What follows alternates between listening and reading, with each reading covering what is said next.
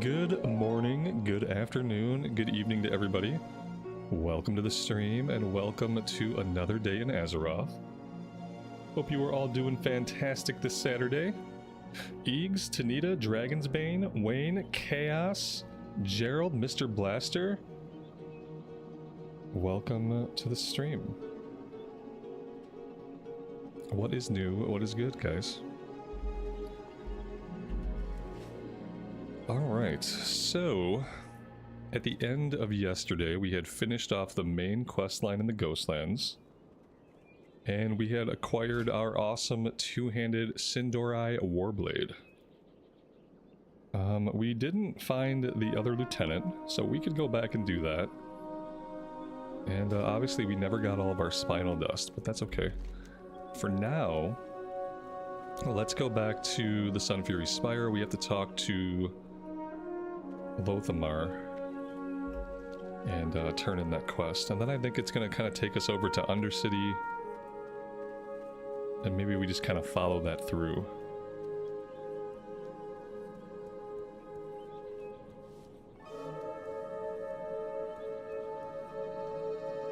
Dante, welcome to the stream, buddy. Thanks for joining us today. Let's see. Let's go this way. Let's take a look at our professions. Do we want to train anything up while we're here? Yeah, I mean, we could probably work on jewel crafting. I think we need a lot more minerals for jewel crafting because we got to get some bronze going.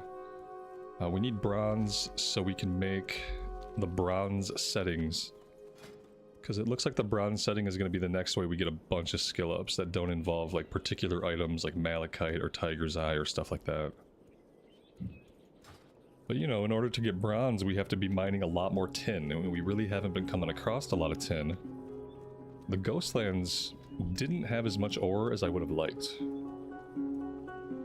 So I'm hoping wherever we go next we'll have more ore, and hopefully it'll be at the level that we can actually mine it.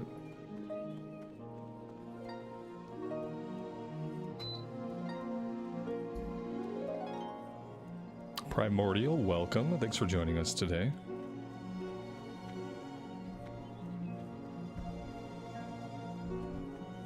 I think when we hit 22, we'll do SFK.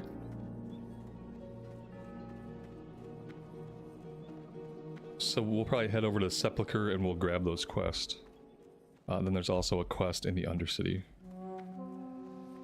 Anaria Shola, the reckoning is at hand. I'll take this letter to Lady Sylvanas. Alright, let's follow through with this for now. We may or may not come back and do this level 20 quest.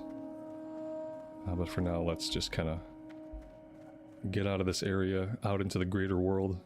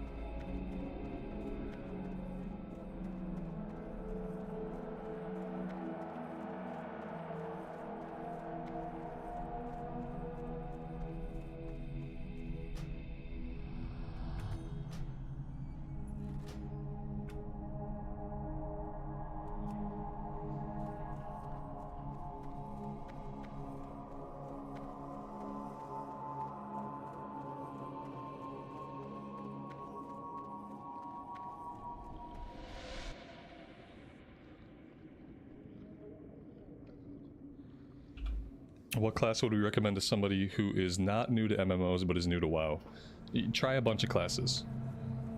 That's my advice for anybody who's new to WoW. All the classes are so good, and they each are very flavorful. And I would say think about whether you like to melee or range. Think about that first. Like, do you want to be in melee with mobs, or do you want to be in range from mobs? And then try those classes first. But yeah, There's not really any class that I would say like, oh, don't do this, because they're all good. Even the ones I don't particularly care for are good. Let's head back to the Apothecarium. So we did grab the flight point, that's done. Yeah, all the add-ons that we have running right now should be in the description, and if they're not, let me know.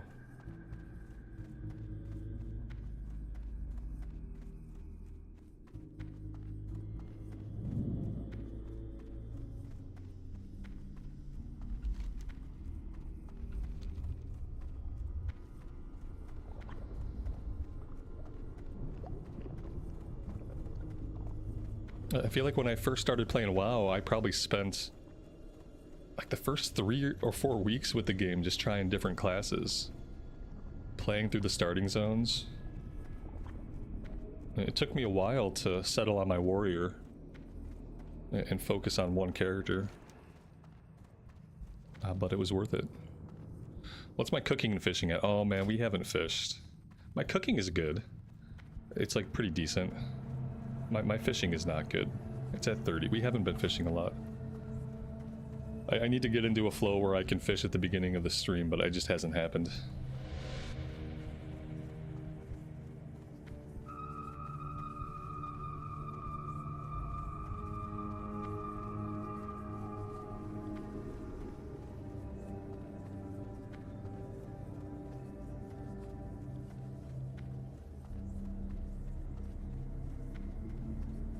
You think you can match the might of a dreadlord?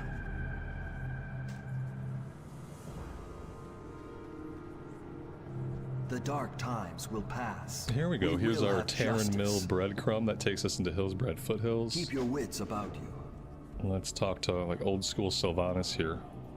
What are we if not slaves to this Like torment? Sylvanas in an era where blood elves exist, but she's still wearing her night elf rig. For some reason, she's still a night elf. What joy is there in this curse? We are the Forsaken.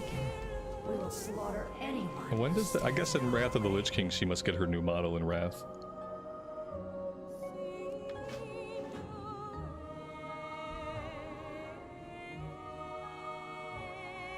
I think the fact that she has a Night Elf model in Classic confuses a lot of people as to the fact that, like, Sylvanas was a High Elf. Sylvanas was a High Elf that got raised as a Banshee, and then eventually she found her body and got back into her body. And so, you know, she should definitely be a High Elf. She should look a lot more like us. Does she have a follow-up or something that I have to wait for? I don't think so. Delivery to the Sepulchre.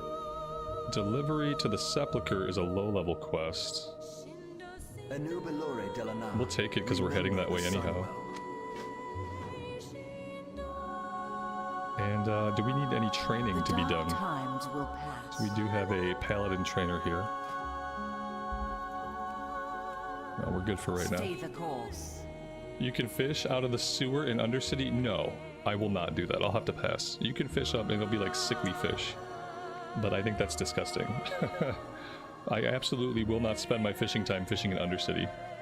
That's like the opposite of the fishing ambience that I desire. We'd have to find somewhere pretty.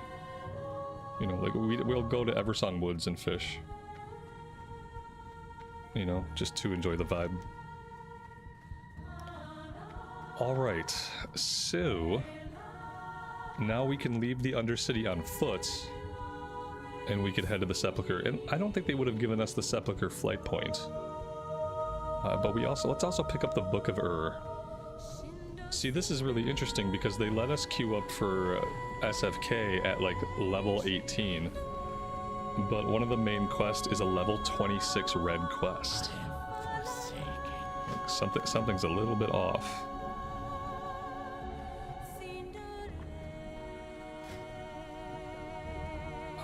Maybe we can head over to the mining area and we can do a little bit of smelting.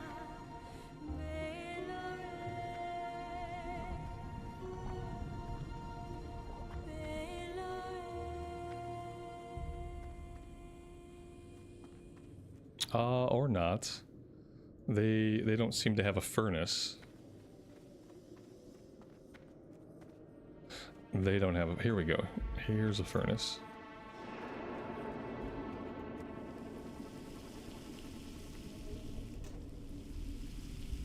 Do I think that the future of Burning Crusade Anniversary is to eventually become a Burning Crusade era server? No, I don't think so.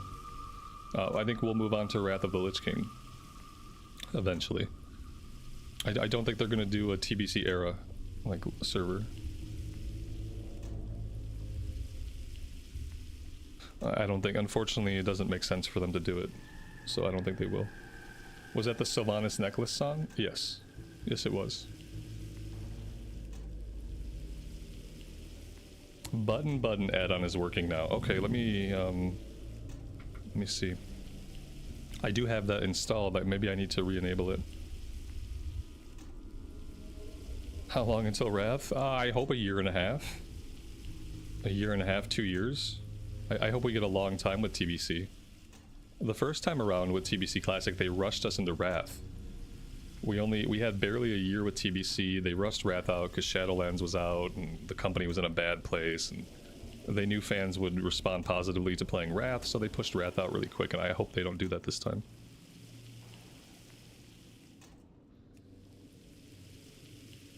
After Wrath? I mean, after Wrath, we will be playing Classic Plus. Yeah, by the time Wrath is out, by the time you're playing Wrath Anniversary, you should know all about Classic Plus. And that'll be the next thing you play after Wrath Anniversary. All right. Let's see. Bronze settings.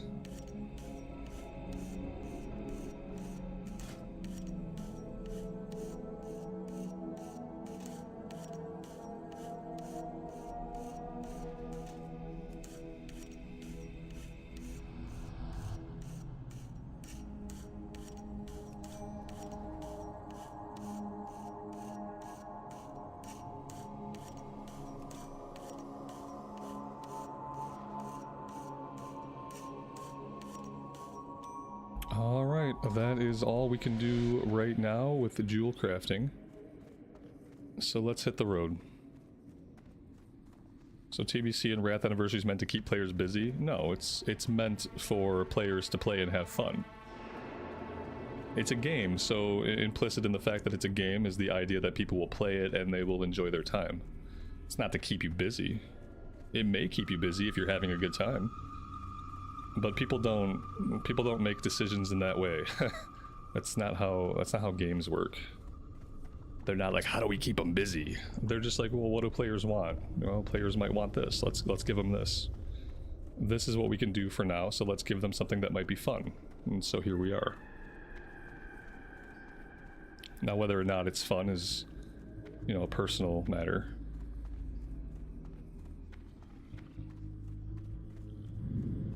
Ashley, welcome to the stream, and thanks for joining us today. The pendants might sell on the auction house? Yeah, like maybe. They could. I'll probably just vendor them. It's possible.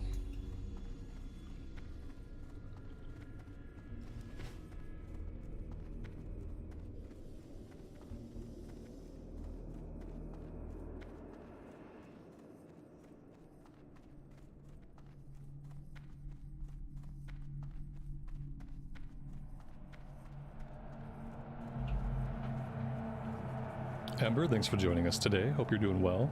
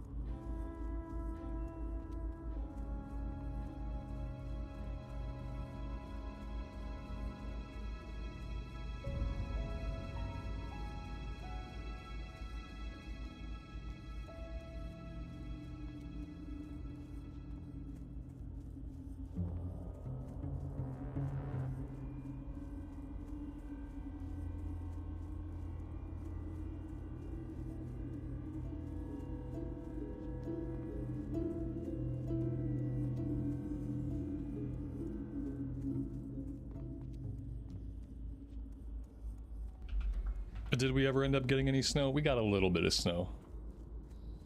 Not as much as they said, and not as much as the day before that, but we got a little bit. Now we just have like bitter cold, and now it's gonna get even colder. It's just now it's gonna be cold, like really, really cold and cloudy for forever, basically, until April.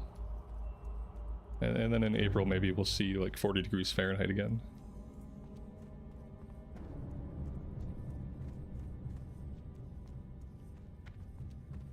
Yeah, TBC came out at a really good time. I'm happy that I have like some awesome games to play right now.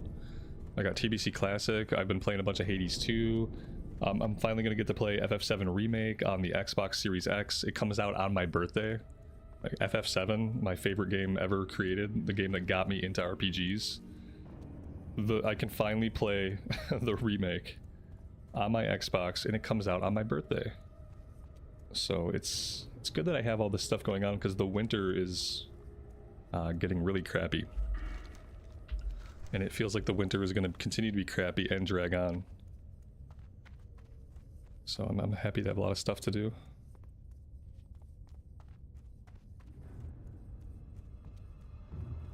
Who's my favorite FF7 character? Nanaki. Red 13.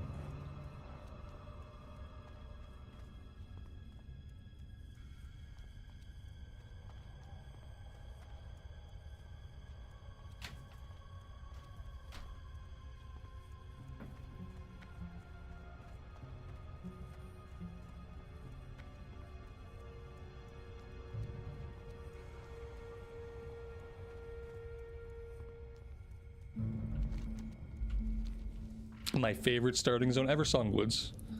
Yep.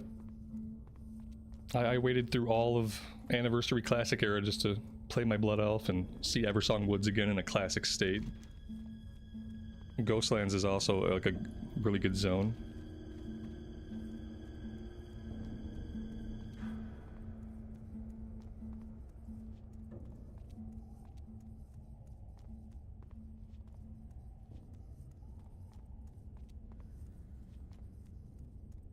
Vincent's a good character. Remember they made that standalone game where like you played as Vincent and it was like a shooter? I don't even remember, like, was it called Dirge of Cerberus? I don't remember what system that was even for. That was actually a pretty good game.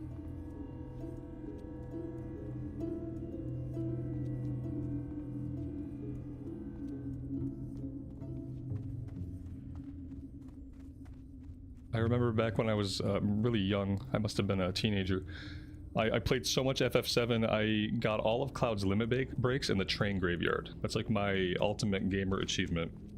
I ground so much in like the second zone of the game or third zone of the game. It was the train graveyard, and I just stayed there fighting stuff until I had unlocked all of Cloud's limit breaks, except for the one you have to get at the Golden Saucer. And my friends thought I was insane, but they were also very impressed.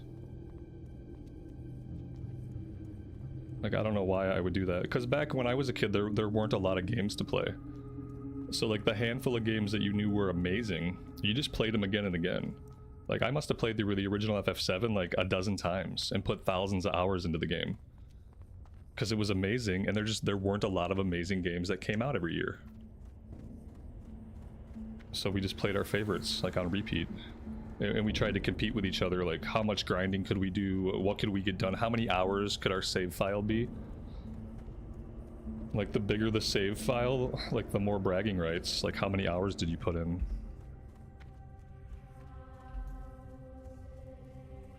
What is it? I wasn't a PC gamer until like my 20s. Like Warcraft 3 really got me into PC gaming in the sense that I knew I had to have a PC that could game going forward. I had also played a lot of StarCraft, but I wasn't really a big PC gamer when I was younger, because having a good PC was obviously harder to achieve, more expensive than having a console. Do I want to do any of these quests? I mean, some of these are level 21 quests. What now? Border crossing? Retrieve the contents of one of the $1 on wizard crates. Farewell. Beware. That's not a high level one though, is it? Baron's Perils. Kill 6 Ravenclaw Drudgers, and what? Maybe we could do some of these. Patience. The level 14 we're not gonna do. But the level 21 we could do. Aragorn Must Die is a level 27 quest. What is it? Does anybody know what level Aragorn is? Because I want to do SFK. I just don't want SFK to feel like Wailing Caverns, where we went in with a really low level group and we got stepped on repeatedly. I didn't like getting stepped on.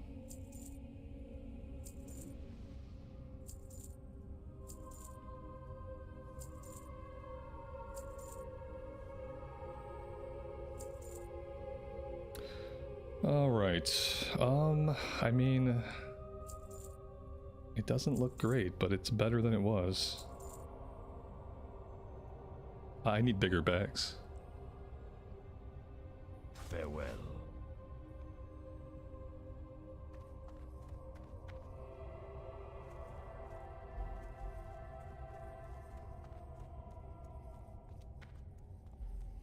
What's this guy got? Journey to Hillsbred Foothills. We'll pick that one up. This had better be good. Not a recipe for death. Beware Journey the to living. Hillsbred Foothills.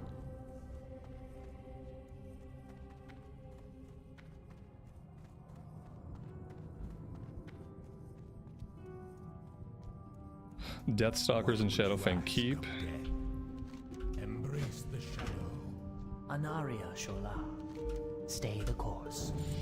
And there we go. That is level 22. Of course, what do we learn at level 22? Blessing of Might 3, Consecration Aura, Holy Light 4, Seal of Justice 1. I almost want to go back just for the Blessing of Might, but we just came from there. Our weapon looks sick. Yeah, this is the blue weapon that we get off of the end of the Ghostlands quest chain. It's really good. 10 strength, 4 stamina, 75 top end, 18.2 DPS. That was the aura, yeah, that we saw. We have Consecrate already. But Concentration Aura, you know, that's for casters, I think. It prevents knockback, if I'm not remembering incorrectly. Alright, let's just see how it is. Let's see.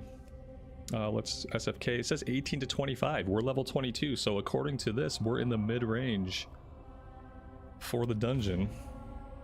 Of course, every single person in the queue is a pally.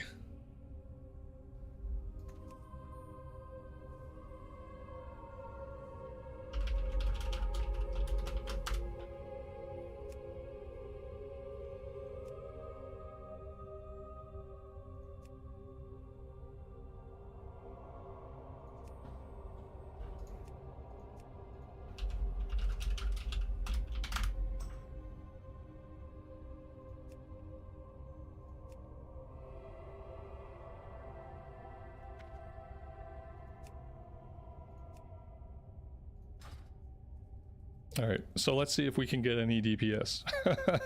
Apparently, we got heals. We got, let's do a roll check. What is going on? Why aren't people, people are just not coming in as the right roll ever. I feel like you have to do roll checks now, otherwise it doesn't mark anybody as their roll. Even if you only queue up for tank, once you get into the group, it just marks you as DPS. Why is this mage declining my invitation? Like, this guy needs to get out of the queue. Like, if you're not actually in the queue, get out of the queue. I've invited this guy twice and I whispered him. So if you don't want to do SFK, leave the queue for SFK. Alright, let's try in LFG channel. Oh, here we go.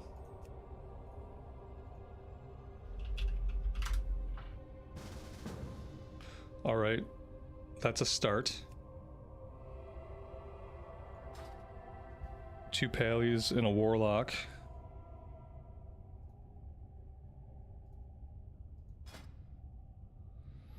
Night Slayer is like this too, 90% paladins. Yeah, I wonder if the Alliance has the same issue right now with Shaman. Like, I wonder if you look in the LFG on the Alliance side, if it's all Shaman DPS.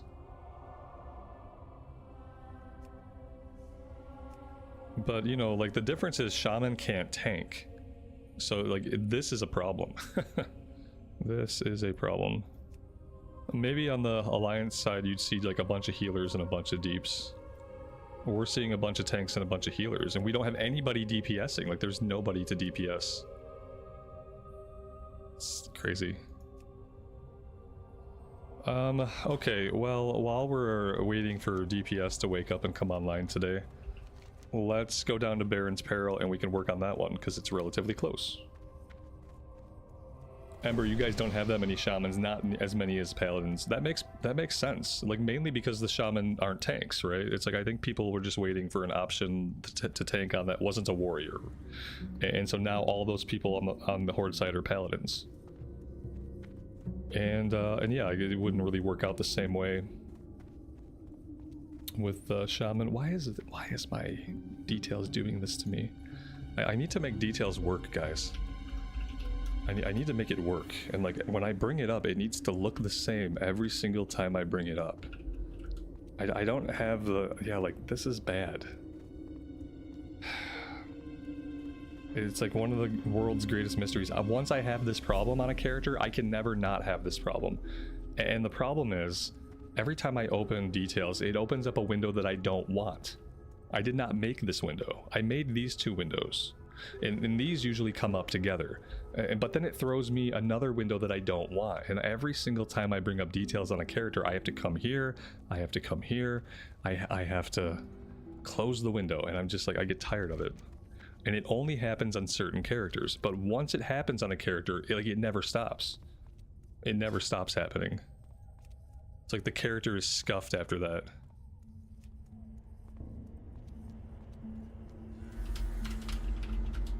Oh, this guy, after denying my invite twice, this guy finally whispers me back. Bro, he's like, did you want to do the run?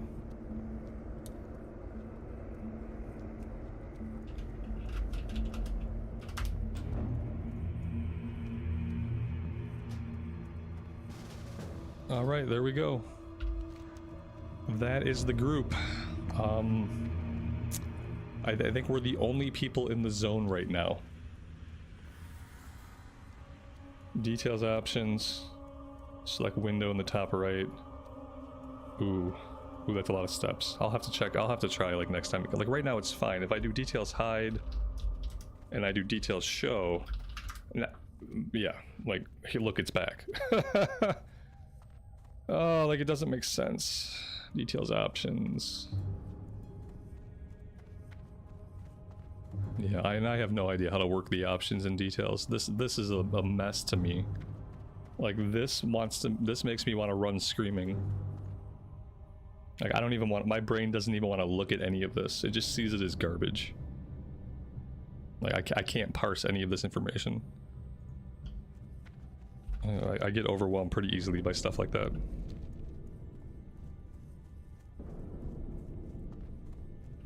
I didn't see anything. That's the problem, is like when I look at stuff like that, it gets really hard for me to really see anything. All my brain sees is words, buttons, words, letters, buttons, and I don't even want to interact with it. That's what whenever I grab a new add-on, like I always ask, like, is it easy to set up? Is it easy to use? Because if it's not like plug and play, if it doesn't just work, then I know I'm probably not going to have the patience to get it set up.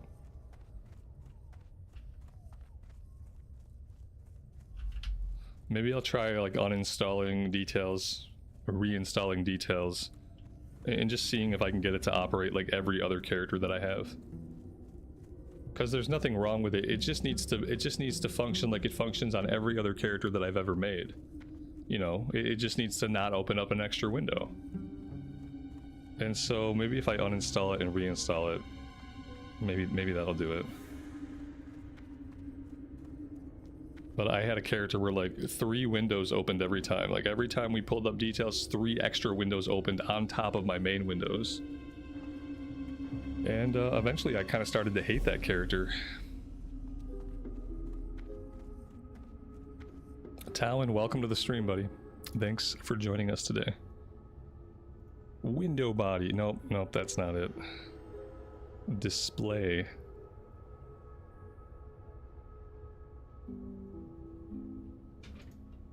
Lock.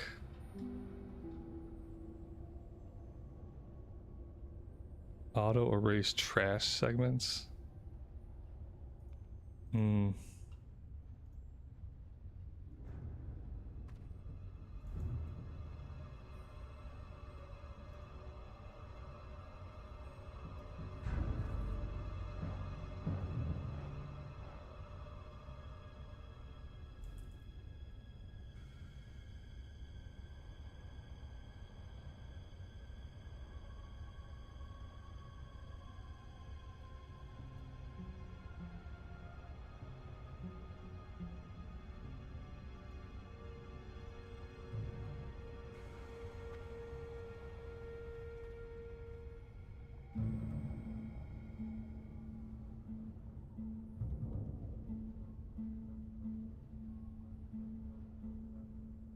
I mean, I see here that it says it's gonna pop up the 3 windows, right? So like these 2 I want. It's this 3rd one here that I need to get rid of.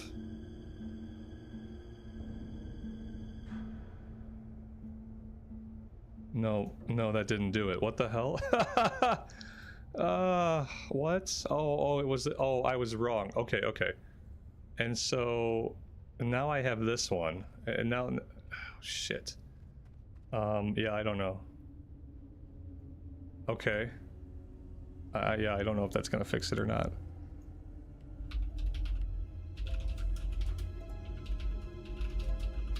No, it didn't do anything. It's still doing the same shit. And so, okay, it's closed. Like, that's fine. Like, how do I make it? How do I just get rid of it forever? Like, I don't even want it to be in this list. That's the frustrating part. Is it shouldn't be here to begin with. And like, I don't see a delete. I don't see a delete button. And you'd think it'd be the most obvious button to see. Like, you'd think there'd just be a big old delete. Window body. Left and hit. I don't see any of that stuff. That's the problem. Because there's too much stuff to see. I don't see window body. Delete. This? Window body. No, see, I mean, maybe. No, it didn't do anything. Yeah, I don't know. I think I'm just gonna install recount later. I like, my brain is like, that's the noise happening in my brain right now. And that's not good. We lost our healer. Okay, great.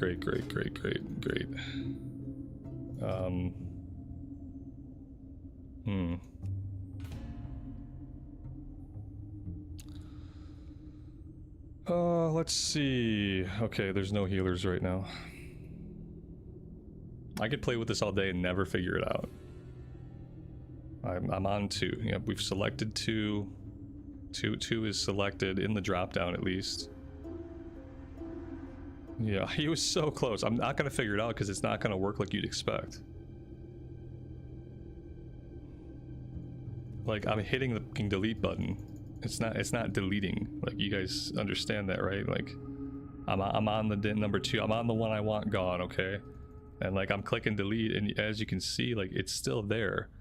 It's not going anywhere. So I don't know if I'm doing anything wrong, or if there's anything else left to figure out. Oh, okay. Did we get it?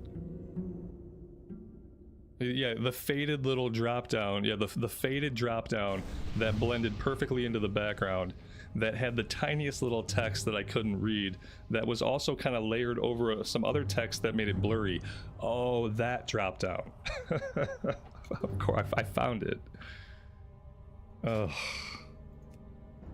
Sometimes I feel like they make add-ons obscure and difficult to parse on purpose. I have to get myself into the LFG channel because apparently there just aren't any healers on. Even though every single person is playing a Paladin, nobody wants to press healing buttons still. So that's cool. Global channels, looking for group. Okay.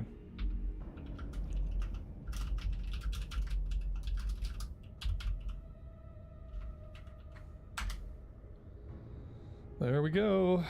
Well, yeah, let's test it. Right. Can we test it? Details hide. Details show. Walking la. Wix. Guys, everybody who tried to help me, thank you so much. Like, I'm basically brain dead when it comes to stuff like that. Now I know how to fix it. Now I'll always know how to fix it. I need to find that character that was totally hosed. And just to get retribution on details, I need to fix it for them too. Because yeah, that's incredible. Now if I could figure out how to make the backgrounds transparent on these, then we'd really be in business. If I could make them like transparent, then we'd really be in business. You'd think it would just be under display, and there would just be an opacity slider. But that would be too easy, so why would it ever work like that? So what would it be under? Let's see, window body. Same thing, I would also like expect an opacity slider here somewhere. Border color. I don't care about the border. The border's not what I want. I want the area. You think window body would mean the body of the window? You'd think it could be literal, and I could then select the literal option for what I want, and then I would have the options I wanted. Alright, I guess I should focus on getting us a healer. And worry about this later. I can't believe with all the pallies that there are no healers on. It's that age-old problem, you know, like, there's no tanks, right? And so you decide, I'm gonna play a tank.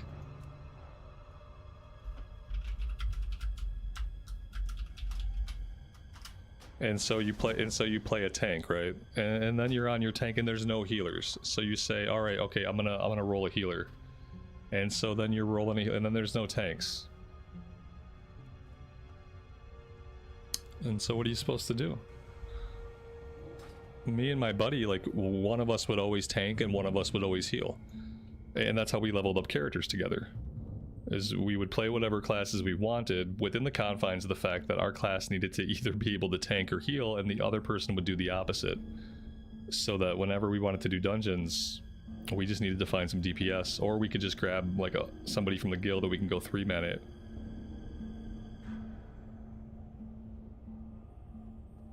Go to the background texture and set it to none. Oh, we got incoming. I'll look at it after. The transparency isn't as much of a big deal, but at least now it's going to show up properly for us. I figured out the transparency once on one character and I never figured it out again. Like, I got it set up like perfectly. And then after that, nope.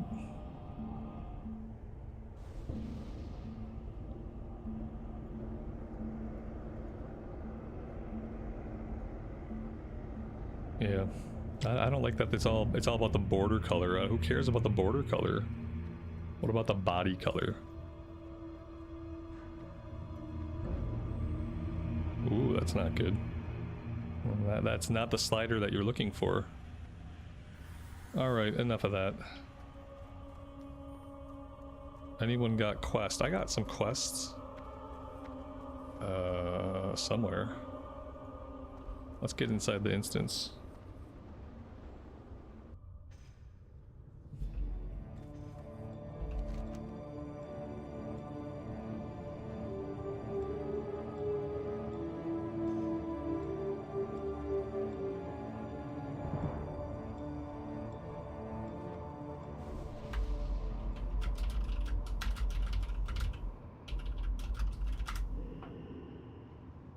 Alright, I gotta get this show on the road here.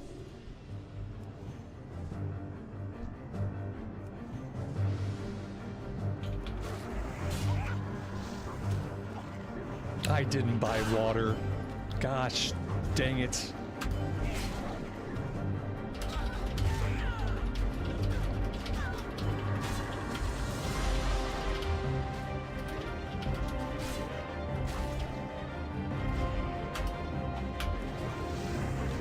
Yeah, we have a mage. I hate asking for mage water.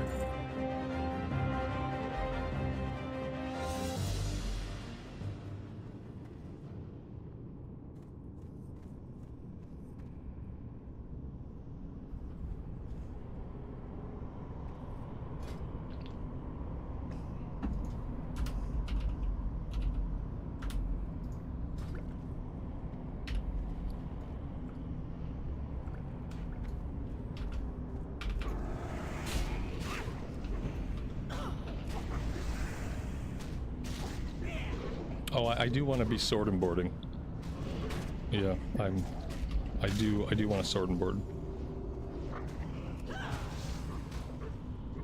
Just to make life a little bit easier for the healer. Unless there's no DPS in the group, unless I'm like the only person DPSing. And then we might have to put the two-hander back on. But we'll see how our damage is. And we'll go from there. Do we not have everybody here with us? Is there like a holdup? Did I miss something in party chat perhaps? Let's see. Never mind, found the way back up. Can you resummon? Fell off bridge? Dude wanted us to resummon him because he fell off the bridge outside. Can't you just walk back around and come back up the stairs? One guy fell off? I've never heard of like somebody falling off and having it be an issue. Oh my god. Well, apparently he might have found his way out. I didn't know that that was a problem.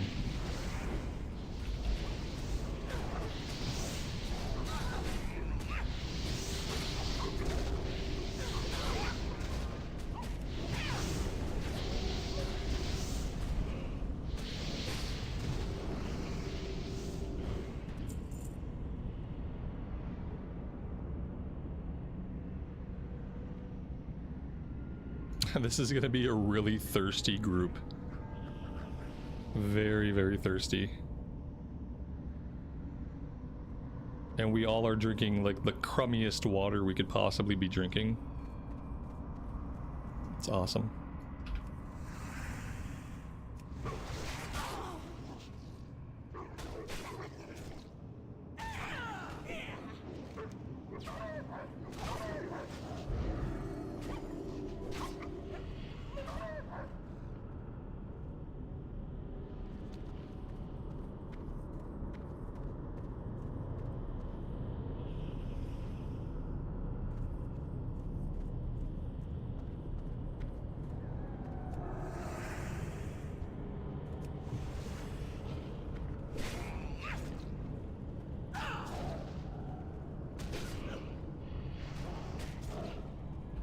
I'm kind of going slow, like intentionally trying to go slow so that we can kind of gauge the awareness level and skill level of our group mates before we get out into the courtyard and we start having problems, because the courtyard is going to be the area that causes problems. And I just kind of want to see like what they're doing. Everything seems okay right now. I think waiting till 22 was really good because now a lot of these beginning mobs are green to us. If we had come here at like level 18, I think it would have been a Wailing Cavern situation all over again.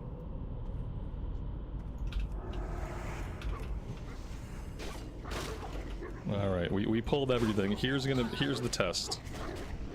We made a mistake. We pulled everything. What happens now? Can I hold threat? Can the healer keep me alive? Can we kill it? It looks like we're good. The healer has half mana still. Heals are coming in pretty steady. He's not trying to get on the DPS meters like the last healer we had. SFK is a good dungeon for new players to cut their teeth in. Absolutely. It's so good. SFK was my first dungeon that I ever was able to tank back on my original Tauren Warrior. I remember the night that I tanked my first runs in SFK. And thankfully I had a really awesome group. They were patient. I knew enough about the game that I wasn't incompetent at that point. I had played quite a bit on a bunch of different characters to like level 30. So I fundamentally knew how to play. And it was amazing. That's when I fell in love with 5-mans. I was like, oh my god, this is such a great experience. Like seeing for the first time a group of the different classes like come together to take on content. Like that concept is like we put this group together and it has different classes in it, and now we get to see like how those classes work together.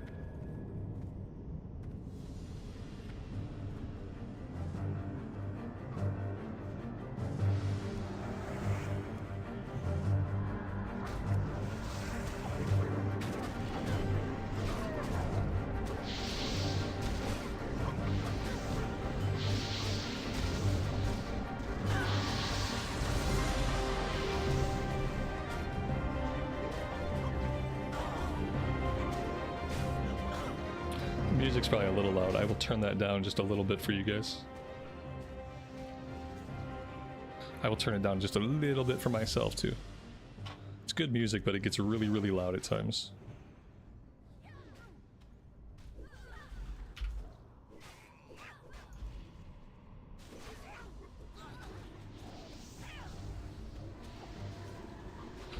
Aren't there magic immune orbs here? The guys that put the green bubble around themselves, that's a magical immunity. So yeah, the mage and the warlock are going to have, they're going to have to switch off to those targets. And then, yeah, anytime you see the green bubble. Let's pop over here, but I have to drink.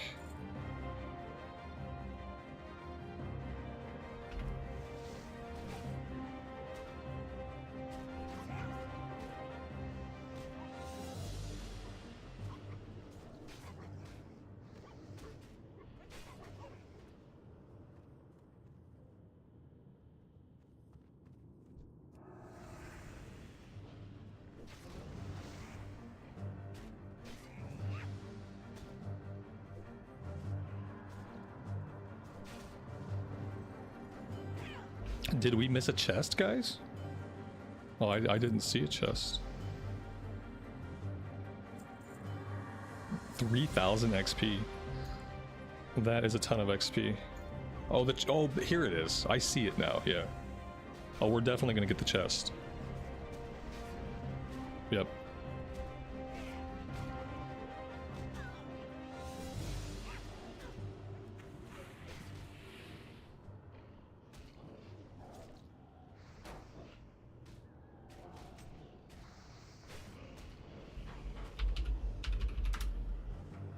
$92. Come on, somebody below a 100 on this chest. 44, 3, 57. I'm going for it. Very doubtful the last guy rolls over a 92. Oh, we gotta roll off on this stuff anyway. Oh, guys, I don't even get to loot it anymore. Okay, so that's a change. If there are greens in a chest, even though like you might win the roll, you're gonna pop the chest, you're not gonna necessarily get those greens.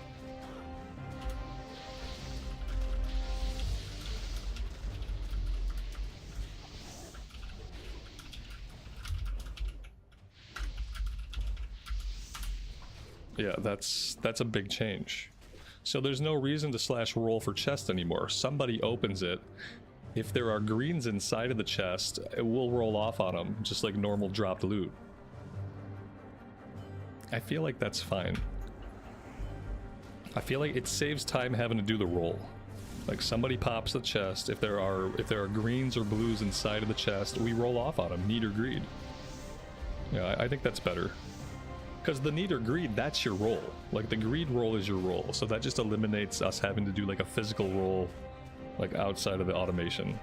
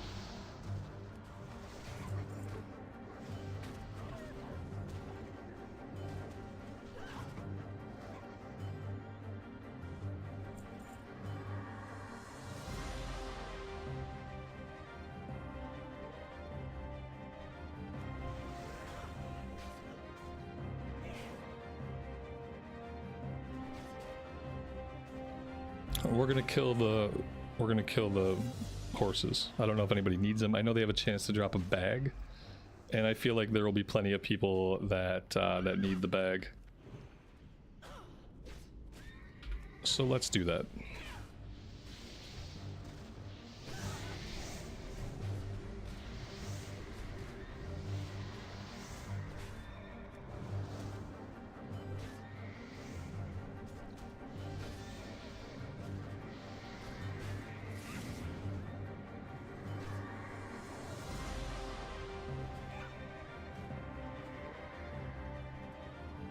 I will say so far, every time we tank, it feels better. Every time we tank, it feels better. Like I feel it feels stronger. I feel like a more competent tank. Like we feel a little bit beefier, and it's good.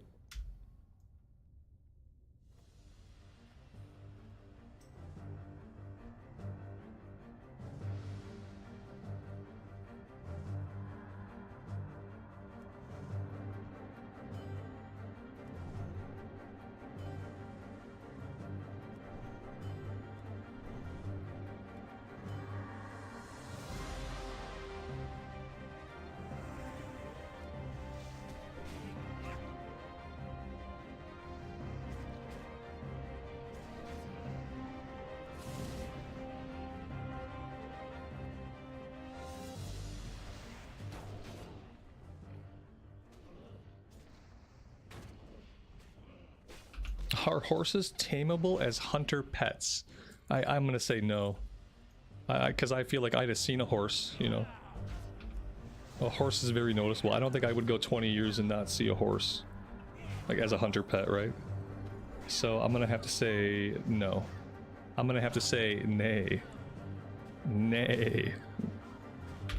Nay.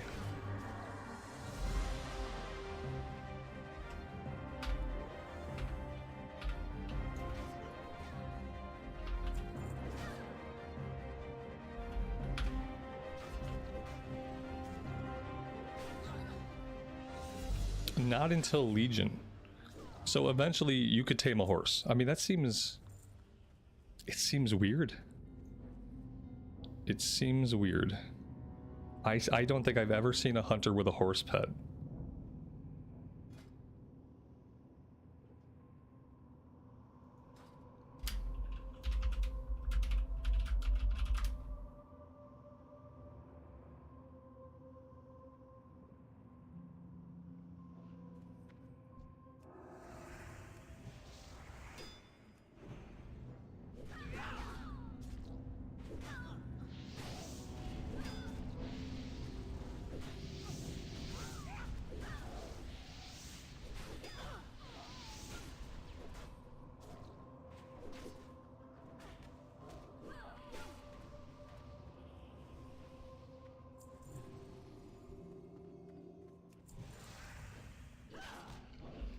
It's crazy that I've never known that.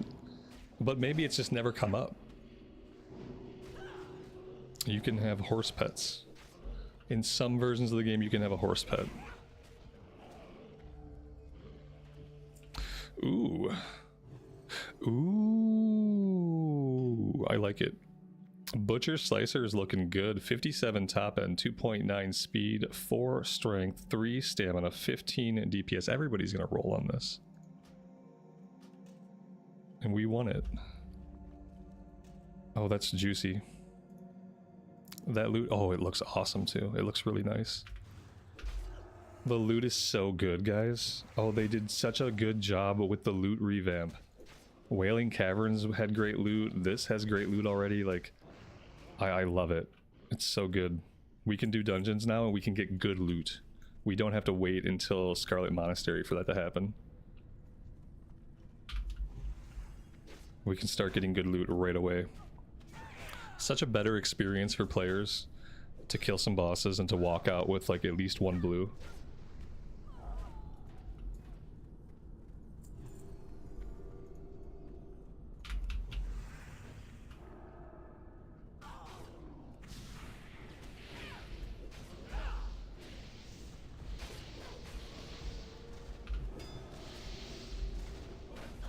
Did not have enough mana to consecrate. Should have thought about that before I pulled.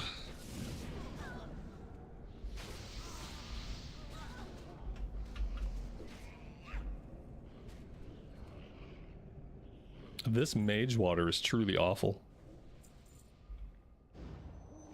I thought that we were going to have most of our mana problems alleviated by that spiritual attunement ability that we got. But it hasn't been working out that way. So I have to go back to keeping like 2 or 3 stacks of water on myself at all times. Because this water is just, it's not doing it. And it's not like I have a really deep mana pool. You know, I only have 900 mana. But it's not filling it up at all.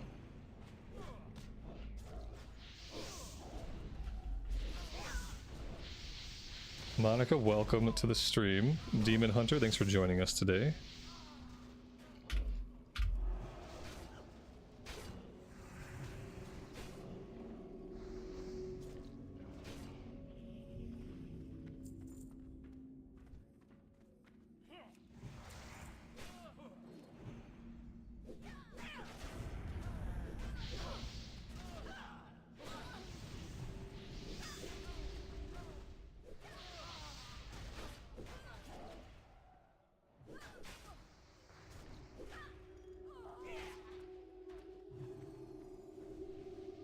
Yeah, we just got this one-handed sword like a minute and a half ago. And it's amazing.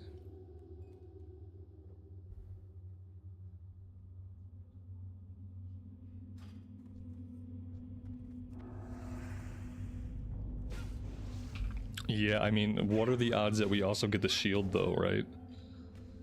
What are the odds? You know what? He's got a two-handed axe that drops as well, doesn't he? I don't know if it probably wouldn't be better than the sword. But I think he has a two-handed axe. And the shield that he can drop.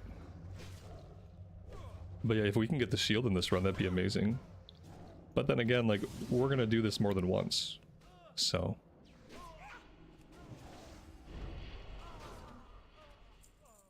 Baron Scepter, another one-handed weapon. And we're gonna keep the sword, obviously. But that's pretty crazy.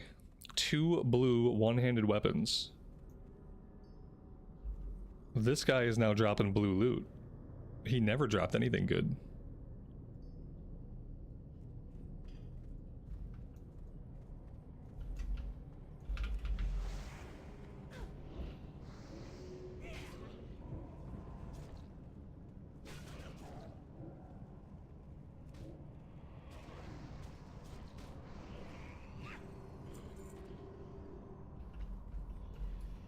Thomas, welcome to the stream, buddy. Thanks for stopping by. I can't use maces yet. That's true. Yeah, we haven't trained anything yet. Although we're about to go to Orgrimmar to talk to Thrall pretty soon just to get that done. So whenever we do that, we'll learn axes, and then we have to get out to Thunderbluff. Unfortunately, I probably have to head to Thunderbluff at some time during today. Like, during today's stream, I have to get the Thunderbluff flight point. And I have to train maces and two-handed maces.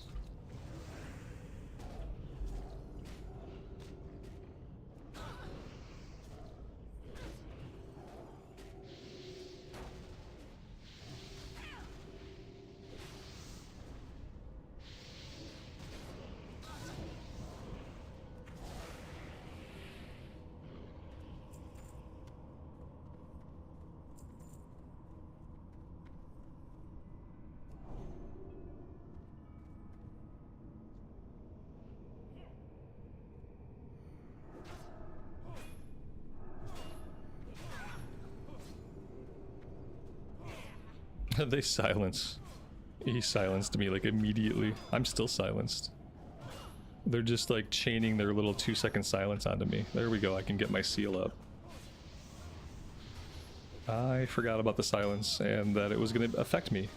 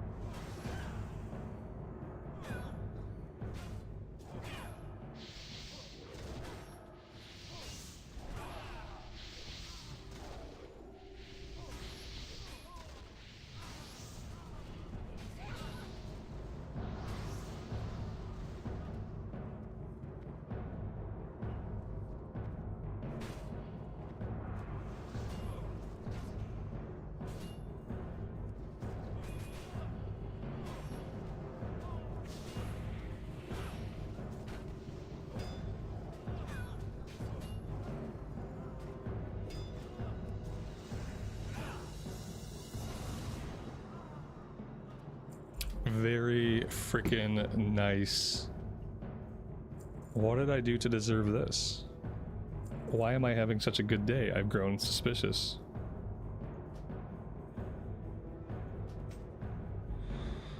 Wow. Oh man. We are looking massive now. We are now the tankiest of tanks. Our fate has been decided. We are now a tank.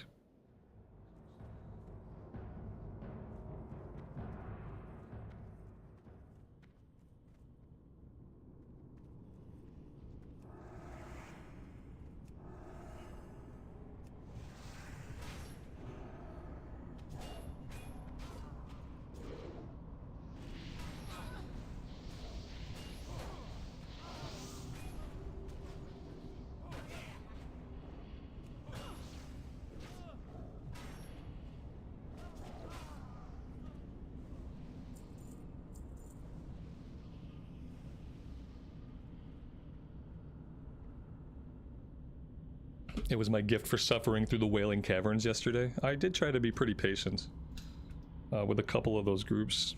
I need to readjust. This thing needs to... Oh, yeah, there we go.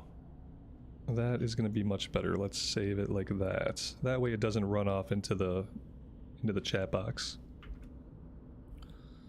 All right, let's go.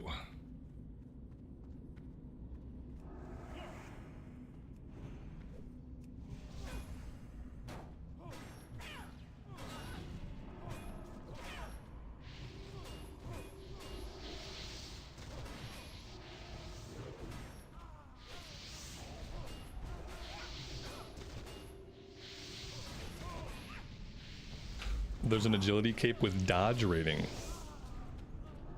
It feels like it's built more for a druid tank, but I'll probably take it anyway. I got strength agility on mine though, so I'd be giving up 4 strength. And dodge, like, do I need dodge? I don't think I need dodge. As a warrior, dodge is like my least prioritized defensive stat, because mainly I'm gonna block, and then I think it's block, parry, dodge. I think that's my stat priority for a tank. Yeah, I think I need to keep the strength, because I don't think I'm going to rely on dodge very much. Not as a pally tank. As a druid tank, absolutely. As a druid tank, dodge is your main... I think it's like your dodge and your armor are your main defensive stats. Oh gosh, let's taunt these guys.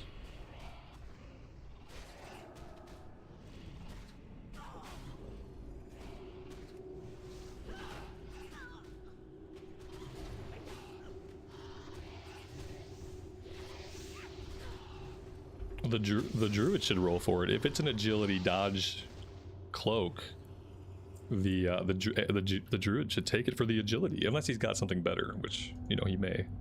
What do we got here? Stamina intellect on the leather. Stamina intellect leather. So, you know, that could be hunter, that could be druid. I guess it could also be shaman.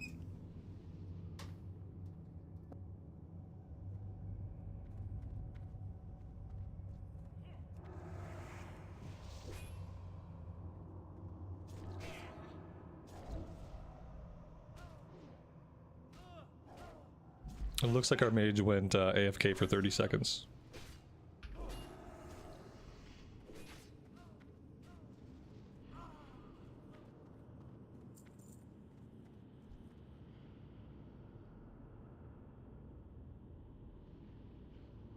I'm gonna wait for him so he can help us AoE this pull, because this might be a big pull, depending on how it... oh, here we go. Can we just get this?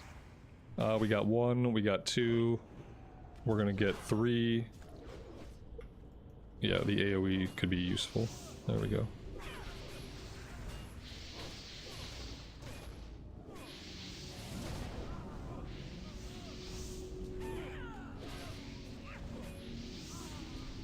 Yeah, I feel like we're doing okay.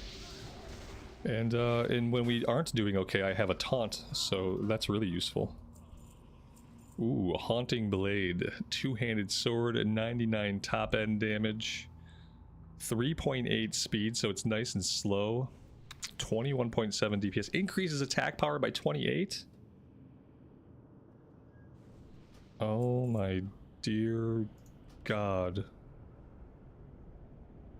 Oh my God. Attack power, that's so much attack power. Guys, I don't understand what's happening. I don't get it. I feel like I'm getting nervous. Cuz I feel like the other foot is going to drop. And for me, when the other foot drops, it won't be an in-game thing that happens. Yeah, cuz this is real life. And so it'll be a real life thing that happens to me, and that'll be the other shoe. Yeah, I don't know. I was fine getting the shield and getting the sword, but now I don't know. I don't know about also getting the two-hander. I don't know. I suddenly feel not great. I'm gonna chalk it up to a misuse of imagination on my part, and we're gonna keep playing the game.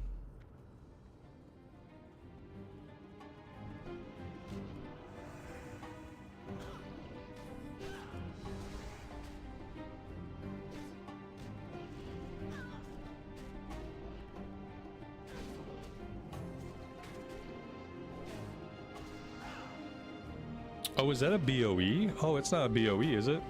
No, I don't want to sell it. No, I don't. No, it's soulbound. This was a rare spawn boss. Yeah, no, that wasn't a BOE.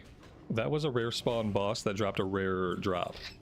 So it's a really lucky drop, but yeah, thankfully it can't be sold. Thomas, thank you for the membership, buddy. I appreciate that, and thanks for hanging out with us today.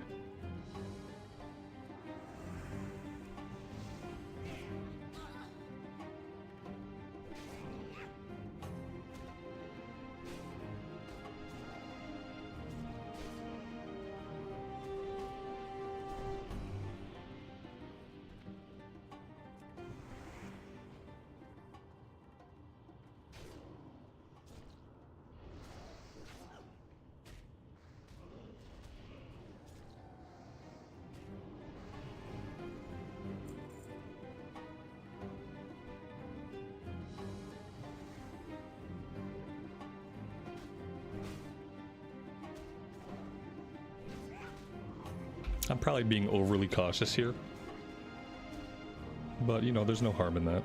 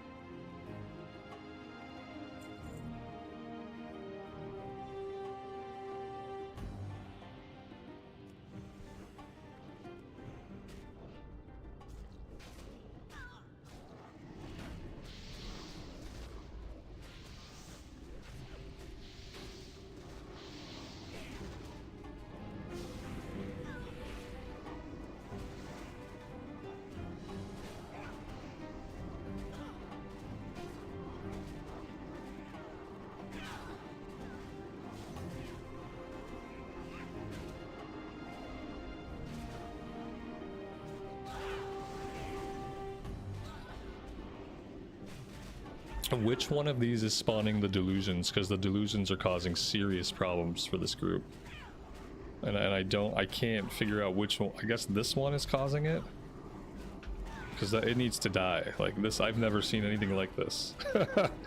and now we have ads. I've never seen anything like that before in my life, where it just kept spawning ads and spawning ads and spawning ads, and they're not able to pick them up, or maybe it's not supposed to spawn that many to begin with, because that's absolutely insane. I've never seen that before. That has to be some kind of bug. It's still going on. We have to kill these horrors. Like, the horrors have to die first, 'cause something's not right. Jesus.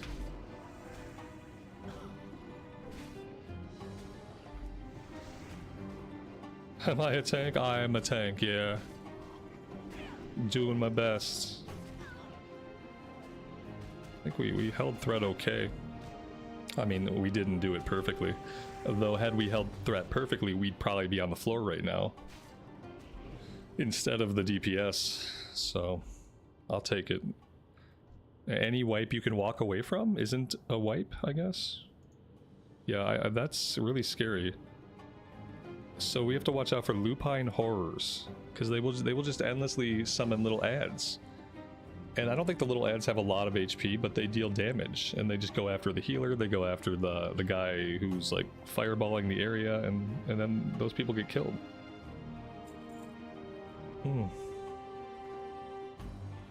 I'm surprised that we lived.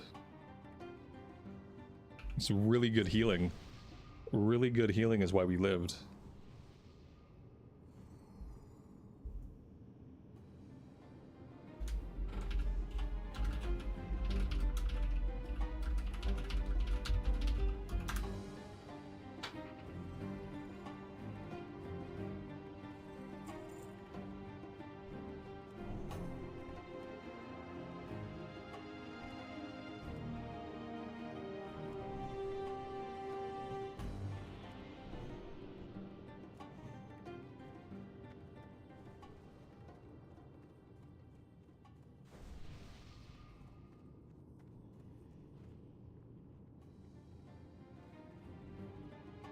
Oh, maybe that's what happened. We must have pulled this room. So they weren't spawning those ads. We somehow pulled these ads, because there's supposed to be mobs back here. Like 2 groups of mobs. Huh. I wonder how in the world that happened. How did we pull this group down? We were fighting right here, and we pulled those guys all the way back there. That doesn't seem right. That's crazy. That's quite a range to have pulled them from.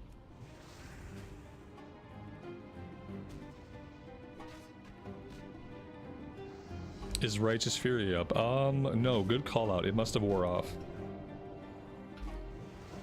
Thank you. The Warlock is going AFK for 5 minutes. Like, what do you mean? We don't get 15-minute breaks during SFK. This is gonna be over in 5 minutes, man. 5 minutes is a long time to go AFK, like at the tail end of a run. I get if you gotta get up and use the potty. But, I mean... it sounds like he's gotta jump on a meeting. Oh, I gotta take this call. Oh no. At least he's just a Warlock.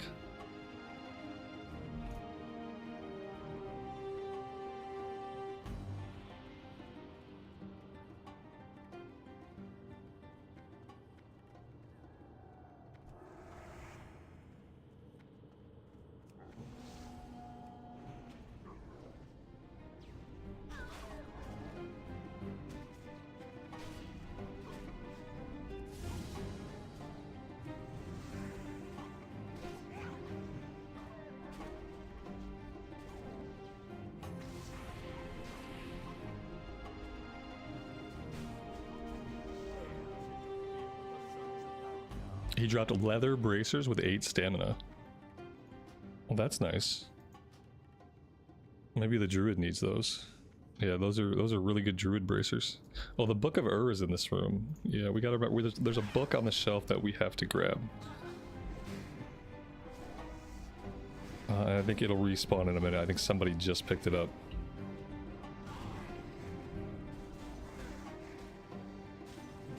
If anything, we could get it on the way out, but... I would rather... We're gonna have to run out anyway. Well, yeah, we're gonna have to run out anyhow. Get off my book.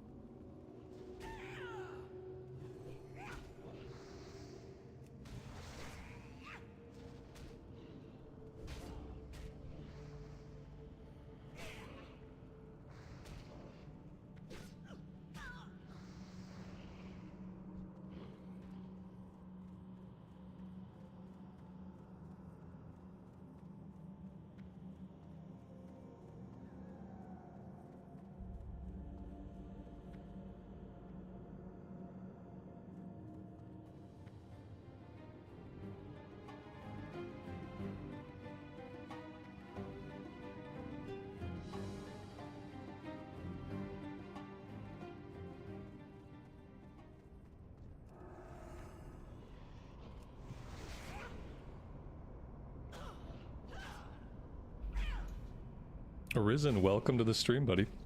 Thanks for joining us.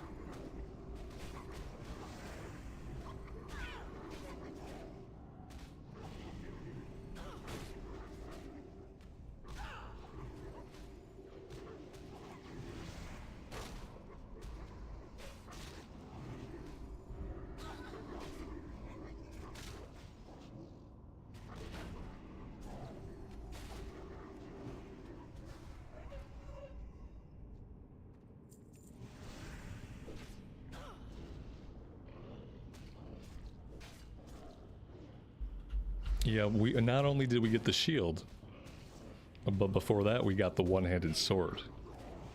But not only did we get the shield and the one-handed sword, we also got this guy,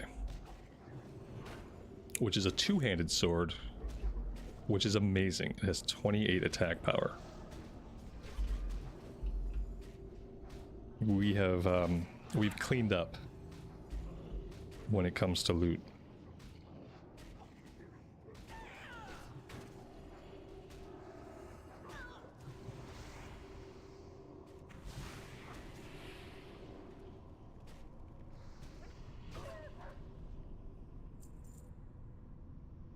See, there's the Agi dodge rating, but I think that needs to go to the druid. Yeah, I don't need that. Dodge is not going to help me, and agility is not really going to help me too much either. But both of those things will really help the druid out. No, I'm not going to take it. I don't take the meh approach to loot in Classic. The only way I take something ever is if I determine it's an upgrade for me and I actually want to wear it. Like I have to really want to wear it. So I don't take the meh approach to loot, because I know to somebody else it matters a lot. Like somebody, especially if it's somebody with less time to play than me, or maybe somebody who just isn't very lucky, the loot's always going to matter more to somebody else than it does to me. And so unless I really am going to wear it, I'm not going to roll on it. Unless it's like my best stats. Obviously for me, you know, like the sword, the shield, those things were clear and obvious. The two-handed sword, like obviously gonna use that. But not an Agi cloak with a dodge on it, which is like my worst defensive stat.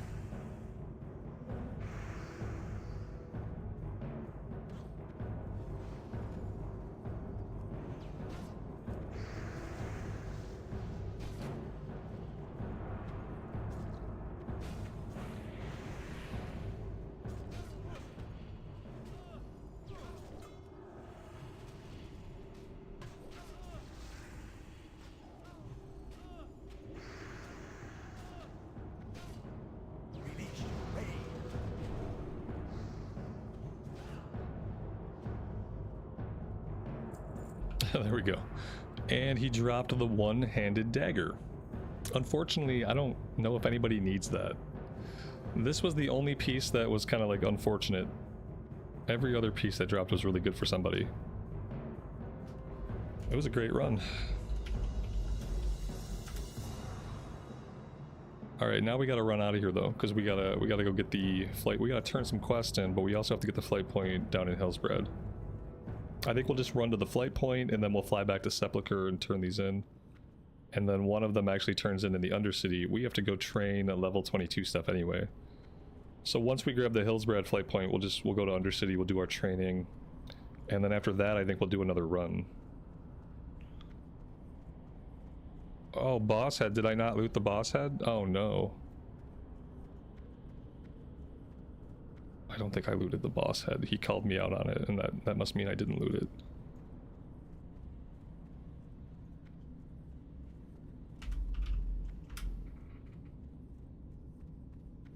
I never loot the boss. It's like one of the... If I'm ever gonna not loot a body, it's gonna be a boss. And you would think the opposite would be true. You would think I would always loot bosses and leave everything else behind. I think it's because, like, in my brain, like, the loot pops, and once the loot pops, then my brain, like, checks the box. It says, looting accomplished. Nice job, buddy. And so I don't actually click on the boss. I think that's what it is. I see the loot drop, it checks the box in my brain that says we're good to go. Even though we're not.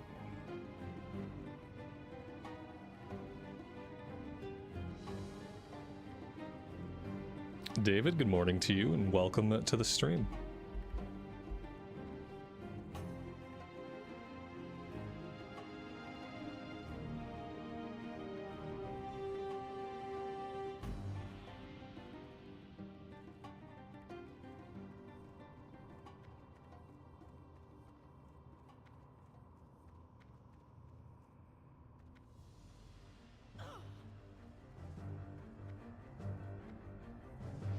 Did I collect the book? Yes, we have the book.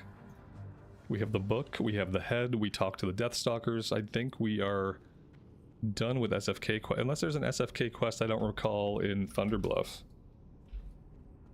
I don't know why I just didn't jump down into the main courtyard. That would have been smarter. There we go. But yeah, let's go get the flight point first. Down in Hillsbrad. Ooh, also, do we want to do this? Yeah, I think I want to go do Baron's Peril, actually. Let's do Baron's Peril, then we'll go down to Hillsbrad. Then we'll do the flying around to turn everything in, including the Baron's Peril quest. And then in a little bit here, we will do another run.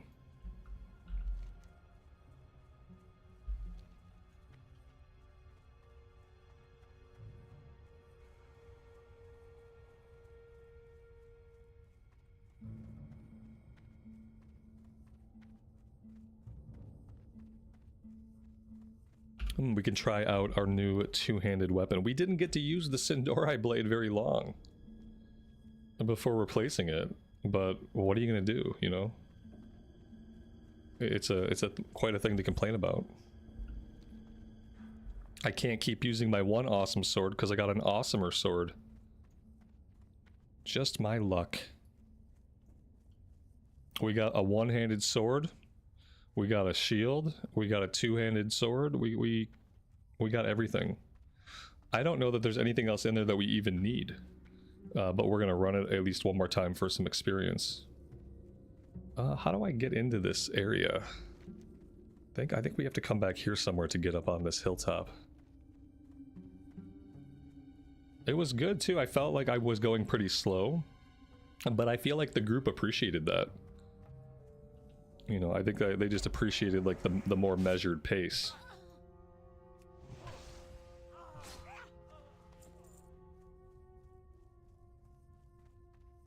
Now, will every group appreciate that? Absolutely not. I don't know if every group will appreciate that, but that's how I'm going to go about it. I'm just going to take a measured pace and just get a feel for the group at least. That group seemed really solid. It was a night and day difference from all of our runs in Wailing Caverns, where everybody was too low of a level and people were doing like questionable things. Like trying to be a DPS warrior with a one-hander and a shield. Like, we had a couple of warriors doing that. And but it seems like people are figuring things out.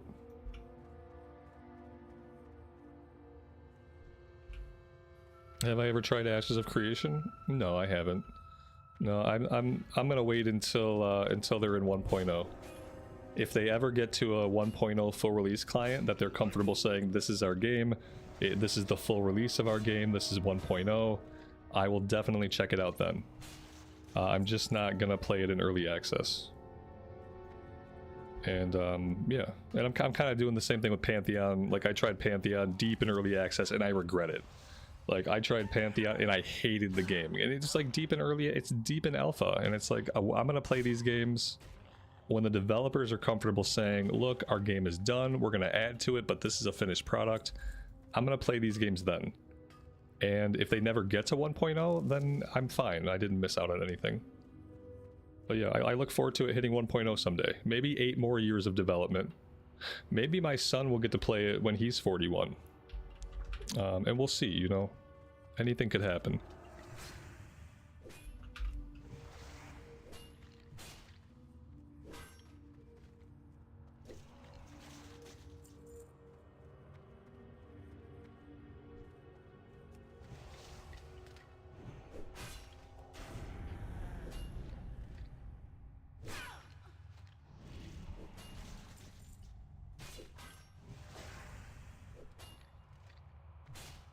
The way I see it is like I have way too many games to play already that are awesome games that are like full complete games, and it's just like I have trouble wasting my time with early access stuff. Unfortunately, it seems to be a trend. Like, I look at games like Valheim, which has been in early access for like 15 years. It's not been that long, but it feels like it. And it's like, this game is just going to be an early access game for its entire existence. And I don't like that precedent. I don't like the precedent of a game just forever hanging out in early access, like taking full price for the game, or maybe it's a $10 discount, and then the game just kind of sits in early access, and it's like, okay, well, like, is the game ever going to be done? Do you have a vision for the game that you're ever going to think, like, represents, like, physically in the game world, like, what you want players to experience? Like, I don't know, there's too many great games that are, like, complete products. I'd rather spend my time there.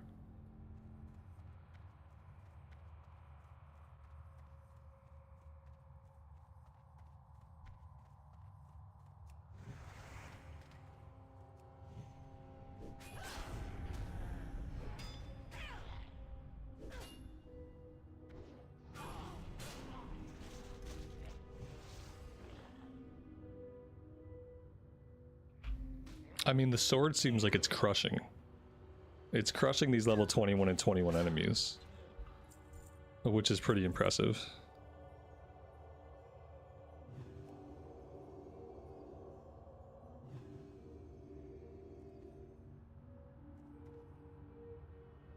Well, unfortunately, we don't get to say when it's in early access when it's not. The developer says that. You know, it's the developer that decides, are we considering our game in alpha? Are we considering our game in beta? Are we considering our game in early access? And they do that so that they can set expectations. Early access in alpha is a way of excusing the game for sucking. That way you can say, and I'm not just being aloof, but it's like more to the point, they could say, oh, you have these problems with the game. Well, you know, the game is in early access. The game is in alpha. And it's an easy way of assuaging people's issues with the game. And if you keep the game in early access and you keep it in alpha forever, then any issues people have with the game, well, it's very easy to just say, well, the game's still in early access, it's still in alpha, things could change, and then that just becomes the motto of the day.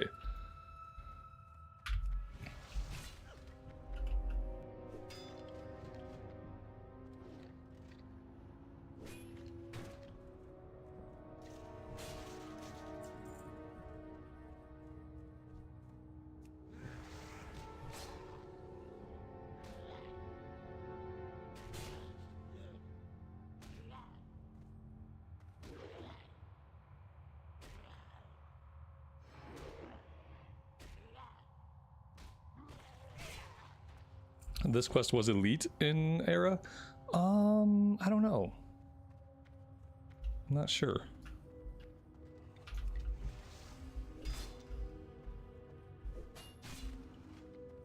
Pyrewood Village is elite. I know there's Pyrewood Village in Silverpine, and that's an elite village that should no longer be elite.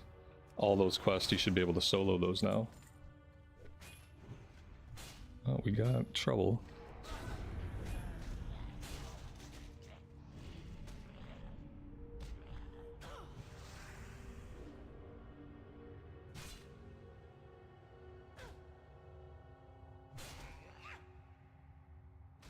Oh, and Amber Mill. Oh, that's right. Amber Mill is the place with like the wizard guy inside the town hall building.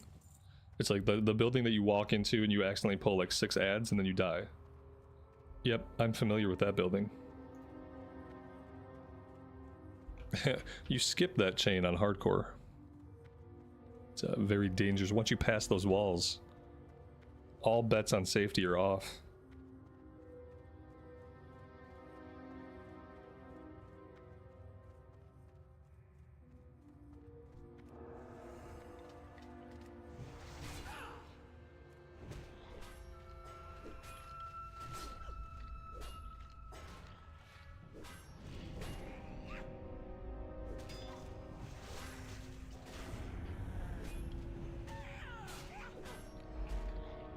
Risen, you missed it, man. Yeah, I gave her the necklace. We're gonna be in that room though, and it's possible that while we're in that room turning in quests, someone else will turn in the necklace, and then it might play for us. But yeah, you missed it. You could roll the stream back. It was near the beginning of the stream. I think we were like 20 minutes in. We need to drink some water. We could probably eat some buff food.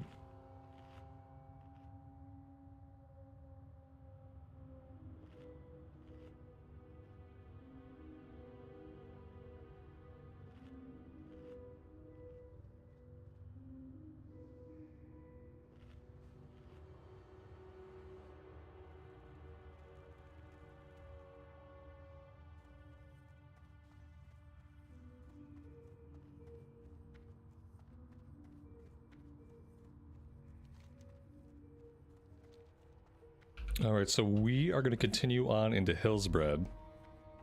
And we'll fly back and we'll get everything turned in. We'll eventually go to Undercity, we'll do level 22 training, we'll get all that stuff turned in. And then I think we'll put together another SFK group. I'll probably need to take a coffee break right before we put the run together. So yeah, another SFK run in about like 12 to 15 minutes from now, I would say. We need to go this way. There we go. Now we're on course.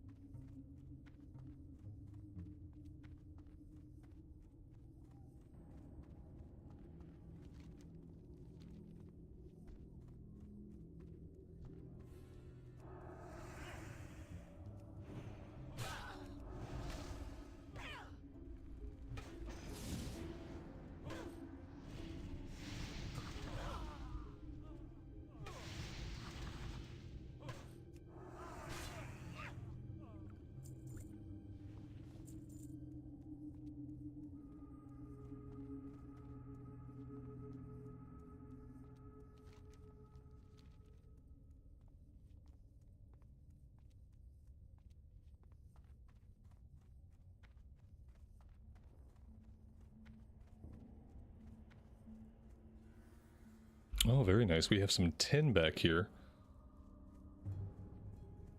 I wonder if we're going to have tin in Hillsbred. If we're still going to have tin and copper, or if it's going to be like a bunch of iron that I can't mine yet. So I still very much need lots of tin and lots of copper for jewel crafting.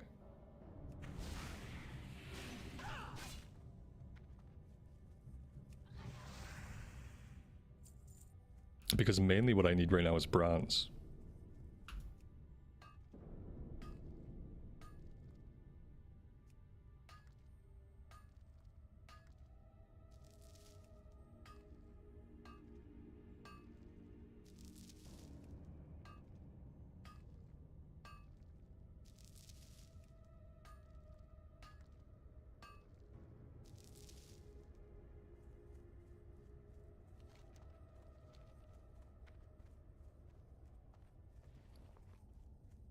Oh, that is a full inventory.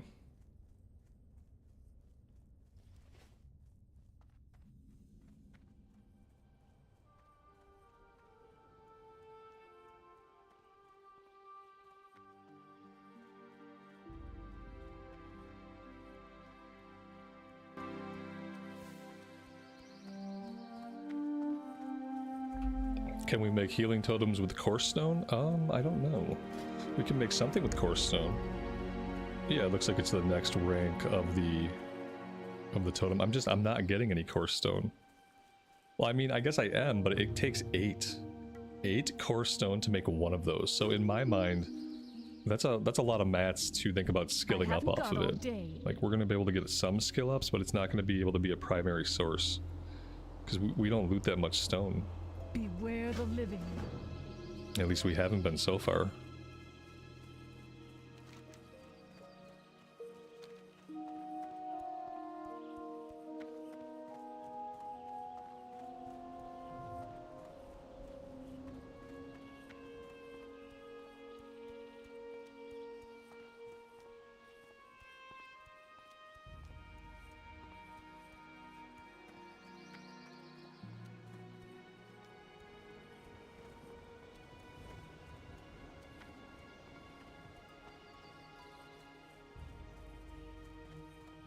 Oh, this must be underground. Yeah, there's a mine shaft here. I'm not going to go in there right now, but we will be going in there later.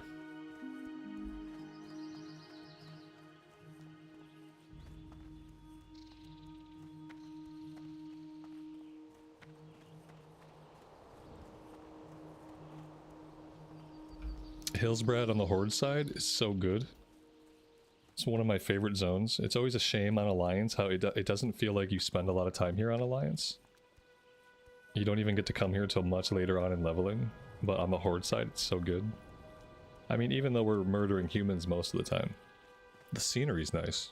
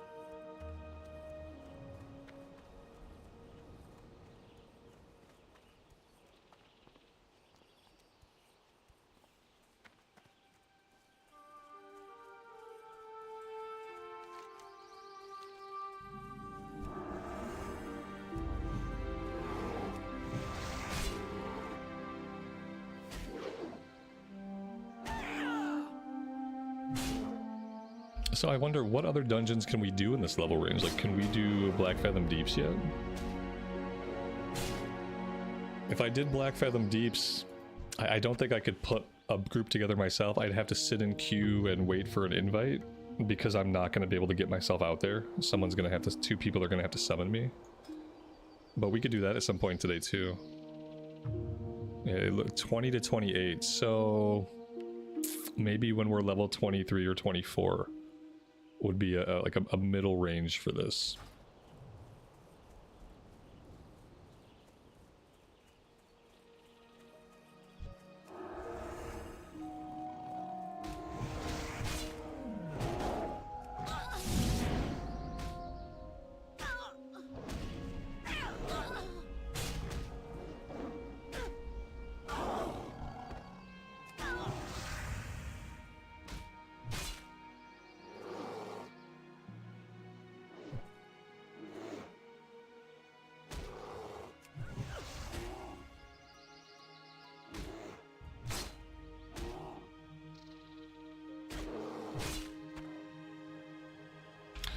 Our inventory is full. Alright, well, Let's get ourselves to town quickly.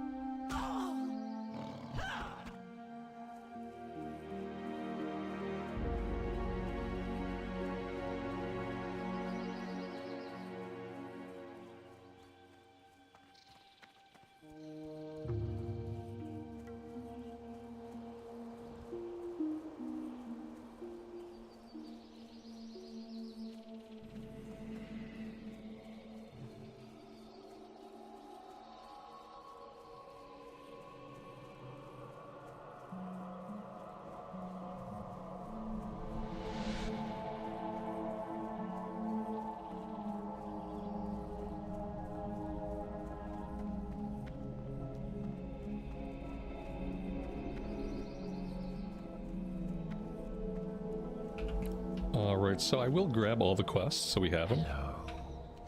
And then we'll figure out, you know, like where to start, how many of these are going to be yellow, how many are going to be orange. 10 gray bear tons. We need 10 vials of mountain lion blood. And firstly, we should probably find a vendor. Here we go. I haven't got all day. You do have all day, don't lie to my face. Some of the bind when equip stuff, I'm gonna start trying to sell it on the auction house. I know that every time I vendor a BOE, some of you guys feel physical pain.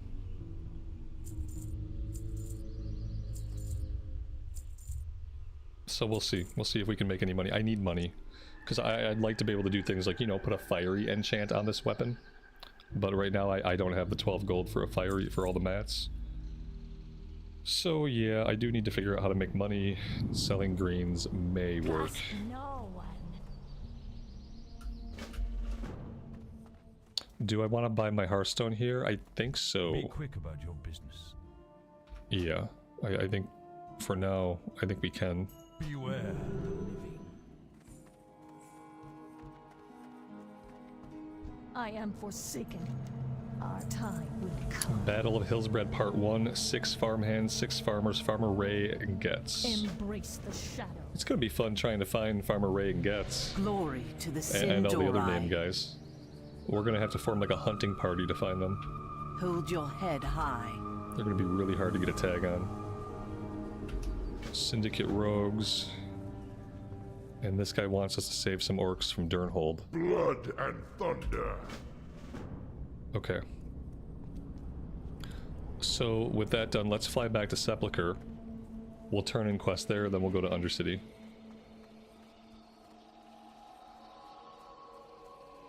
Level a bank alt to level 5. You can then learn Disenchant. The mats sell for more on my server than low level greens with bizarre stats.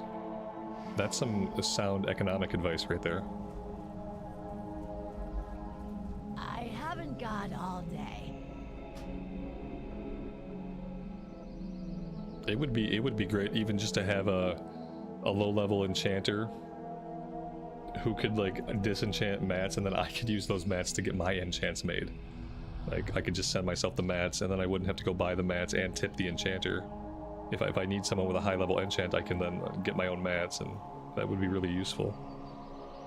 Sepulchre is where we're headed.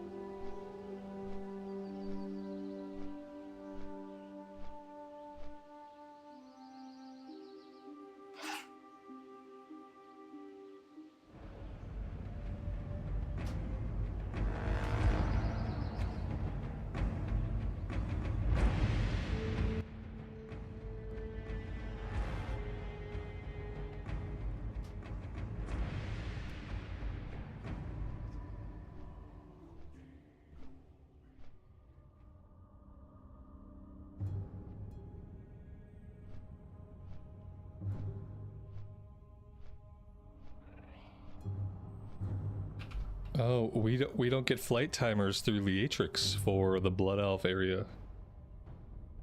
Like we usually Leatrix will give us a flight timer, but apparently not for the new zones. Oh wait, no, we're in Silvermine. What am I thinking? Why is this not working? Does anybody know? Does this just not work anymore? Huh. That was one of the more useful things that Leatrix did for me. So it just doesn't work anywhere anymore. But why? I'm gonna see if maybe there's an update.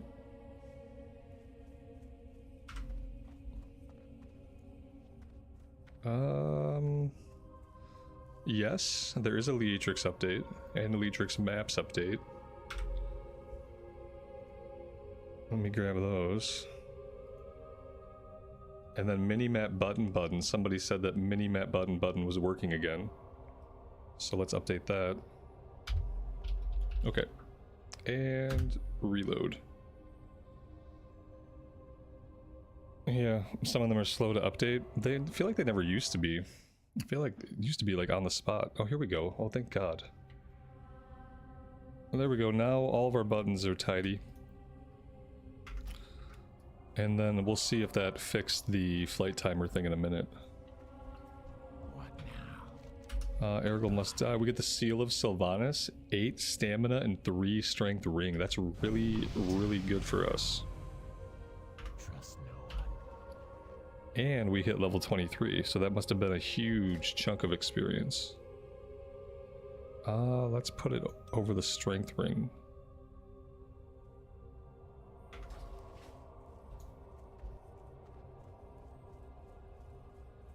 Speak quickly.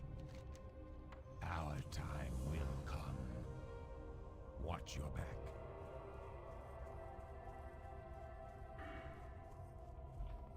Alright, so we are going into Improved Blessing of Might. Oh, we have 2 unspent talent points. There we go. 1 more point to go with that one. I'm listening. Alright, come on, flight timers. Let's see it. There we go, there we go. So we were just waiting for an update. I wonder if they will work in Tranquiline and Eversong Woods.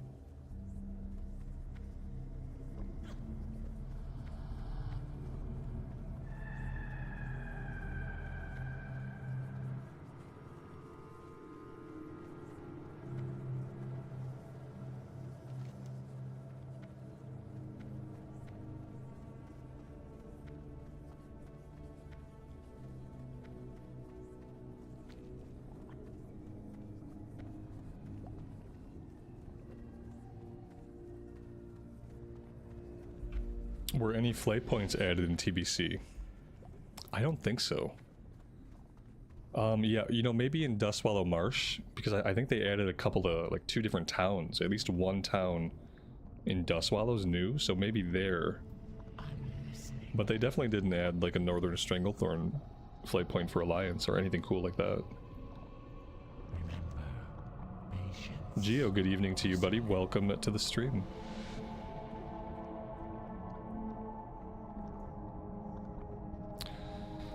Stamina Spirit, that looks okay, depending on what we have. 6 stamina is quite a bit. No, we got 4 strength and 4 stam. I think I'll keep the blue. Alright. So, aside from emptying our bags and buying water, let's go do that. Let's go empty the bags. We'll visit the auction house, we'll buy water, and then I need to go get some coffee. And then we'll do another SFK. Am I running the game on max settings? I mean, it's classic era, so yeah. I mean, yeah. I keep ground clutter down, but ground clutter is more of like an aesthetic choice. But everything's basically maxed out. I don't do ray trace shadows, because I just don't see the difference. So I keep ray trace shadows off in this game. But it doesn't matter anyway, because it's classic WoW, so... okay, let's check existing prices. Okay, so like a gold, I'll sell it for a gold. We'll do like a gold 15.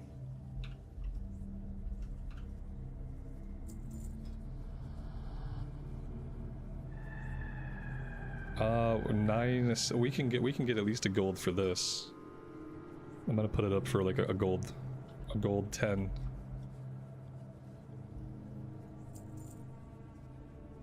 And then we have a 2-handed axe with agility and spirit. Like, those aren't really optimal stats for anybody. Yeah, 16 silver. Like, we're not gonna make any money off of those stats.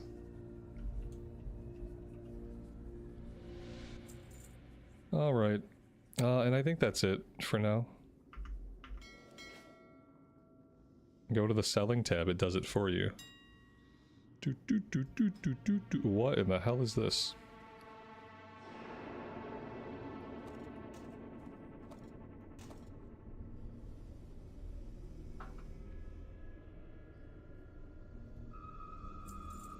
I don't know what I just did.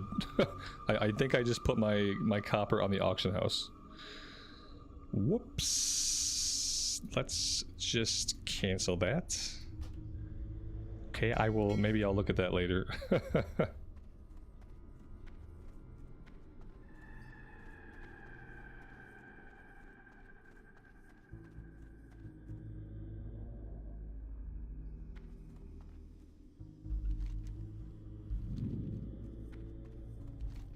Alright, so to the mailbox.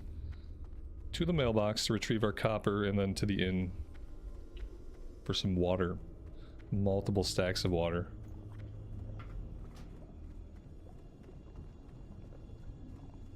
I mean, if you go into options, you can see all your graphical settings down here. And there's lots of stuff you can change. There's all kinds of stuff you could adjust. Enable, disable.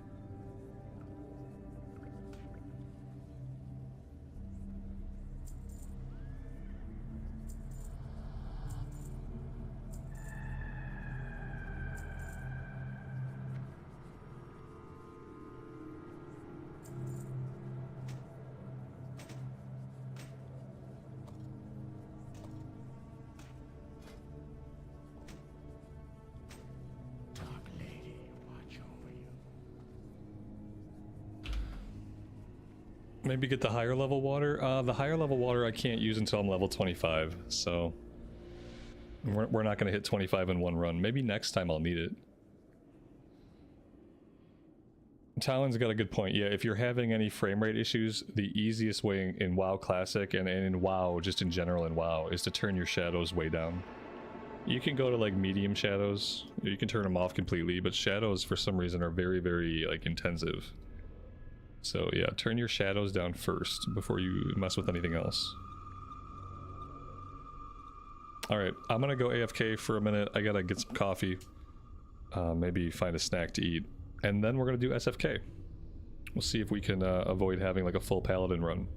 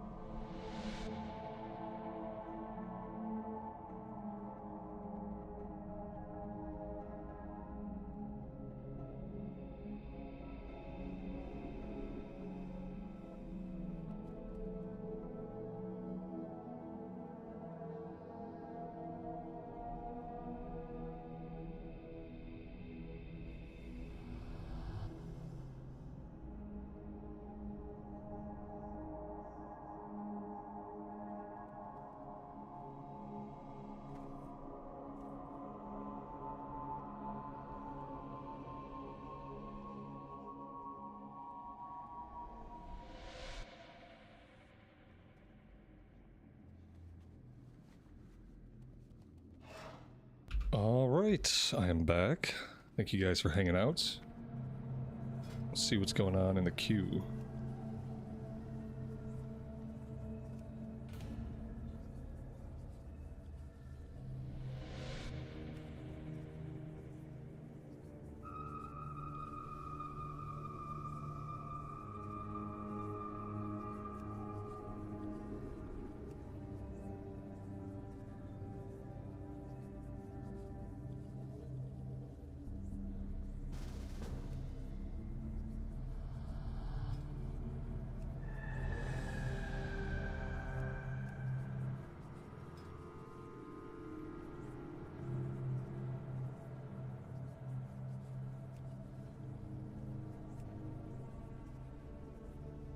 Ooh, I didn't grab training. Yeah, nice call out. We still have time, thankfully. I think we get another rank of Blessing of Might. So it's kind of a big deal.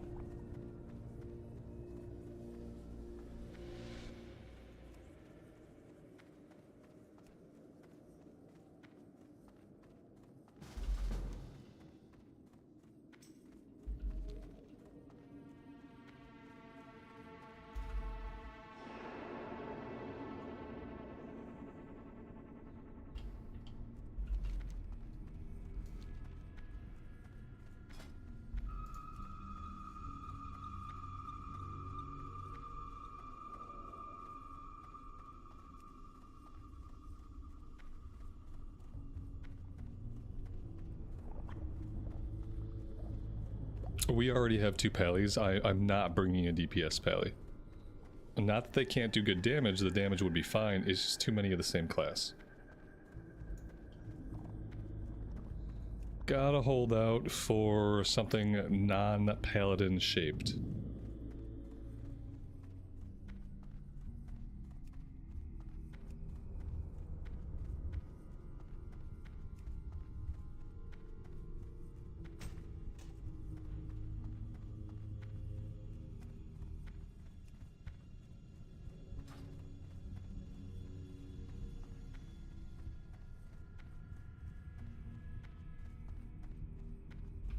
I also don't want to double up on rogues.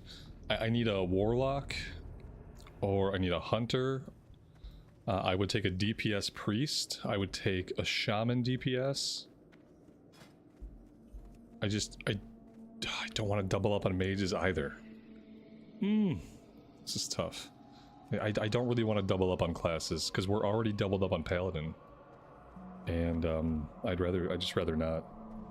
Anu Belori Delinar.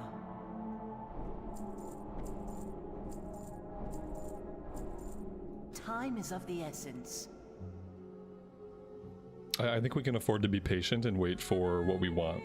Oh, here we go. We can just chill and listen to this for a minute. There we go. A DPS priest. I'll take it. We'll see what a DPS priest looks like.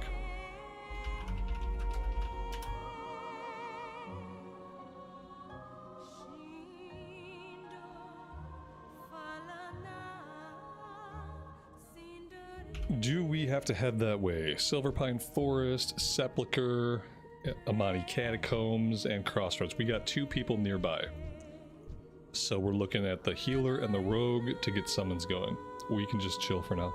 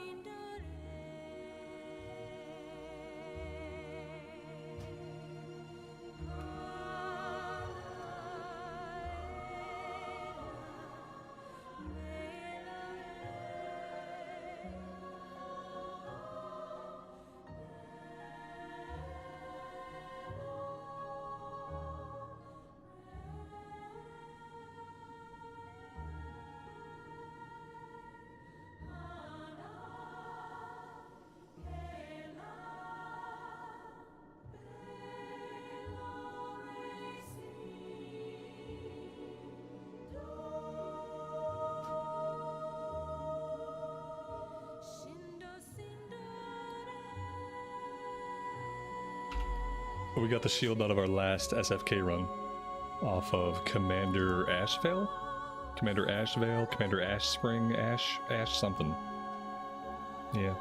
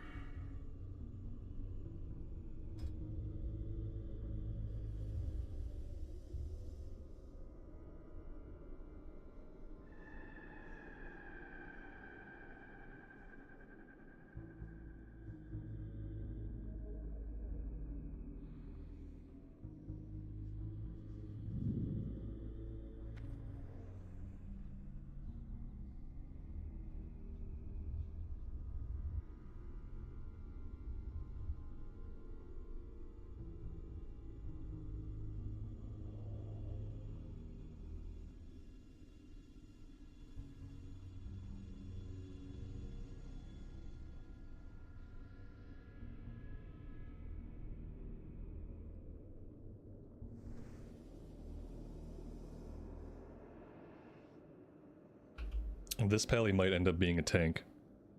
I know initially I thought Holy Pally, but so far every time we've tanked a run it's gotten more enjoyable, so if it keeps up that way, then this character is probably going to end up as a tank.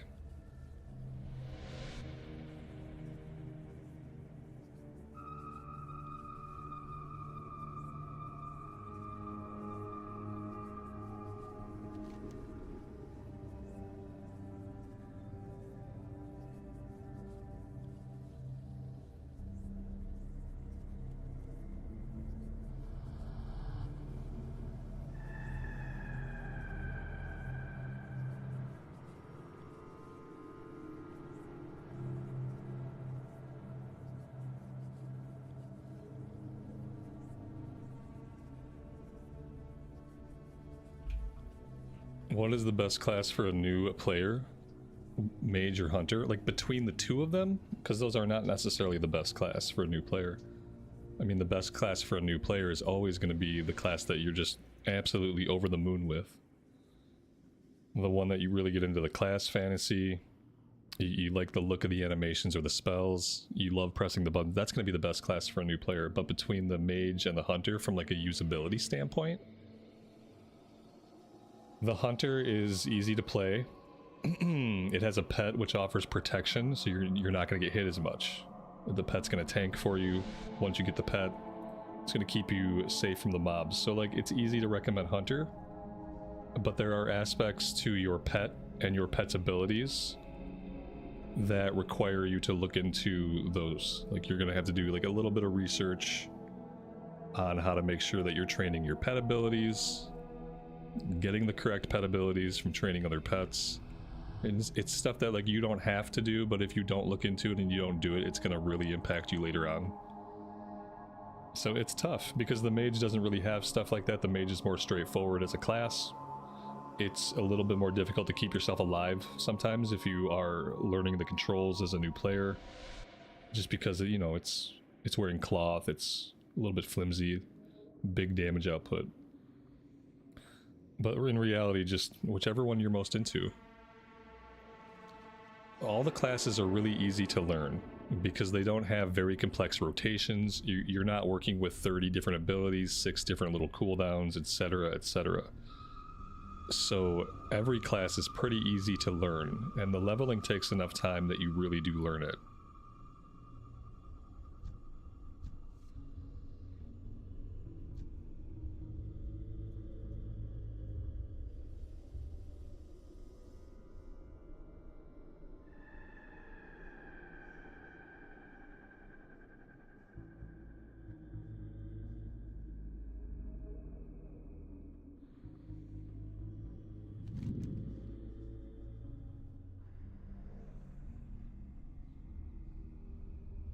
Oh, we are very close to getting a summon.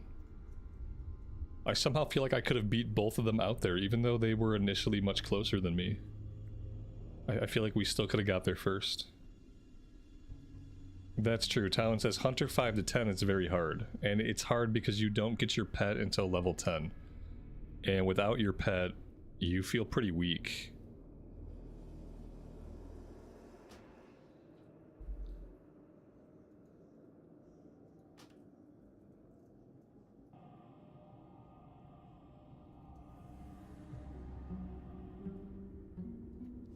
Rogue's not a bad class. You shouldn't listen to other people. play what you like. Play what you like, and if you play decently, you'll always be able to enjoy your gameplay. Yeah, rogue is not bad. I'm gonna be maining a rogue in TBC. That's gonna be my main raiding character. It's gonna be a combat rogue of all things, and it's gonna work out just fine.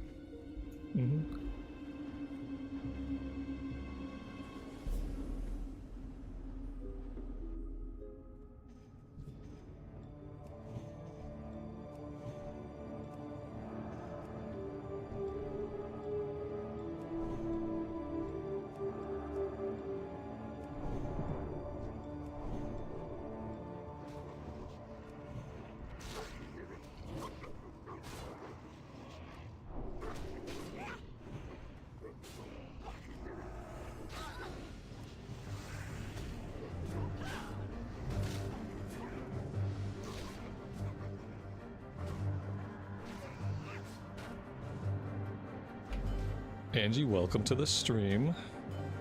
Thanks for joining us. It's going good today. Alright, we're all together now. The music is doing its thing. Oh, look at that. It's the next rank of Conjured Water. That's useful. Alright. Everybody's buffed. We got water. We seem like we're good to go.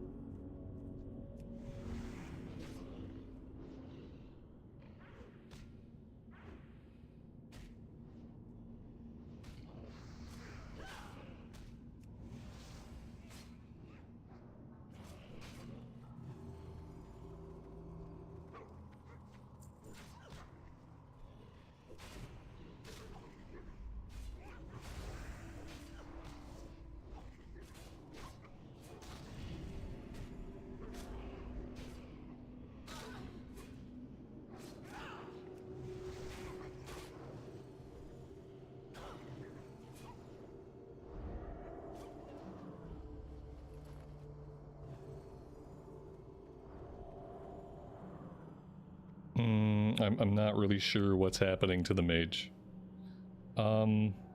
Like overall, we need the mage to start doing more. So I kind of have to see if he's okay, because we're still really early. If I need to replace somebody, I want to do it now.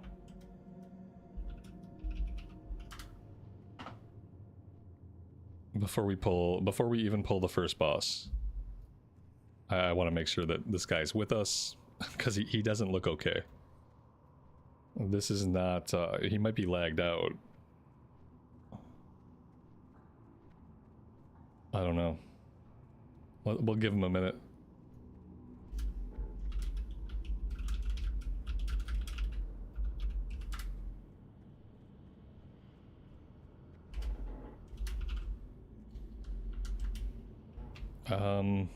No, he's gone. Let's give him a minute, see if he comes back online.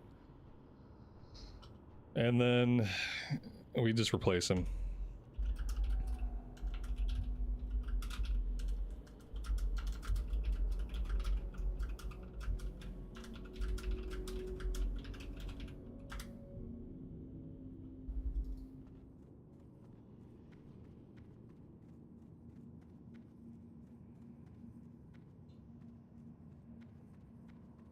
I am gonna head to the outside of the instance, because I feel like we're gonna have to replace him. Oh, no, wait. I spoke too soon. He's back online.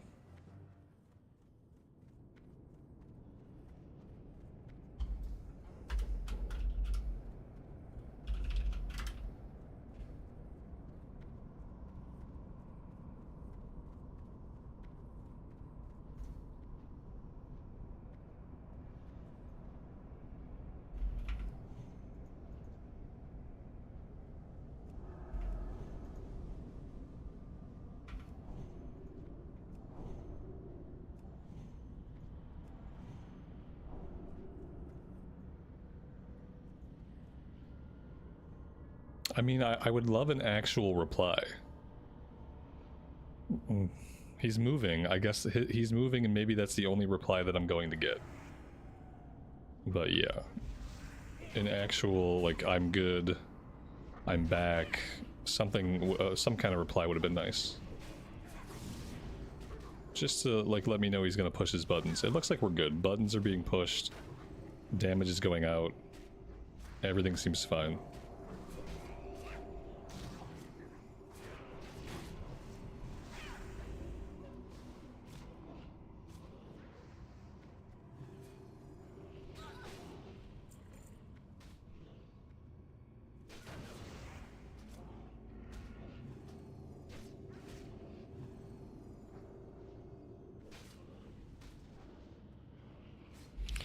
Get Pally power? Yeah, I probably should.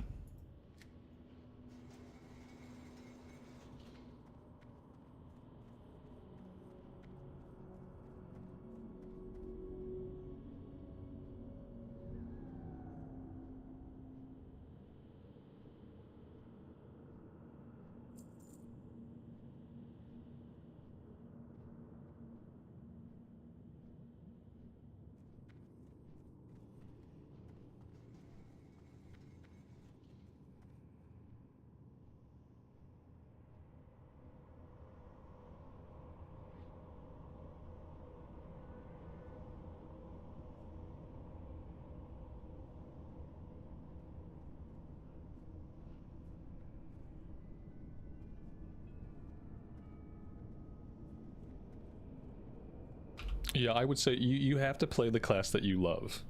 And if you love a class, for whatever the reasons, whether it's the button pushing, the class fantasy, or all of that, don't play with people that try to tell you to play something else. You're playing a game, and the point of the game is to enjoy yourself and have a good time. There doesn't need to be a specific outcome in mind. You don't have to optimize anything, because you don't work the game. You're not working. You're having fun. No one says I'm gonna work the game. You know, we say I'm gonna play the game. So play the game, play it your way. And if you're in a group of people and they don't like that, don't play with those people. Let's try to pluck this guy. There we go.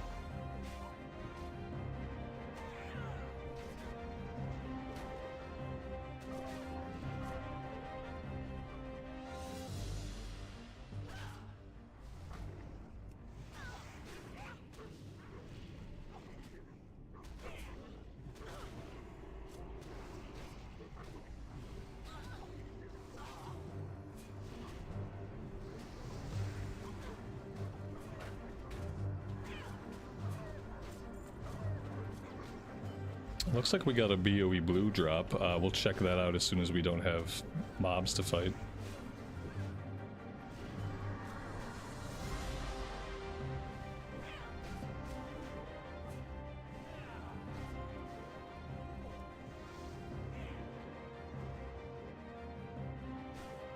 Let's go ahead and drink. Let's see, we got the Mind Thrust Bracers. -5 stamina, but +9 intellect cloth bracers. Require level 17. That's a weird one. Oh, we won those. That's interesting. I don't really know what value that's going to have on the auction house. Because it's -5 stamina. Like, it's +9 intellect, which is a lot of intellect, but I don't know if anyone wants to take the stamina hit. I don't know. We could put them on the auction house. I kind of worry that somebody won't really look at it. They won't look at it, and they'll just think it's +5 stam, +9 int, and they'll be like, oh my god, what a great item, and they'll buy it. And then they'll be like, oh, it's -5 stam. Why am I like this?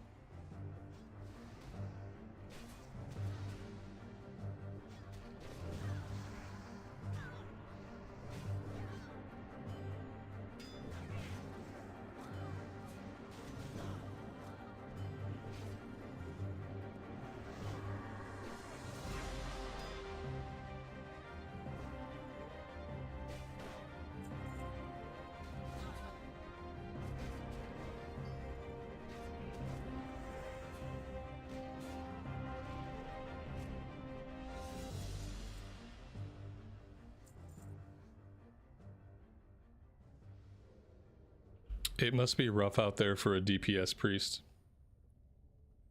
Because they don't really do a lot. And I feel bad, but I probably won't invite a lot of DPS priests. This was a fun little experiment, and now we know that they don't really do a lot. It's not their fault. They're really, like, not set up to. Not at this level, anyway. It probably gets better once they get deeper into Shadow.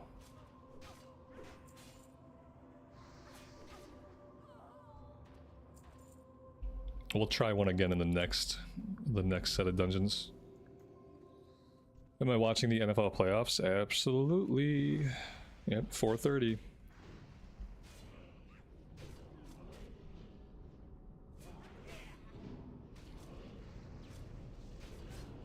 I don't know. He's using Shadow Word Pain and Mind Blast, and he's wanding, and that's basically all he can do. We got the Butcher Slicer to drop again. Glad we already have that, since the Rogue is definitely going to roll on it. Who's my team? Some WoW players. Got a Pally, a Rogue, a Mage, and a Priest. Just a pug.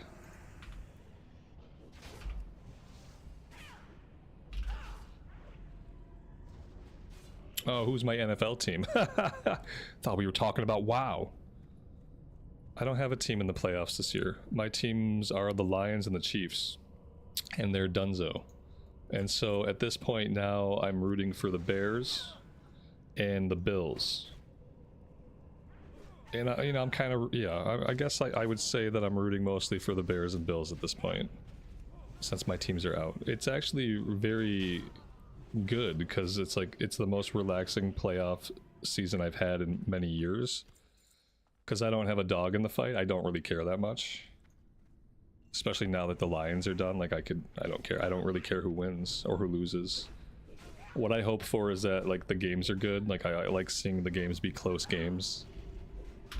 And that's it, I just get to enjoy it. We don't, I mean, guy at this level, guys, he's not anything. At level 20, he's not a Disc Priest or a Shadow Priest. Like, he's basically nothing. He is simply a priest. He's trying to make his way in the world of Warcraft, and he's probably terrified of healing a group because that's a lot of responsibility to take on, you know. And maybe he wants to work up to healing someday. He thinks like, well, someday I'm gonna heal heroics, someday I'm gonna find a guild and I'm gonna learn how to heal better, and I'm gonna get comfortable. But for right now, all he can do to get by is to DPS dungeons. And since he's not really deep in his talents yet, he's spent 5 points already in Spirit Tap, and Spirit Tap doesn't benefit him at all unless he's getting the killing blow. So like right away, by virtue of his class, he had to waste 5 points immediately to get Spirit Tap just so he can level up in the game. And you know, we gotta cut him some slack.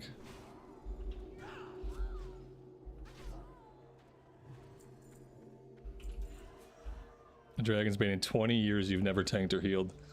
Yeah, I think a lot of people are like that. It's like when you know you don't want to do something, sometimes you know you don't want to do it. And sometimes there's no question of like, oh, I want to check it out and see. Sometimes you just know that it's not for you.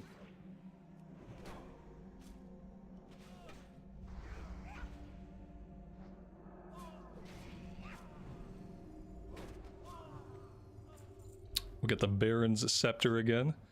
It's nice that those two one-handed weapons drop consistently. Those dropping consistently is very, very helpful.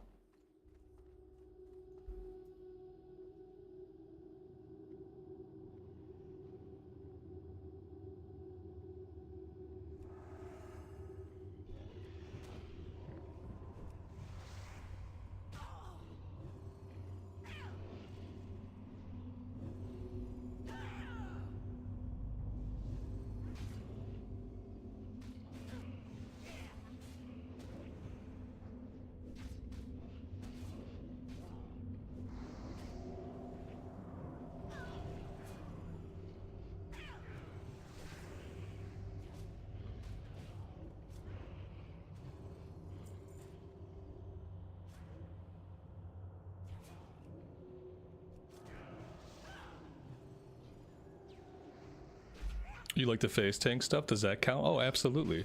And if you leave taunt on your pet, that counts too. So technically you probably have tanked and you didn't even know it. Like anytime your pet gets aggro, you're tanking.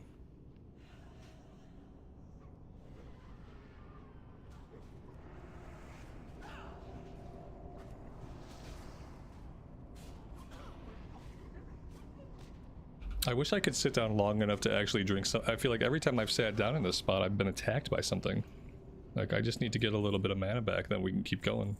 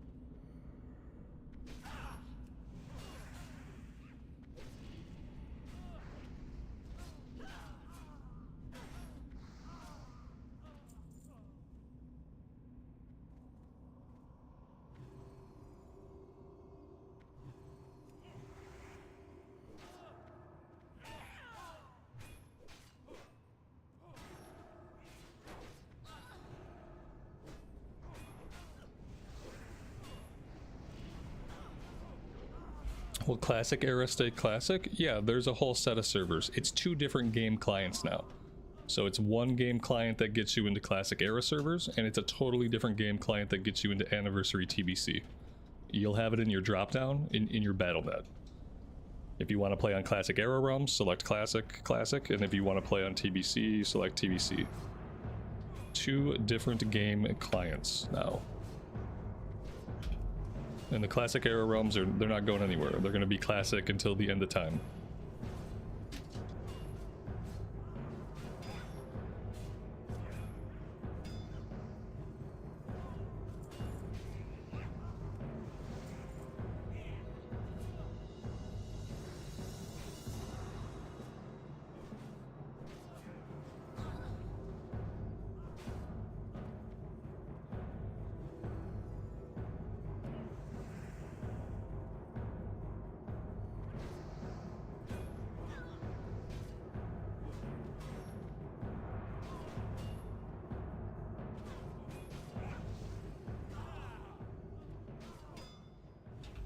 Amy, welcome back. Did he keep it long on top like he wanted and just get the sides and back trimmed, or did he decide to cut it short?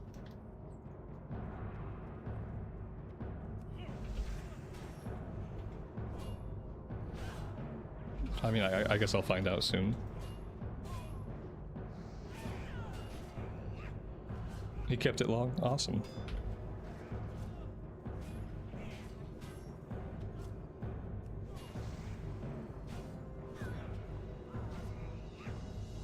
Ooh, look at that. There's the Arced War Axe.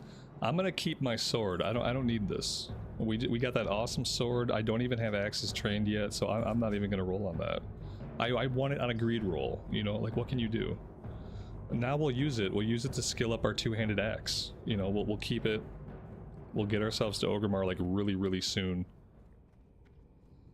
And then we'll use it to level up our axe skill. So that's awesome. I mean, you know, like I've gotten every single piece of loot that one could ever possibly get, so I don't really know. I even won the BOE. You know, I've gotten every single piece of loot out of here. I just don't know what to think. Maybe the drop rates are just that good. Maybe everyone's having a similar experience to what I'm having, just because the drop rates compared to Classic Era are so freaking good. And the loot compared to Classic Era, the stats are so freaking good.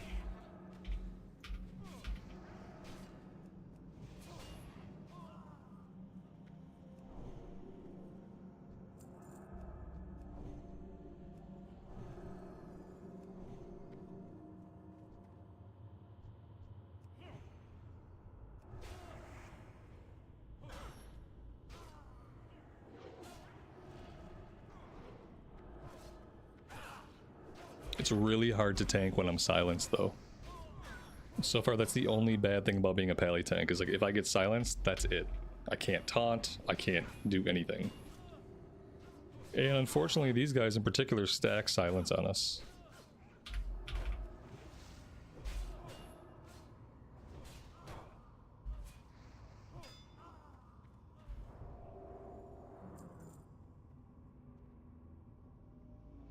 It's definitely night and day. It absolutely is. Especially because we've so recently been playing a lot of Classic. So we know exactly what the loot really feels like in Classic era. It is definitely night and day.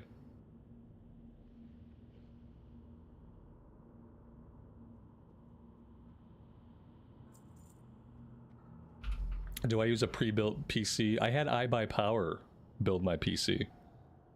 And they did a really great job. And it was, even though we were during the chip crisis and everything was still really expensive, it was pretty affordable. And the cool thing about iBuyPower is that they email you. They're in constant communication with you, like every step of the way as they assemble the parts. They let you know when the parts are assembled. They let you know when the build has started. They let you know when the build is done. They let you know when they're burning it in.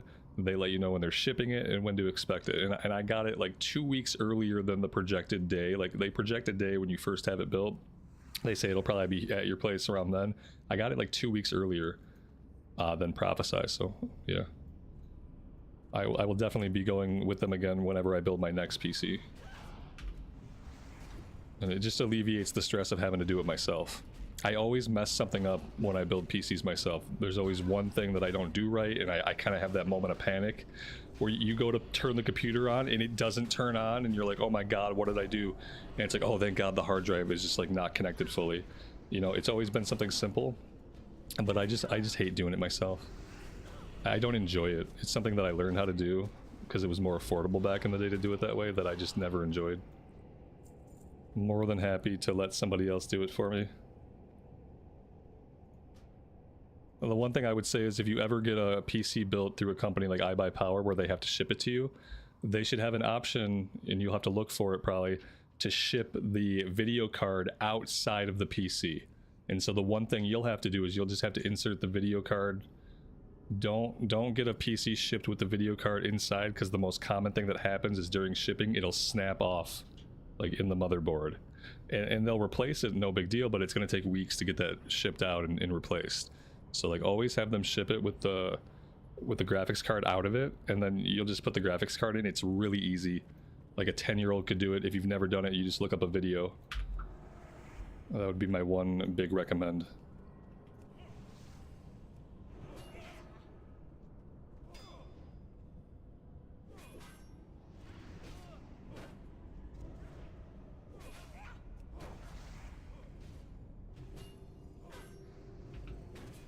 Tyler, welcome to the stream, buddy.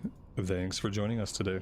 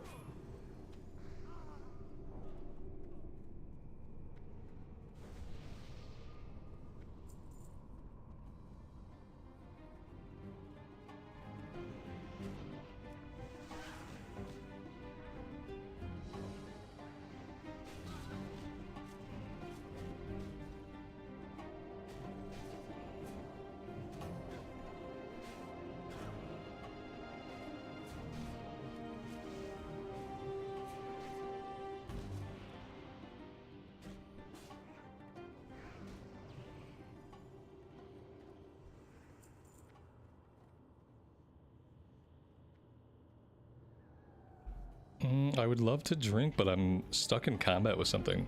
Oh, there we go.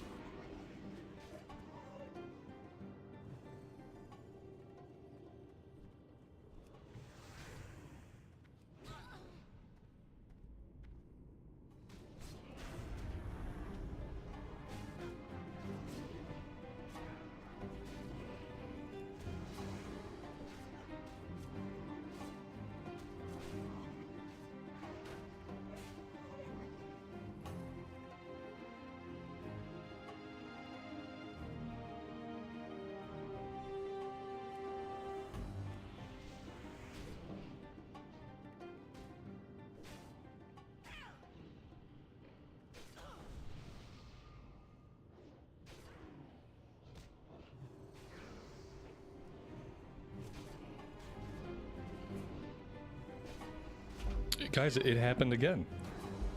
We pulled that whole back of the room. I guess this just always happens now. Like they've bugged it or something, so that this room always pulls. Like, why does it keep happening? And yeah, there doesn't seem to be any way to avoid it. We just fight on that staircase, and this whole area back here pulls. Like, there's no reason for it. It's kind of frustrating. Like, this could wipe groups very easily, and there's no reason for it to be happening. It's not good.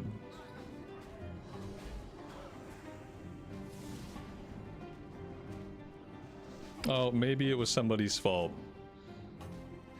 Maybe, yeah, it might have been, maybe the priest is taking the blame. Okay, so maybe somebody pulled last time. I just don't know, how are they pulling? Are they getting too close to this wall? Are they coming over here? And they're aggroing from up top? Is that what's, why would they do that?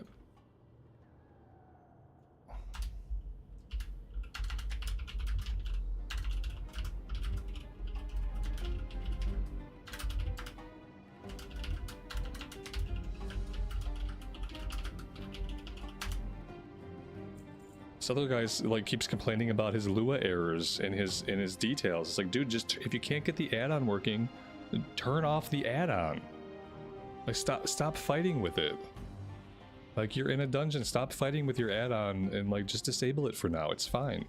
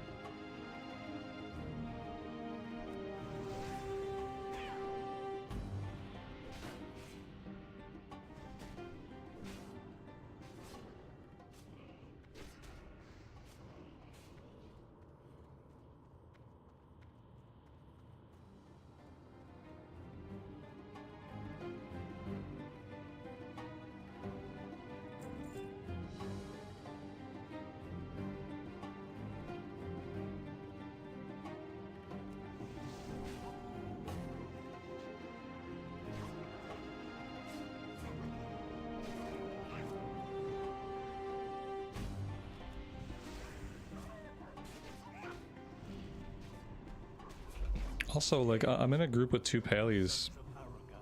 Is it too much to ask that I wish I could have Might and Wisdom? Is that too much to ask? Like, I don't get it. It's a 10-minute buff now. Like, I'm trying to keep Wisdom up on the people who need it. So I just wish the other Paladin could just give me Might.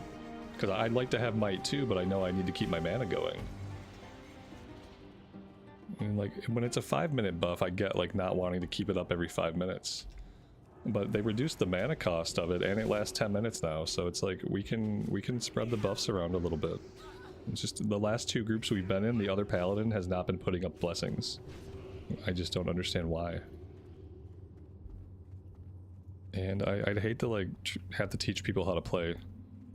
So I don't really think that's my role.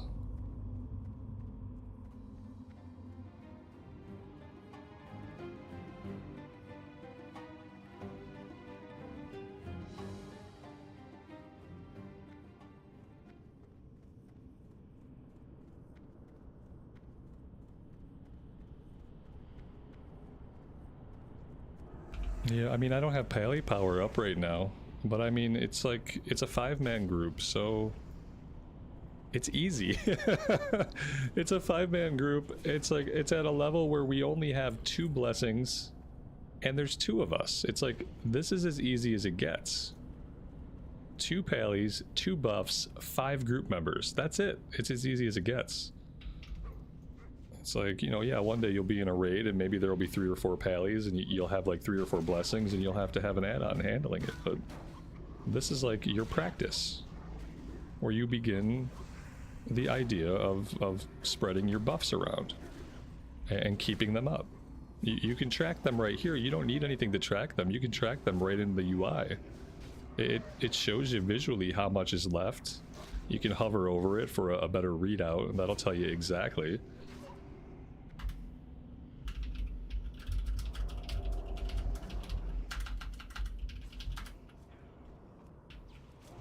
I finally just asked him for it. I just asked him to give me might. Why are we sheeping the boss? Let's not sheep the boss.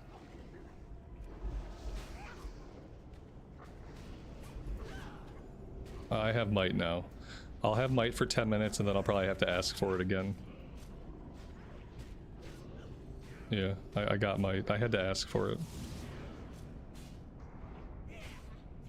Did I already have it? Oh, I didn't see it. Maybe I just missed it. 10 intellect, 3 spirit. Increase healing up by 2? Oh, okay. Increases healing by 2. Healing and spells by 2. I guess that's pretty good. I just can't see it. Okay, fair, fair. I take back all the awful things I said about him. Well, not all. Maybe some of them. What I need, I guess, maybe I do need pally power. Let's see. See if this helps. Okay. At first glance, I hate it, and I can't move it. Oh, I see. I hate add-ons like this. I hate add-ons like this. So I don't know if I'll be using. I don't know if I'll be using pally power. Because, yeah, no, I don't like it. I don't like it. If it pops up in the middle of my screen, I should be able to alt-click or control-click to move it. If you're going to have an add-on that pops up some particle of UI, like, directly in the middle of my screen, you have to have it set up so that I can control-click to move it, or I can alt-click to move it. I can't have to open a menu to move it out of my way. Just like with Questie, I control click, I can move Questie. When Questie loads the first time, it puts the tracker in the middle of your screen and you simply move it. And that's how every interface thing should be designed. It should be designed to be moved easily. I didn't see it. I just want to control click anywhere on the surface of it. Like, I want to be able to grab any part of the shape, and then I want to be able to pull it where I want. Or just have it not show up in the middle of my screen. Have it manifest somewhere that might be out of the way. Because then I can take a moment and I can figure out how to move it. It's not a big deal. But when it pops up in the middle of your screen, it's kind of like, I gotta move it right away. Belt of Aragorn. There we go. 10 int, 3 spirit, damage and healing by 2. So we got the shoulders and the belt to drop. I feel like I would turn around and do another run, but I don't know if I want to keep the same group or not. We'll just let them filter out, I guess. And I'm gonna hearth out for now. We'll hearth back to Hillsbrad, and maybe we'll put another group together.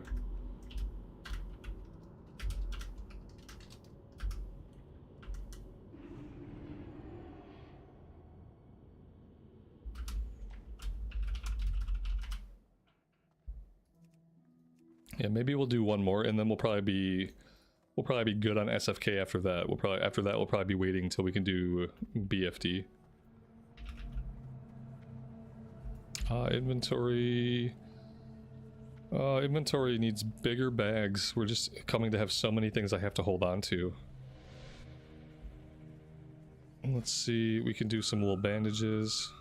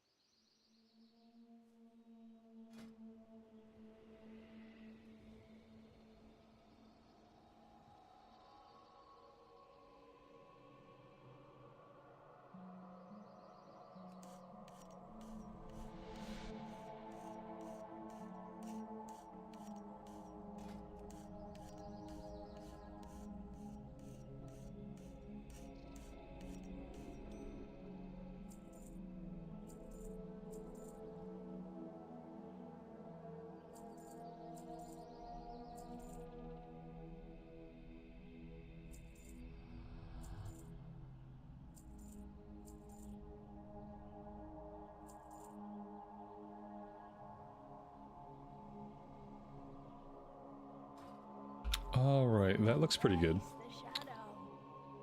Let's see, let's do one more run. Razorfen Crawl opened up at 23, so we probably don't want to do that until like, it looks like 26 or 27 would be a good mid-range. So we'll do one more SFK. We can probably then start doing some BFD if we want.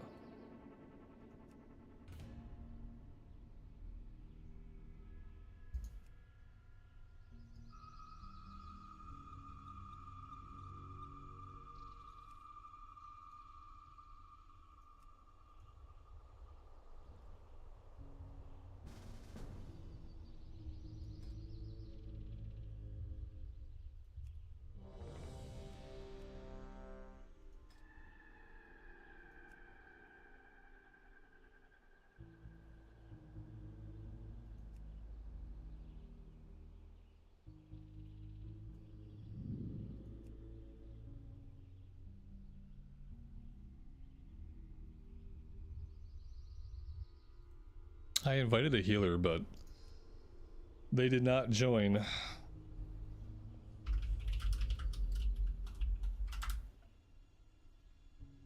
Let's try another healer. Okay, there we go. There's the healer problem solved. Let's do another roll check. What happened there? Oh no. No, you came in way too late, my friend. You came into my group way too late. I sent you that invite a long time ago, and I have long since filled your spot. There we go. Except we're not in the queue. Okay, why don't we have a heal showing up? You need to pick the proper role, please. Please select your proper role, or be booted. There we go.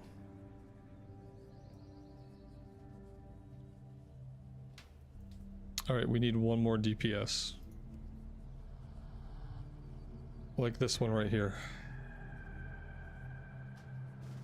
There we go.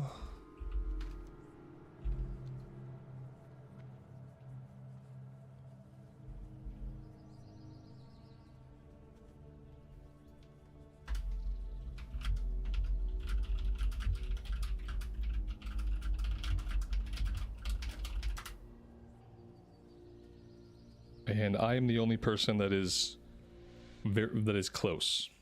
So I'm gonna head there. And then someone else is gonna have to head there. I'm listening. Dog lady. Two of us are level 18, isn't that a bit low? Nah, it'll be okay. It'll be okay, because I'm level 23, so it'll be fine.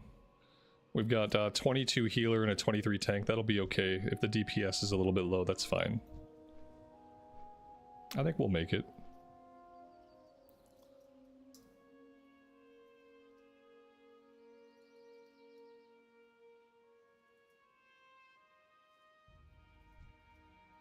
So who is the closest one? Lushwater Oases. I don't know. That's the Barrens. Zebnoa. That's in Ghostlands. Silvermoon City. He's the closest one, unless he's got to make the run. And then, okay, wait, we got the Warlock's in Undercity. So the Warlock is the closest. With any luck, the Warlock will have the Sepulchre flight point. And then we'll get this show on the road rather expediently. Yeah, if you're using Bagnon or Baganator, like, you should be able to see what's... If you're just looking to see, like, which ones are blue, it outlines it with a blue outline. Or a green, the greens are outlined in green. And there might be other options to make it more obvious.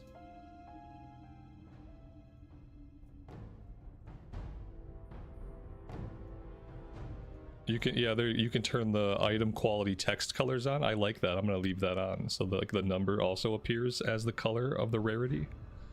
That's cool.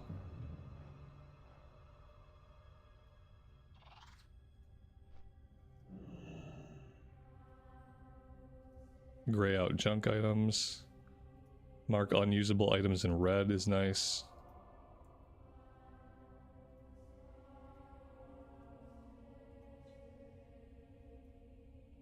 There we go.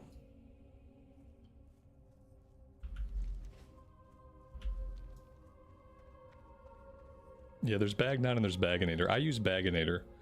I used Bagnon for a long time and it was good. I just feel like the Bagnon devs seem slower to update their add-on after a release. And so after every big release, I always had a lot of problems with Bagnon. And then I'd have to use the default bags for a day. And I don't want to use the default bags. Baganator I've never had a problem with. There's never been a time when I haven't been able to use it.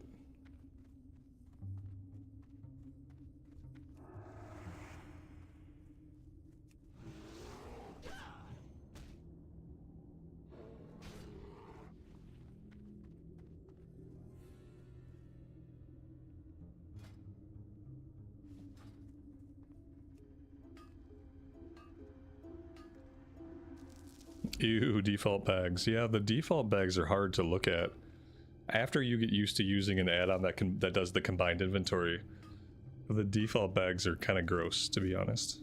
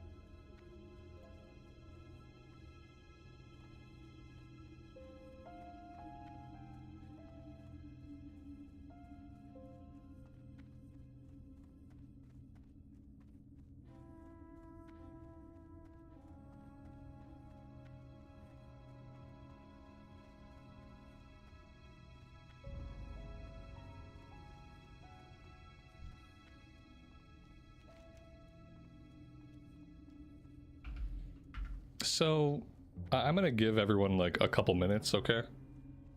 But if I don't see somebody heading here soon, I'm gonna purge this group and I'm gonna make a new group. Because I need someone to head this way. And I've had people hanging out in Undercity for a while, like the Warlock's been in Undercity this whole time. And so like I'm gonna give it like 3 more minutes, and if I don't have somebody in Silverpine Forest on the way in 3 minutes, I'm gonna purge the whole group. And then I'll just go back to the LFG and we'll just reform it, and we'll probably get somebody who's actually either willing to travel or is nearby. Because I already asked in party, I let them know I needed somebody else to head this way. So if that's not enough to spur them, then I don't know if anything will.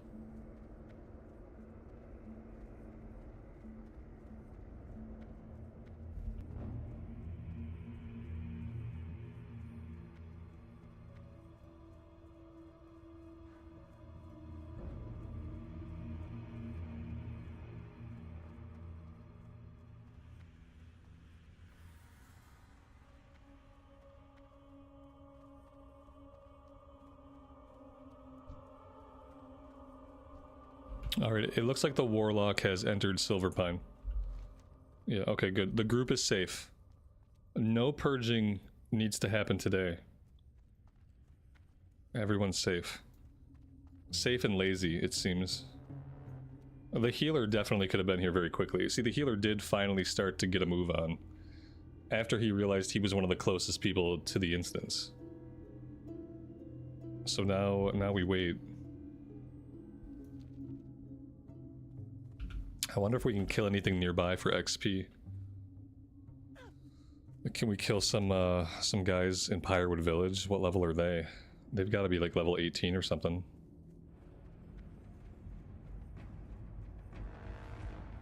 And then isn't there a merchant here? Oh, I thought there was a vendor in this house. But I guess not. It's a good thing we don't need a vendor. Level 15. Oh, what a bummer. Yeah, they're not elites, and they're only level 15 now. I was hoping we could just grind them until the Warlock gets here.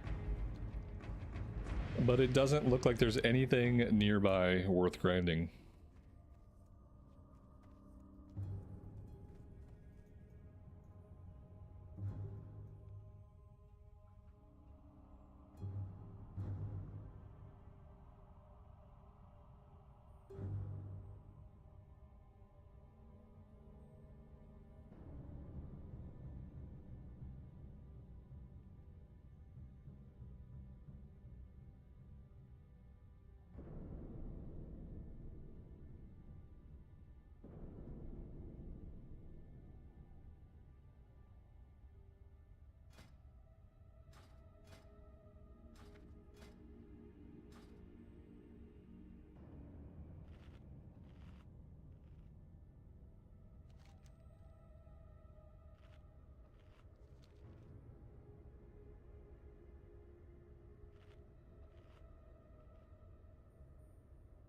Oh, there we go. We got our HP with the buff food. Our HP is up over 1,000. That makes us pretty beefy compared to the rest of the group. I like it. I'm hoping maybe in BFD there will be some actual gear that drops. Like we need like chest piece, we need legs. Like weapons are great. We've gotten every single weapon we could ever hope for. We have a great ring in the Seal of Sylvanas, but now we need some actual like equipment to drop. And SFK doesn't really have that for us, so I'm hoping maybe BFD will.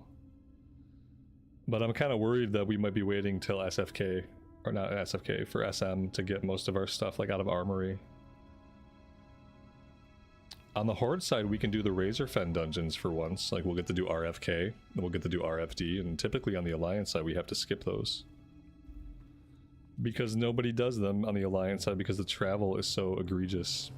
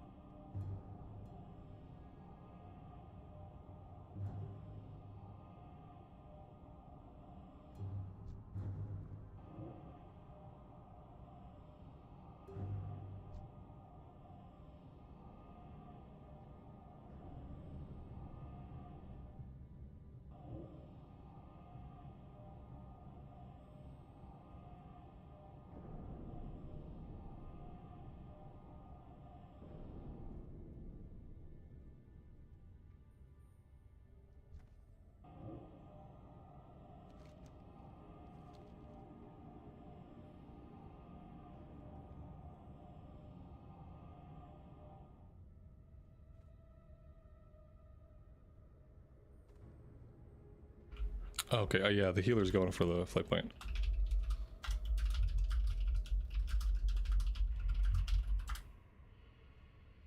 We'll just wait till he's at the Sepulchre, then we'll resummon him.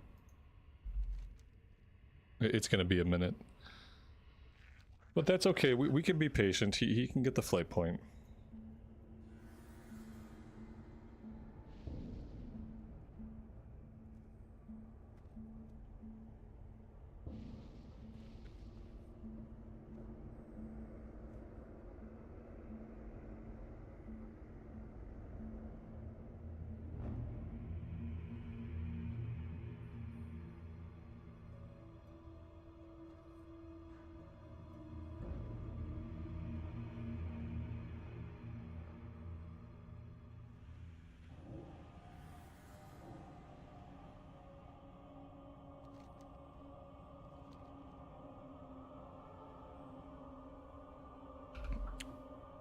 Strike of the Hydra drops in BFD. Is that the two-handed katana sword? Is that what that is? I think there's a good shield in BFD as well. Like a shield it has spirit on it, I think. But if it has stamina and spirit, that's pretty good. That might also be a final boss item, the shield. I'm just really curious to do all the dungeons and see like all the reworked loot. See all the loot that used to be really bad, and just be happy to see loot with like stats on it that makes sense, and just consistently seeing blue items. There's no shield? Oh, there used to be. Maybe they knocked it off the loot table. There used to be like a spirit shield that could drop.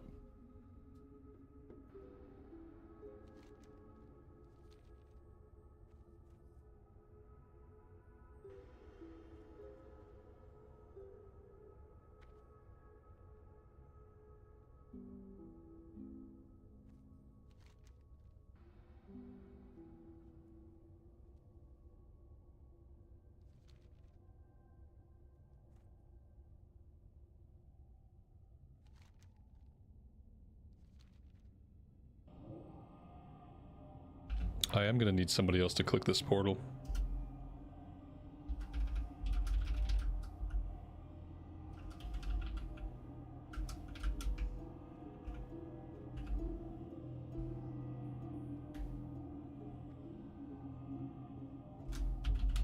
Never mind. He must have had a standing summon already up on his screen.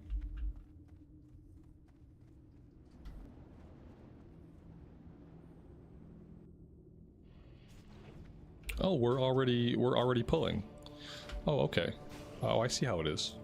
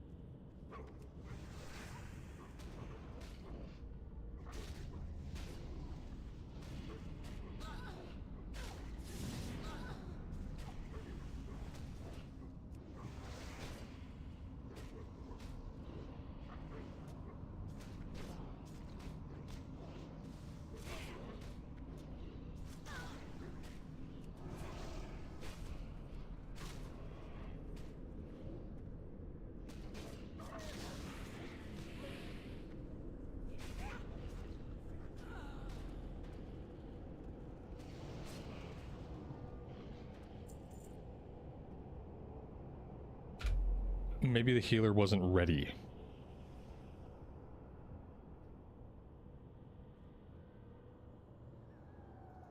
Maybe I wasn't paying attention to party chat. I don't know. All I know is not only did I not have wisdom, I just didn't get a heal. I should have laid on hands, but it seemed like kind of a waste. I hope I've repaired my gear recently. Hey, at least we have wisdom now.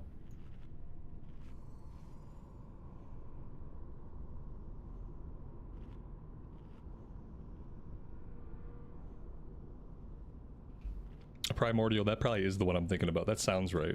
Those stats sound right.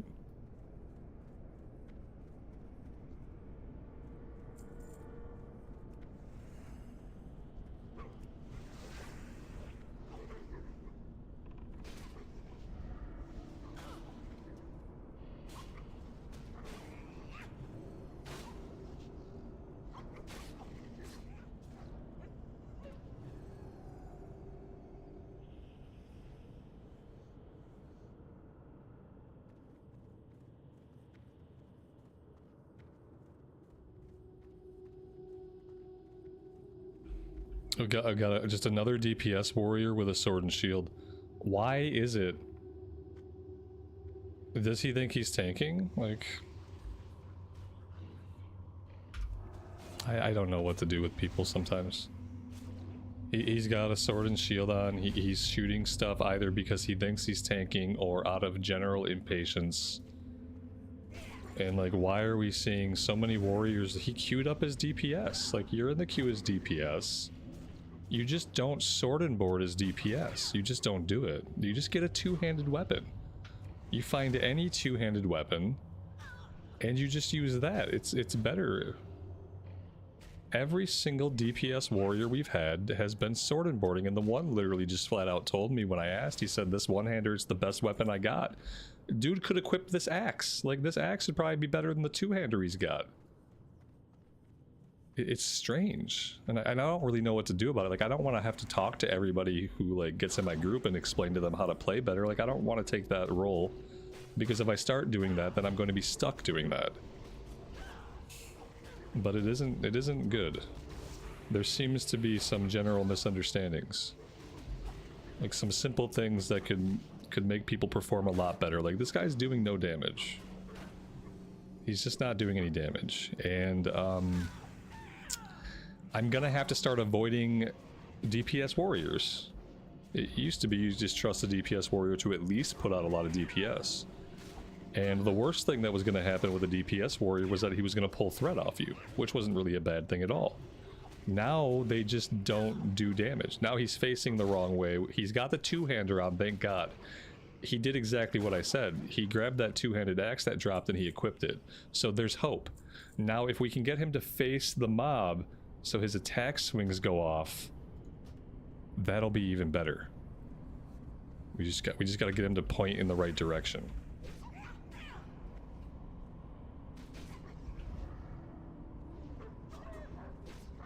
Righteous Fury. I don't have it on after my death, and it hasn't been necessary. Like, strangely, I've been holding threat just fine, but I'm gonna put it on. Thanks for the call out. But I'm doing double the DPS of anybody else in the group besides the hunter, so. And some pulls the hunter doesn't really do a lot. For some reason he has pulls where he does really well, and he has pulls where he does basically nothing. It's probably the pulls where his pet goes in that he's doing damage, and then he probably doesn't often send his pet in, so sometimes he's not doing damage. He might be a brand new player. Oh, sure, absolutely. He still has to face the mob, though. He's still got to face the mob. And a new player can absolutely still realize that there's more DPS on the two-handed weapons. Like, you don't have to be a wizened old hand to read a couple of numbers on a piece of gear. Like, clearly he figured something out because he put the two-hander on. And now we just need him to face the mobs.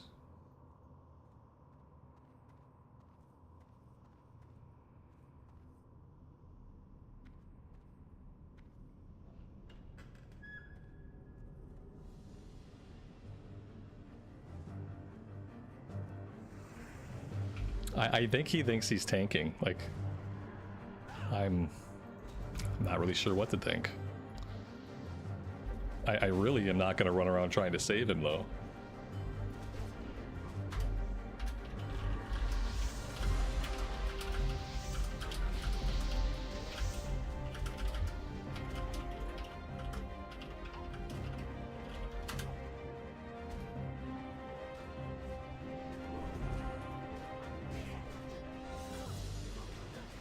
Next time he pulls, I'm gonna boot him.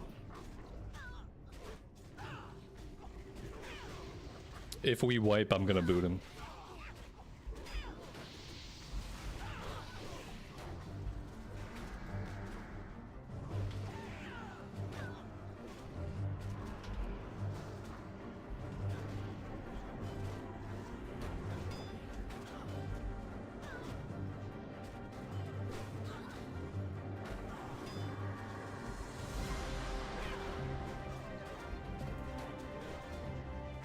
Yeah, next time he does anything remotely like that, he's gone. I might kick him anyway. Yeah, we're gonna wipe. I think I'm gonna kick him.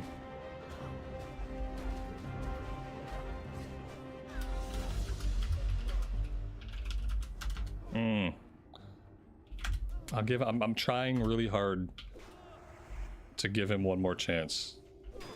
But if I die, if I have to do a spirit run, then I don't think he's gonna be with us. If I have to do a spirit run, then we're done with him.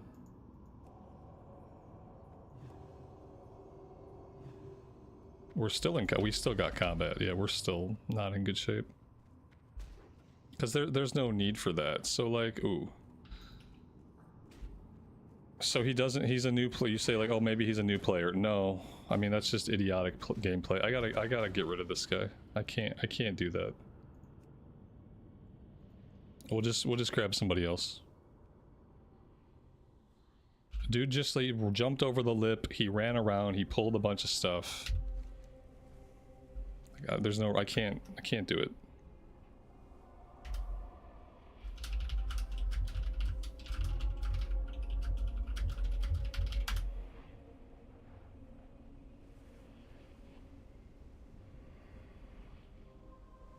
The life's too short for that, you know?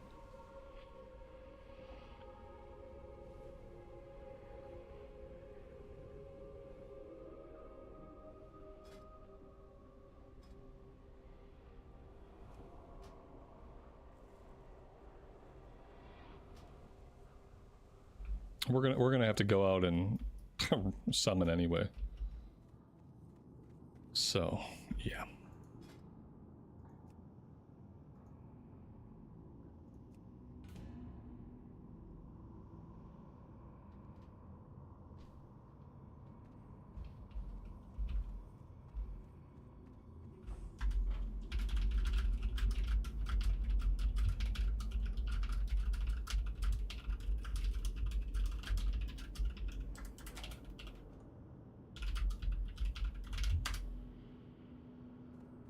It was like it's a retail maneuver, right? To run around and grab the entire room. Like maybe the dude tanks in retail. I don't know.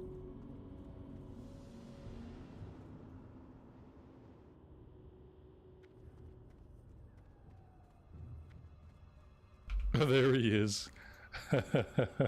So sad.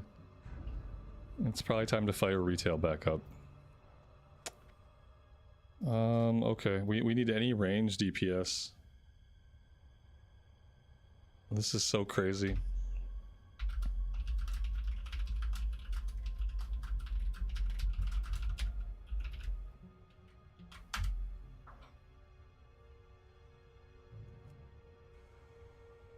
Like, what's range DPS? What's that?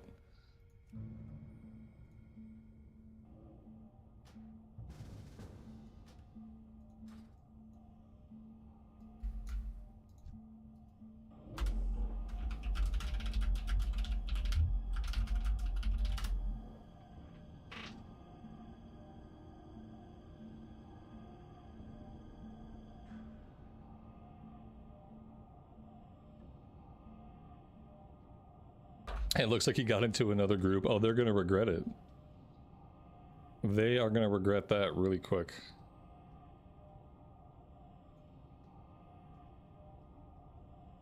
Come on, people. Somebody come clicky. Just come, there you go. Come click. Thank you.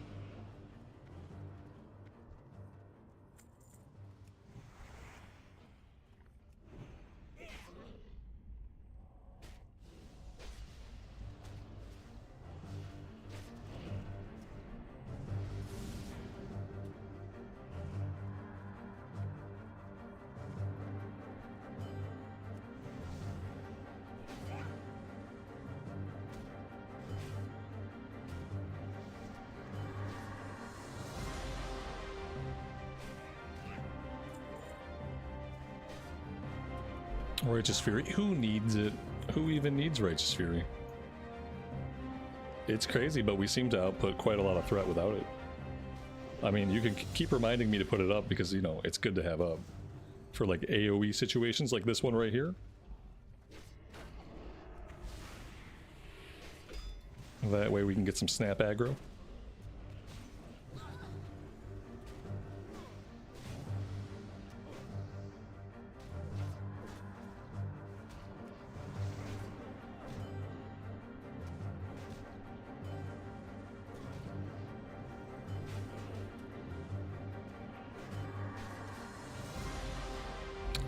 I didn't see the Warlock had this guy on him. It's like, why do we have a fear going off?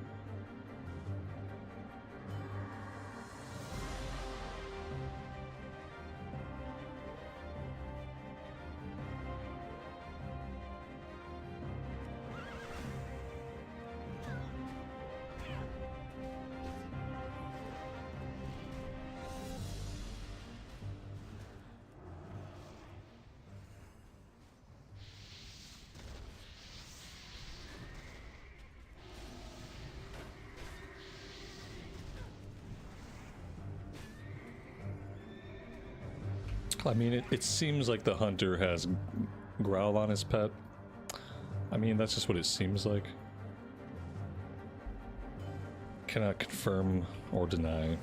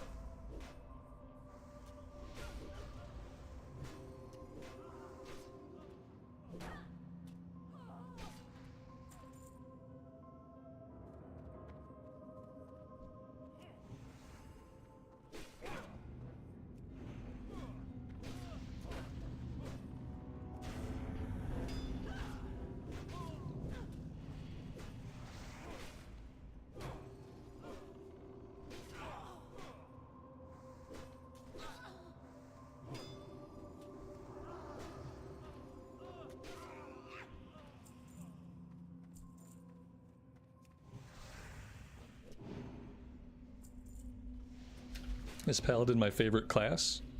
It's up there, yeah. Paladin, Rogue, Warrior. I would say Paladin, Rogue, Warrior are my top three. Priest is probably close in fourth place, but I always prefer melee over casters. But Priest is up there.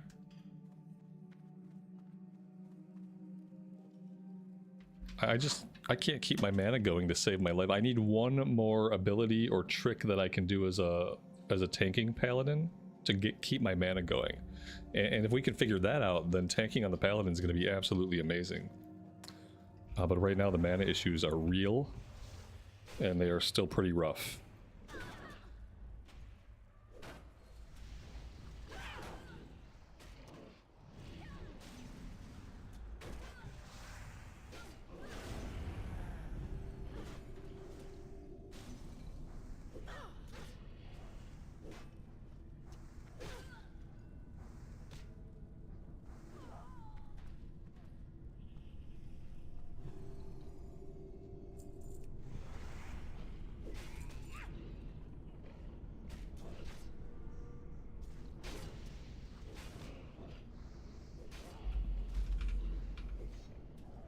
I used to avoid the rogue, and now it's like maybe my favorite class as far as like how fun it is to play.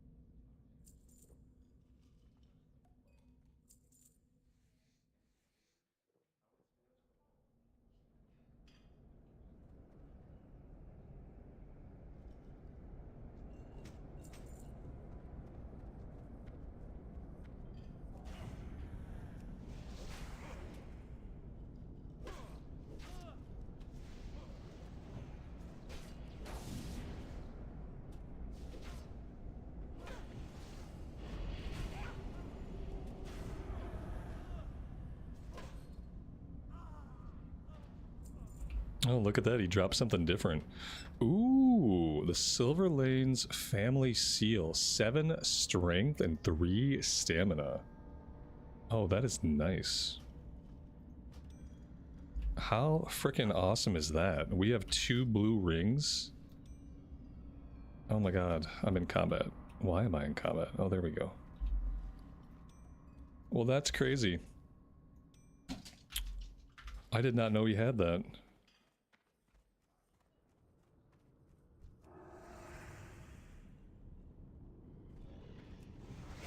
I thought we had gotten all the loot in here that we could possibly need. I was wrong. There's more loot than I could have possibly dreamed. So many blues. We're drowning in blues. It's a good problem to have.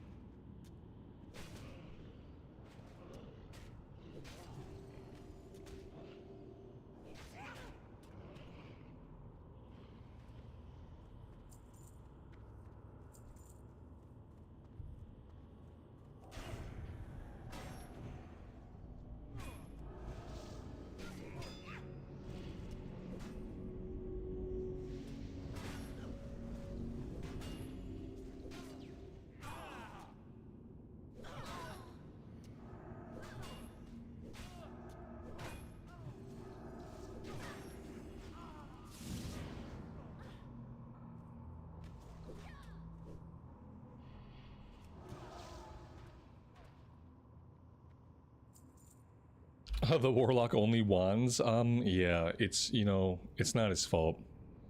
He's Shadowbolting, but besides Shadowbolt and wand, like, it takes a while for dots to ramp up. If the mob's not going to be alive very long, like, dotting them up doesn't give you a lot of DPS on the meters.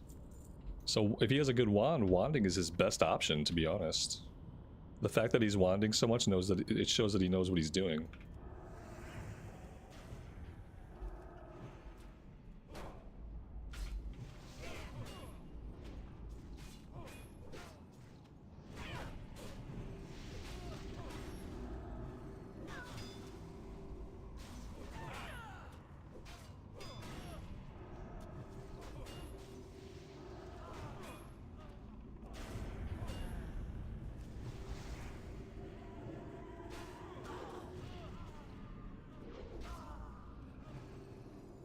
Yeah, his time to shine will be later. There will be a point when he'll be able to rock the meters, but that point is not level 23, unfortunately for him.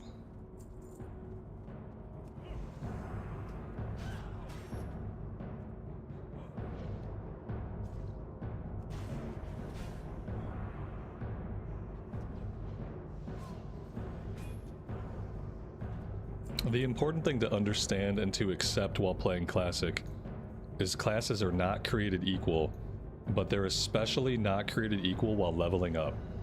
While leveling up in 5-man content, you will see vast differences in performance just because of how long mobs live and the nature of fights in a 5-man setting.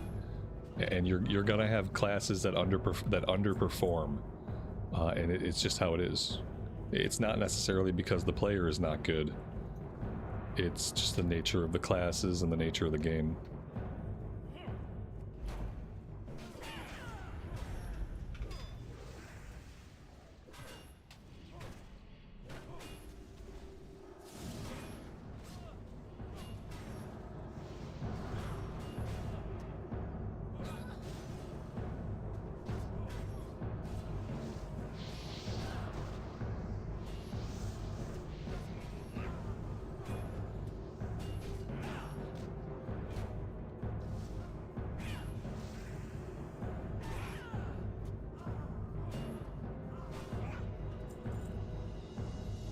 And there is another Arced War Axe. See, if that warrior had not been such a buffoon, he could have stuck it out and he would have got himself an Arced War Axe, and then his DPS would have shot up exponentially. Instead, we have greed rolled our second Arced War Axe. Now we have 2 of them. And he missed out. He just flat up missed out.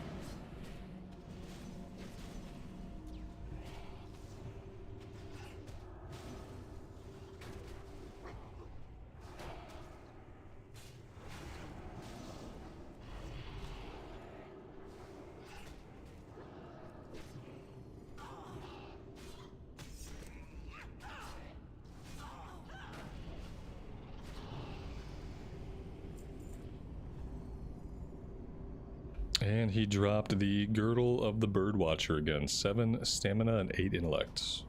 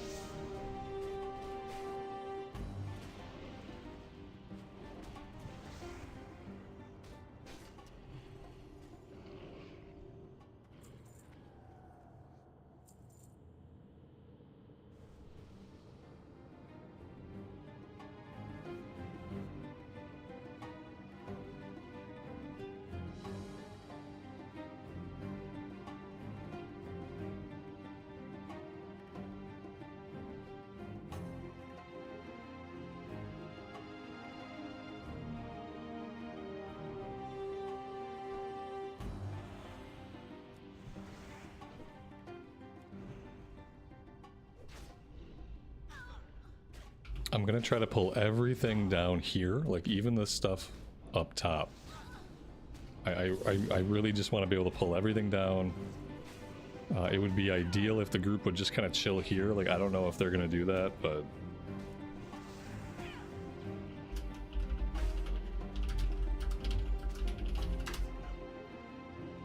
I just want them to wait down here. I don't want them to do anything.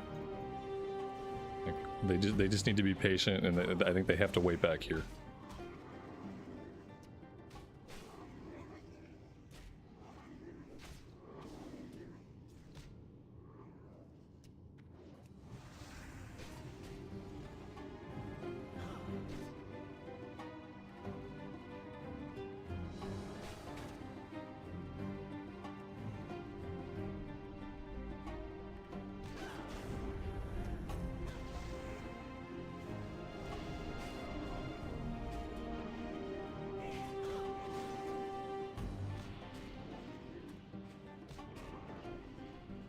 But I'm trying to parse. Right, exactly. Yep, I don't care. They're gonna have to wait. If they're trying to parse in SFK, they have serious problems. Like, just problems. Not ones that I'm qualified to help with.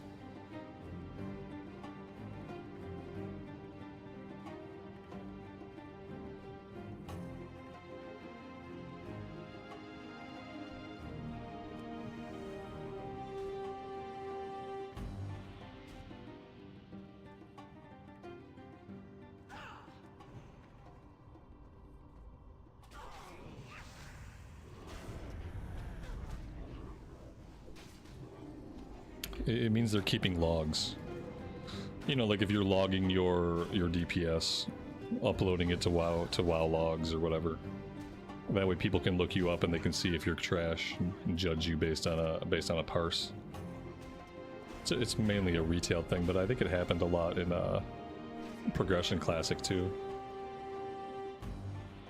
Okay, so like I still kind of want them to wait, but I mean at this point we've cleared a little bit. If they follow me up now, I won't be too heartbroken about it. Oh, here we go.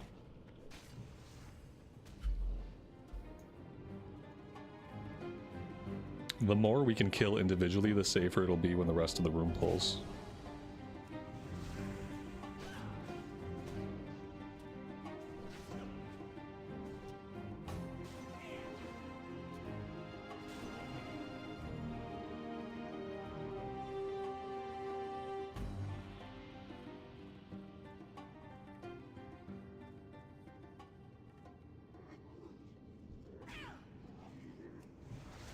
I think we're safe to come up now. And like, if we pull the rest of them now, not a big deal.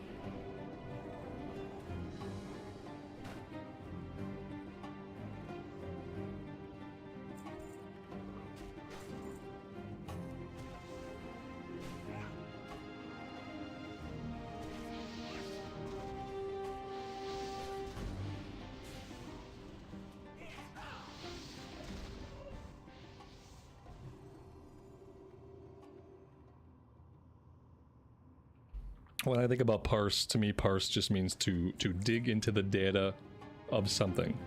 Like, if you're parsing something, to me that means you're looking at a certain segment of something and you're analyzing it. That's what I think about one. Like, I don't know what the dictionary.com definition is. But in my mind, if I were to parse something, I could parse data. Like, if I'm looking at data, that means I'm looking at a section of it, and maybe I'm making comparisons. But I don't know. I'm not a doctor, so... Sometimes gamers adopt language that doesn't really make sense literally. Because a lot of gamers are illiterate. So, I think that's why these things are fine. Sometimes we misuse words, and like, everybody's fine with it, because nobody knows. Is this a pug or a guild run? This is just a pug, yeah. Just some people I found in looking for group that I invited. I don't have a guild on Horde side. My guild's over on Thunderstrike EU. This is Dreamcythe US, so I don't have any friends here on this realm.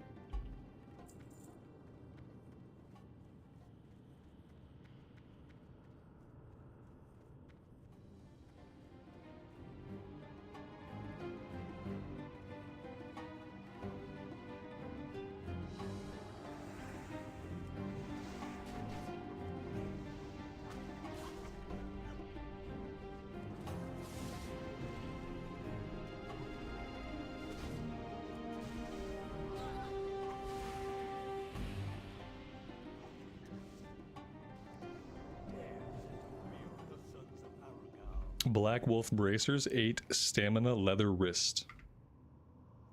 Nobody here needs... Well, maybe the Hunter needs it.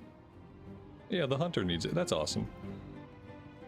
It's good to see some other people getting pieces of gear, not just us.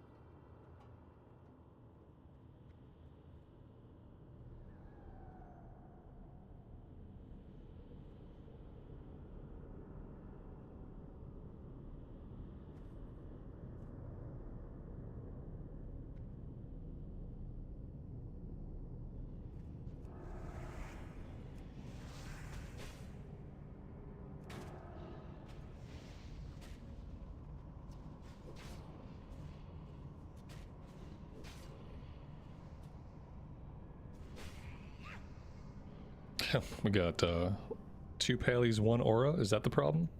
There we go. Dante, thanks for the call out. 2 Pallies and 1 Aura is bad.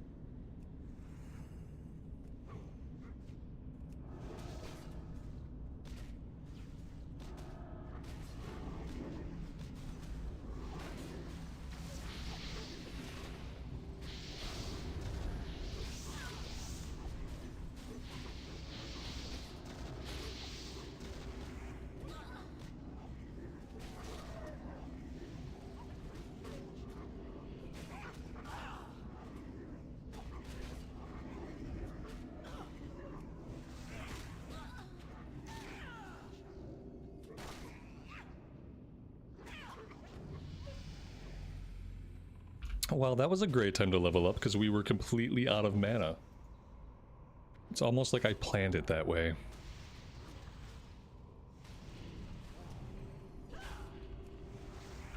And that was level 24. which means we should be good to do BFD if we can find a group that's gonna summon us out there. So like for BFD, I think I might just be more at the mercy of whoever wants to invite me, since I don't have any of the travel options out that way. We don't need that. That's just not really good for us. While I'm thinking about it, let's go ahead and spend our talent point. That's the last point in Blessing of Might. Let's go ahead and re-up our Blessing of Might.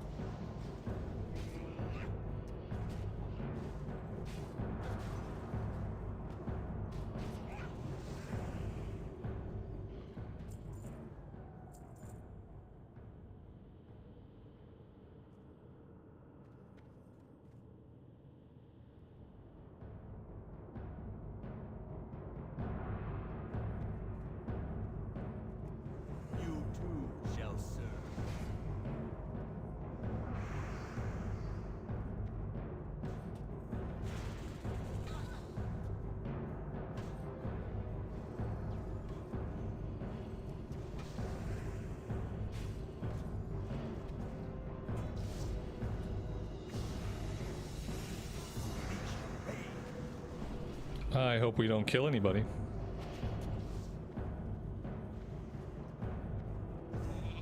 We got sheeped. I love it. We also blew our taunt on somebody while we were mind controlled. Oh, he's killing people. He's just up there void bolting people to death. There we go. Jeez. Brutal. He brutalized us. We got the Belt of Erigel. Oh, that's a belt upgrade for us. 4 stam, 4 strength. I will take that. We can go ahead and get a res off here.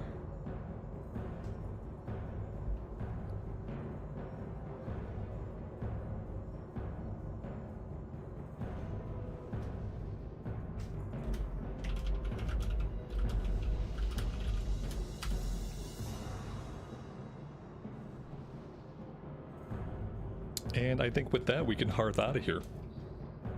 Lael, good afternoon, buddy. Welcome to the stream.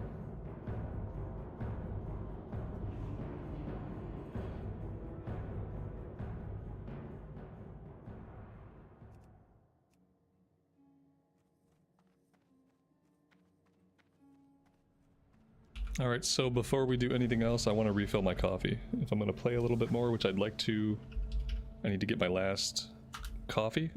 And I got a bio, so I'll be right back. And I think we'll pop ourselves in the queue for BFD while we do some questing in this area.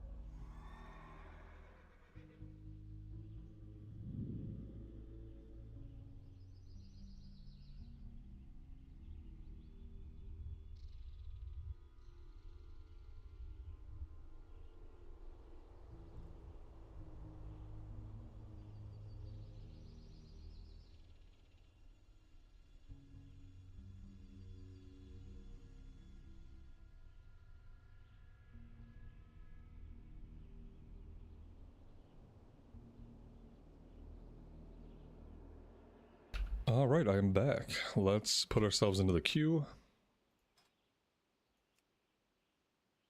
And we'll just see what we get, because I don't have any of the flight points, so... Whatever happens, I'm going to be relying on people to summon me. As you can see, not a lot of people on Alliance side doing this. Not a lot of people.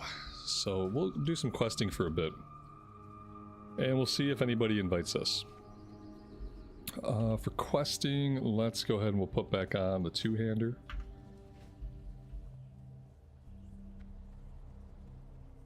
What is it? And we will head out. We need to start killing spiders, we need bears, we need cats. So let's start there. Or let's get invited to a group right away. Now let's see if anybody is actually... Oh, Zoramgar Outpost. Zoramgar Outpost. Oh, very cool. Maybe this isn't going to take as long as I thought. A roll check would be good so we can get that sorted out.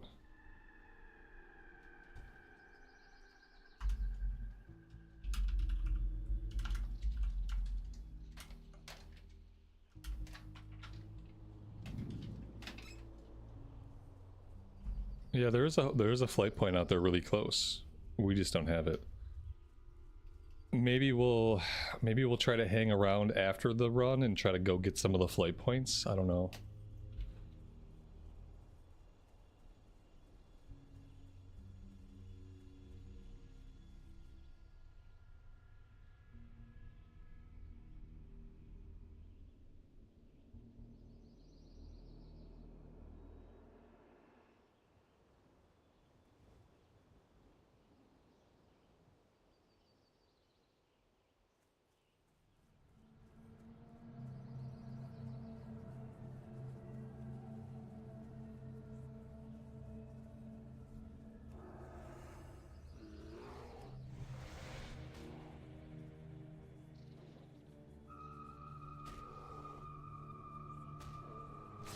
I'm trying to get him just to do a roll check so that it lists us properly in the queue. There we go. Yeah, you got to do a roll check. Like every time you get a group together now, even though I only queue up as tank, when I get invited to a group, it automatically makes me DPS. And I think a similar thing has been happening with healers who are only queued up as heals. They get into the group and it marks them as deeps, and then you got to do a roll check. I don't remember it behaving that way in Classic Era. But then again, I haven't done a lot of tanking recently in Classic Era, so I don't know. But recently we've had to do a roll check every single group.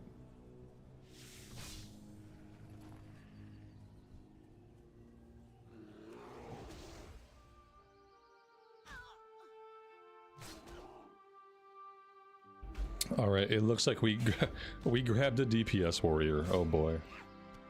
I hope he's got it more together than the last couple of DPS warriors we've seen, because we've seen 3 DPS warriors. All of them started with a shield and a one-hander, and they were all pretty bad. So maybe this one will be better.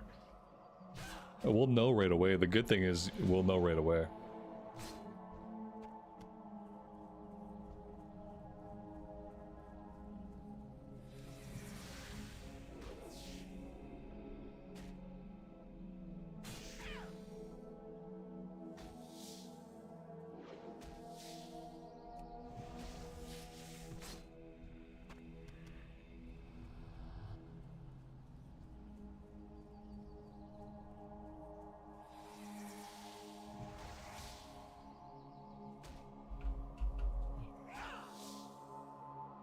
Azo, welcome to the stream, buddy. Thanks for joining us live today and hanging out. Hey, look at that. We got our Creeper Ichor. Sometimes that takes forever to get.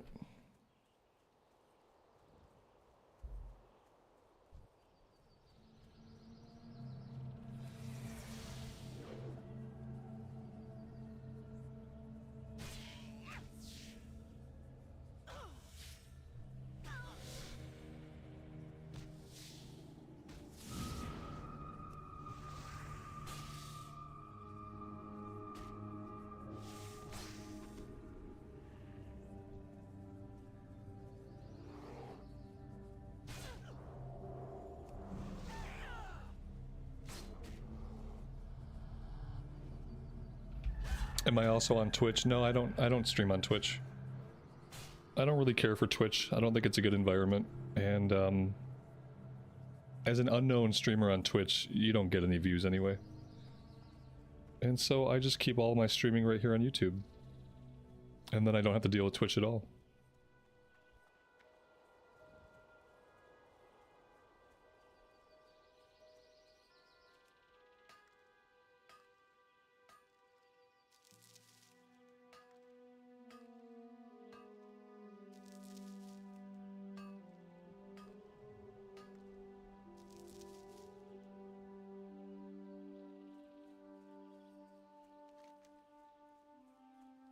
Yeah, I'm the same. I've never watched a single stream on Twitch. So like to a point, it's almost like it'd be hypocritical if I started streaming a lot on Twitch. We tried a couple multi-streams. There was like a week where I tried some multi-streams and it was a pain in the butt. And when you multi-stream to Twitch, I can't schedule the YouTube streams the way I want to and multi-stream. And that made it really frustrating. It just wasn't worth it.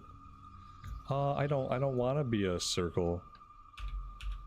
No, I don't want to be an orange circle. If they're gonna make me an orange circle, I'm just gonna keep removing it.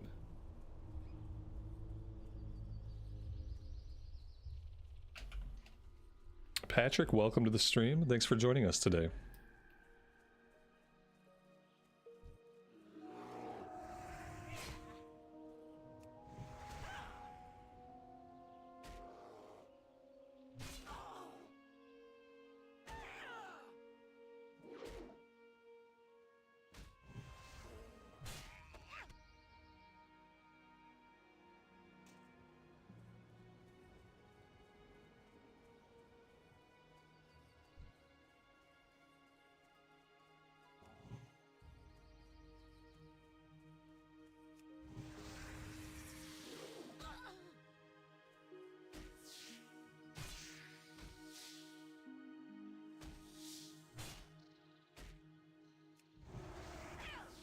We need to vendor.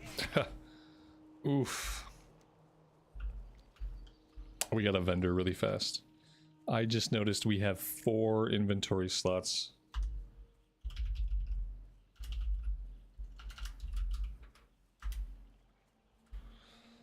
So let's do that. We got 2 minutes on the summon. We can definitely get it done. There should be a vendor right here that can repair us too, because we probably need repairs by now. Speak, friend. There we go. We got 2 war axes. We don't need 2 war axes. We'll sell one of them. We'll sell this stuff. This is bind on equip. This one's bind on equip. We'll try to hang on to those. I am trying to sell some of my bind on equip stuff on the auction house. That's soulbound. That can go. Oh, that's the bind on equip blue we have. I have a lot of stuff in my inventory that like I'm trying to hang on to, but I'm not going to be able to hang on to everything. Okay, this looks okay. Let's take the summon.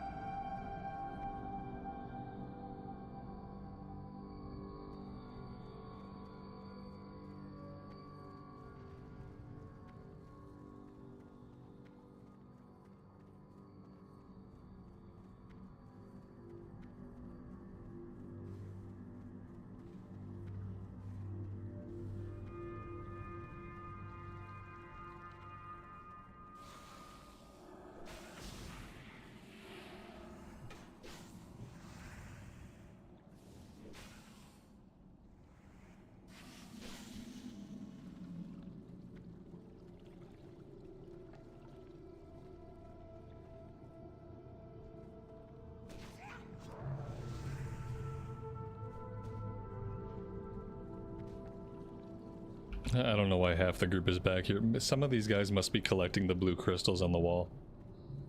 So they have to have a quest to do that. I don't know if they can't share it, or they're probably just not going to share it because then like everybody needs them. Okay, there we go. Will we get this one done? Probably not. 20? We're not going to find 20. That is for sure.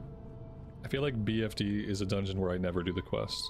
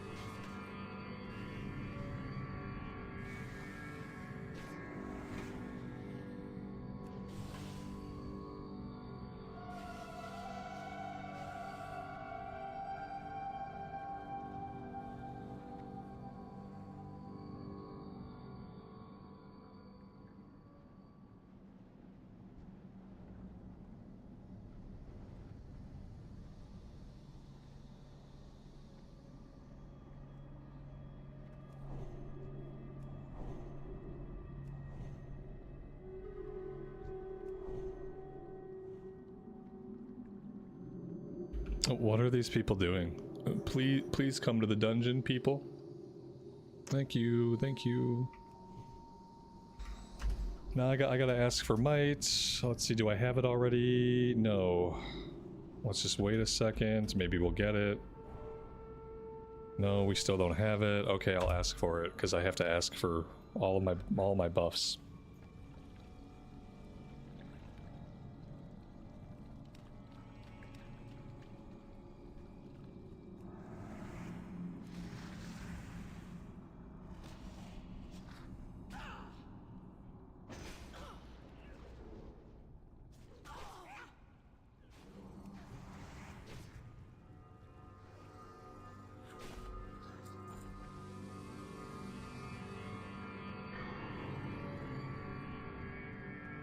Hey, we got a soul stone.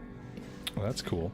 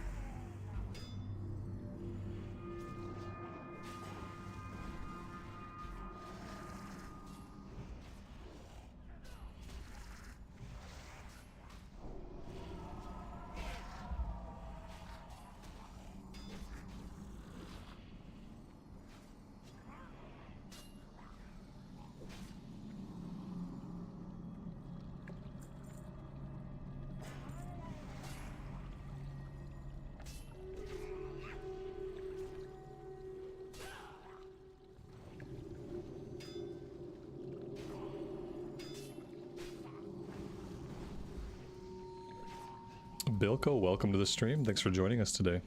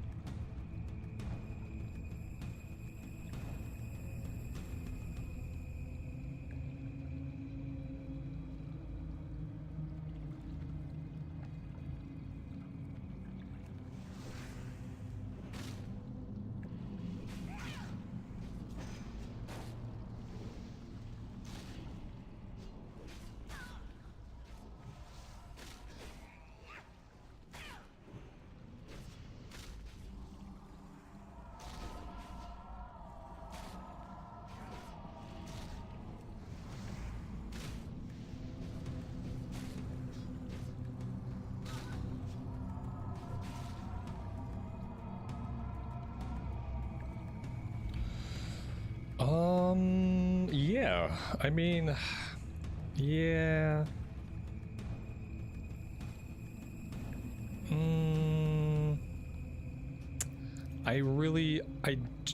I'll take it and I'll wear it for tanking. I don't like giving up the strength. I really don't like giving up the strength. And when we're questing, I'll have to put the strength gear back on, I think. I can have it? Well, that's nice since it's a tanking piece.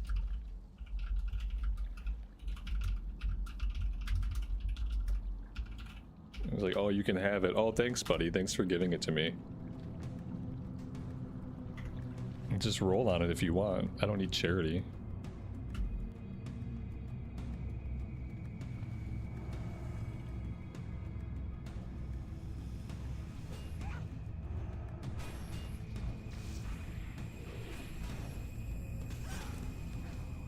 Why do I have a warlock in this group and I don't have underwater breathing?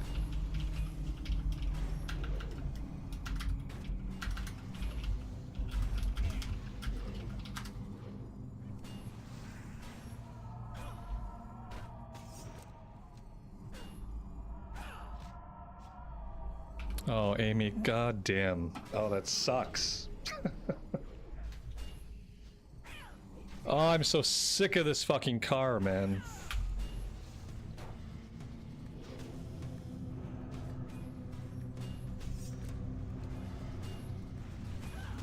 Remember when I told you guys earlier that some dumb shit was gonna happen in my real life because of all the luck I've been having in the game? Here has arrived said dumb shit.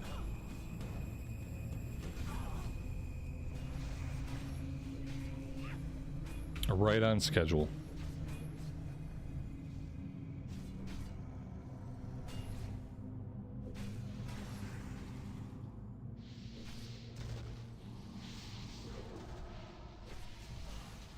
Definitely information I could have benefited more from after the stream.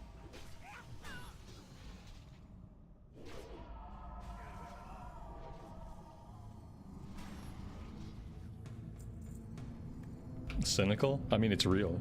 It really happened.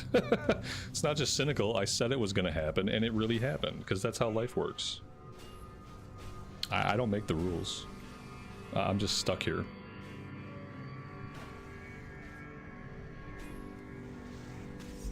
Oh, it's just fucking retarded is all it is. So we have a 2019 Ford EcoSport, okay? Shitty little subcompact SUV. And but relatively new. It's got a brand new engine in it because there was a recall, so they shoved a brand new engine into it. That's all great. Our son goes to school down a 4-mile dirt road. Most of the time that dirt road is mud or muck or froth. And so the muck gets stuck to the car and shit. The car is always disgustingly covered with muck.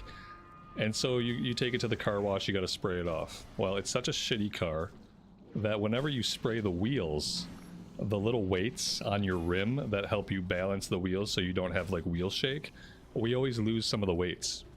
We fucking like spray the weights off just trying to clean the wheels.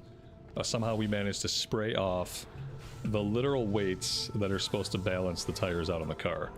And this happens almost every fucking time we have to wash the car. Never had this happen to a car in my entire life. In my 20s, I worked at a collision shop where we washed cars every single day. Never in the years that I worked at the collision shop washing cars did we ever spray a weight off of someone's wheel, you know, and ever have them like complain about the wheel. It's like absolutely crazy. Like, what kind of car can you spray the weights off of the wheels? It's insane. So yeah, not only is it an inconvenience, it's crazy. It's just a crazy, stupid inconvenience. I've owned lots of shitty cars in my life, and I've never experienced anything like this.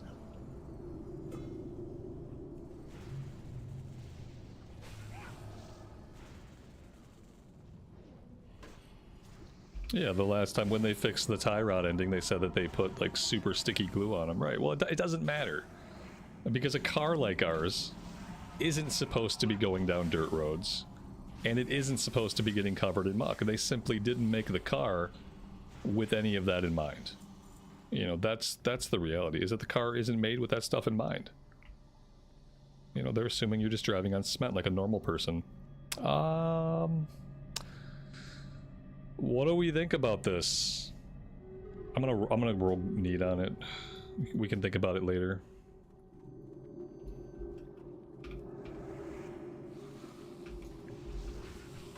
But there you guys go. There's my stupid karma from having really good luck in my video game all day. Now my car needs maintenance. That's the karma.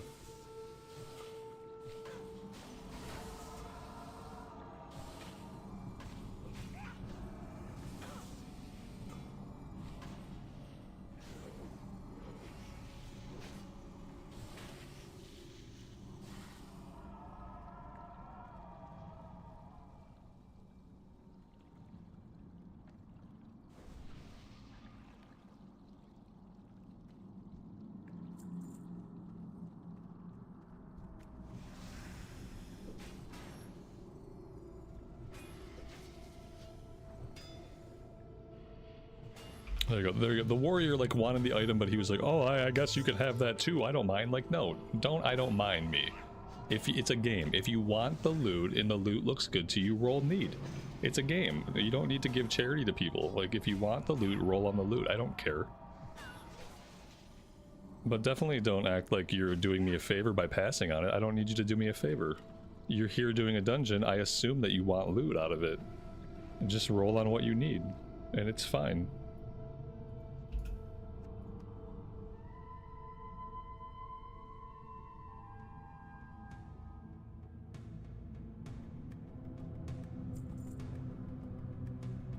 I don't know where any of the other underwater objectives are for any of the quests, so I'm just going to proceed with the dungeon.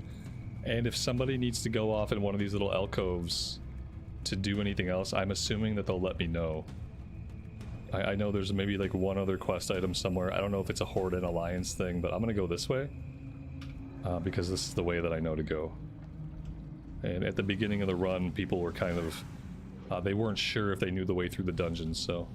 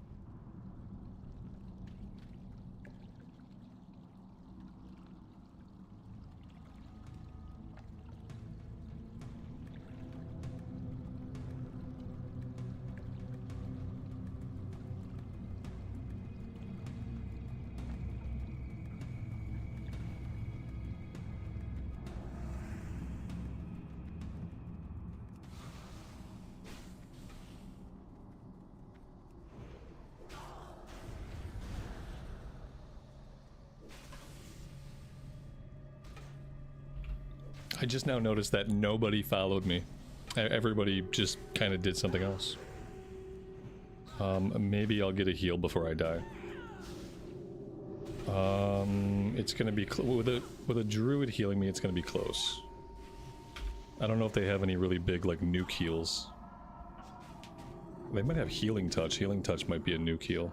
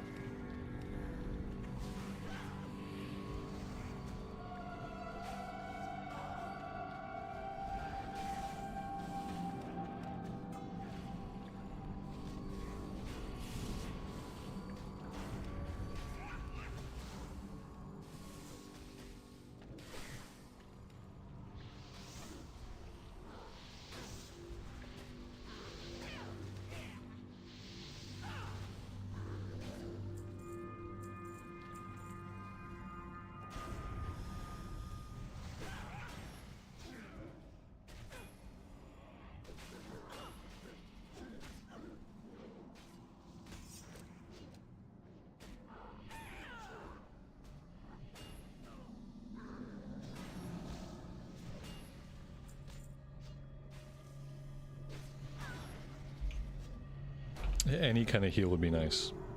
There we go.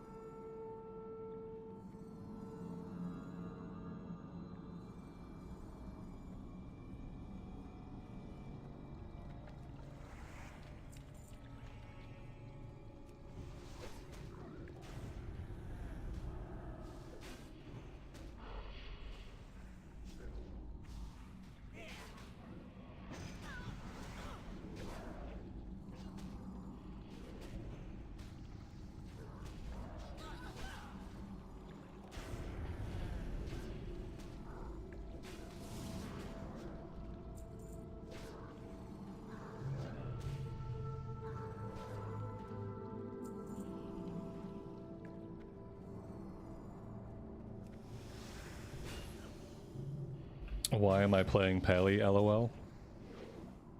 Because I want to. What I'll do is I'll just play what I want. That's typically what I do. And for the first couple weeks of pre-patch, what I want to do is play this Pally. And then eventually I'll play the Rogue again. But yeah. And if you don't like what I'm playing, then, you know, the door is right there. Theoretically, metaphorically, whichever.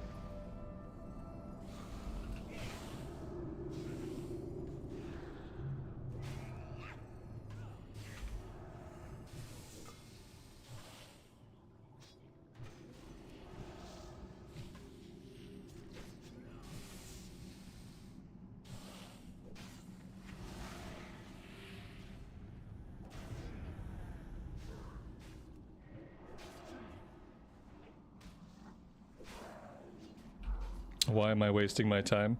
Just boost or play rogue for honor? I don't want to do any of that stuff.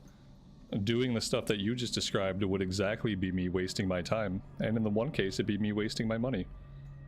And I just have no desire to do those things. You should do those things for yourself. That's what you should do. Failing that, just don't tell me what I should do and expect me to care.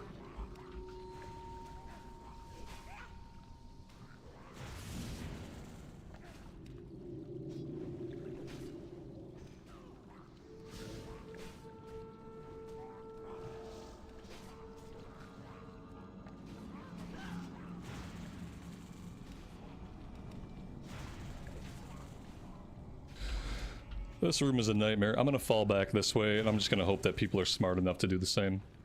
And if they're not, then they can handle the aggro for a minute. Because, yeah, I definitely... What I don't want to do is I don't want to pull this whole room. It doesn't seem like they care about pulling the room, so... Maybe this guy here will go and if he goes then maybe he'll run towards us. Let's see if we can outrange him. There we go. Now he's moving. Oh, he moved a little bit. Might put him in the safety zone.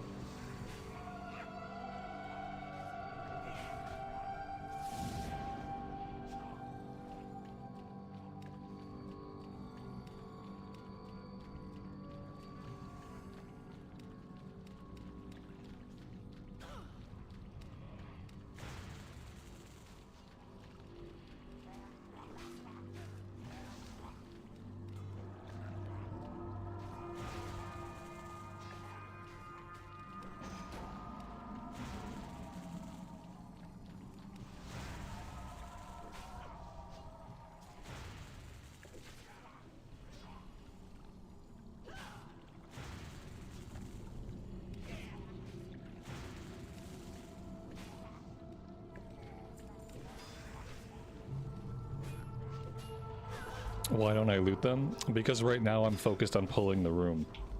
And I'm focused on not pulling the boss with the ads. And when we leave the room, then I'll loot.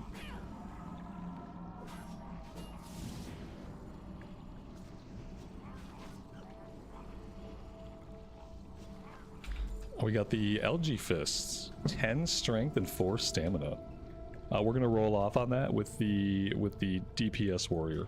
Or maybe with every single person in the group. Yeah, I think the healing Pally also rolled on it. And the Holy Pally won the item. Or no, he's a DPS. He's not holy. I don't know why I thought he was healing. That's a good item for him.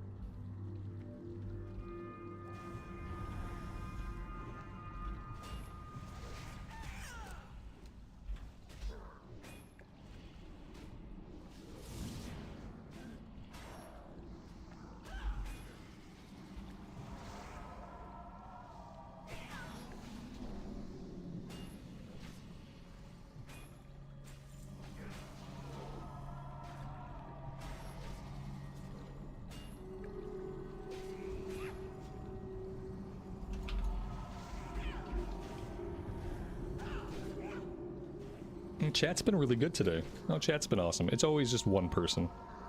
It's always just one person, and it's okay. I just know, like, after a couple of interactions with somebody, it's easy to spot when I never need to hear from somebody again in my life. And when I feel that way, I just end that. I sever that connection.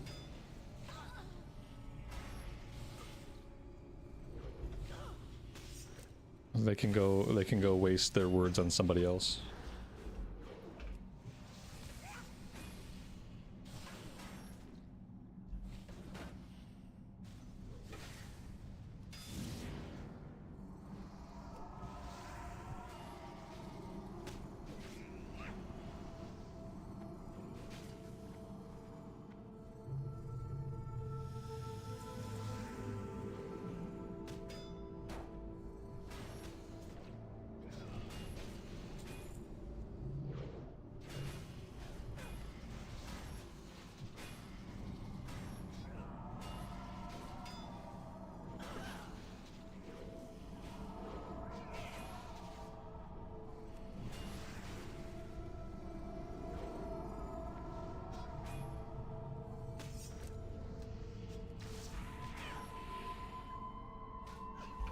These guys love to disarm a lot, don't they?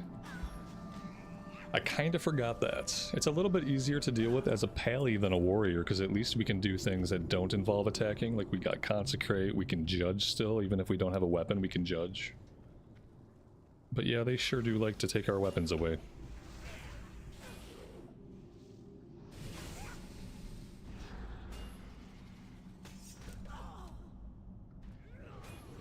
The healer must love this warlock. The warlock keeps tapping himself down to like no HP, and the healer is not healing him back up. The healer has clearly decided that it's not worth his time.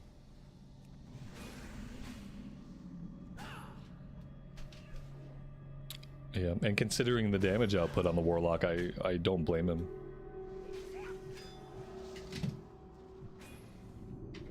I mean, to be fair, the healer is barely healing me, so I don't know if he has the bandwidth to heal me and to heal the warlock's self-inflicted wounds.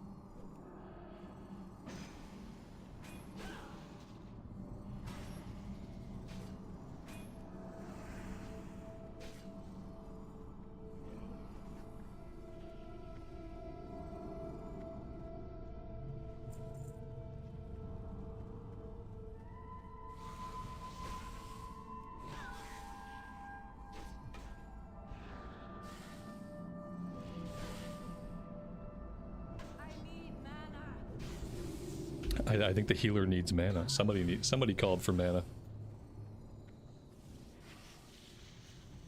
We can stop for mana, absolutely. I need mana too.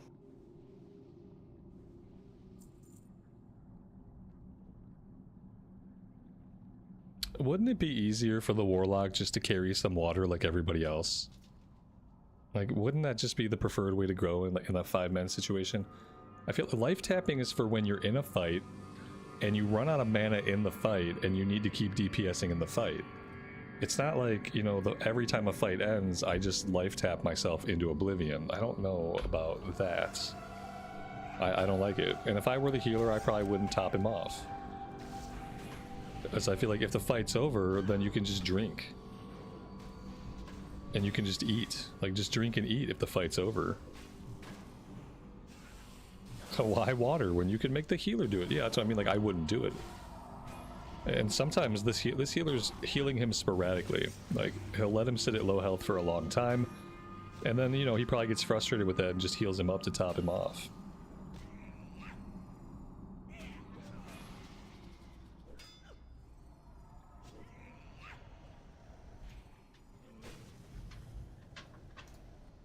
Somebody told me that resto shamans were the best healers in TBC.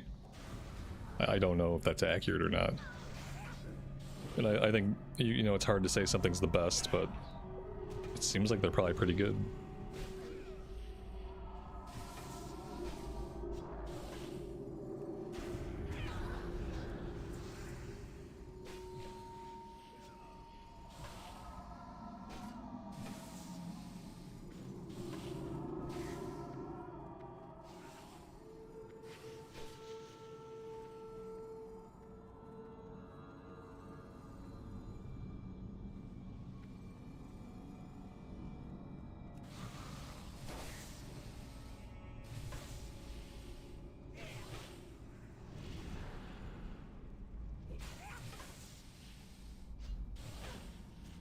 Yeah, you don't want to overheal. You need to let people take damage and let them get low. And then you just don't want them to get too low. But like right here, like right here is where I would expect heals to be coming in for the most part. Like if I hit half HP, then like I want some heals coming in. But you don't overheal me though. Overhealing is a bad habit as a healer. Like you never want to overheal. Because yeah, then what happens is you're basically just wasting mana. Just don't do that in a raid, because overhealing is gonna show up on the meters, and like one of the things I'm gonna check for like healing stats is I'm gonna look at your overhealing. I'm gonna see how much did this healer overheal in my raid. That's one of the metrics that I'm gonna use to like look at somebody's performance if they're a healer.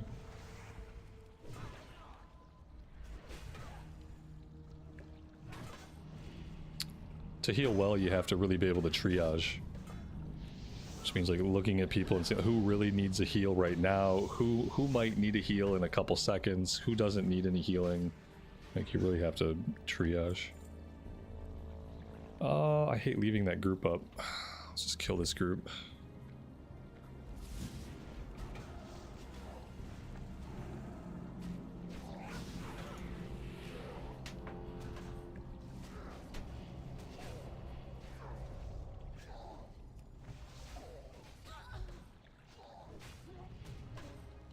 Oh, I'm glad we killed that group because they dropped a BOE ring.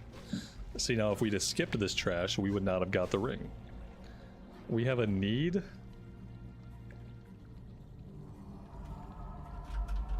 A need on an Agi ring from a lock. Okay. Need it is. Yeah, I'm gonna roll need on it. I'm taking it. I'm not even gonna use it, but the warlock rolled need on it. I should kick this guy from the group.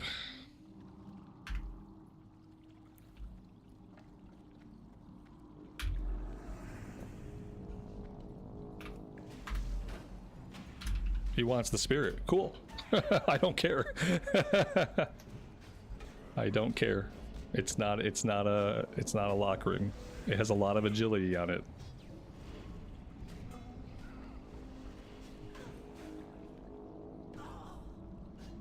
That is too much agility for a warlock to need on a BOE. I'm sorry. It just isn't okay. And I'm not going to pretend like it is.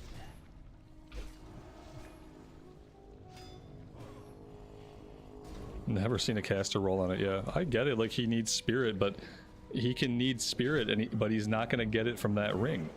You're just going to have to get a spirit ring, or get like a stamina spirit ring would be great. Or you can get an intellect spirit ring. There's lots of options, but you're not going to take an agility ring.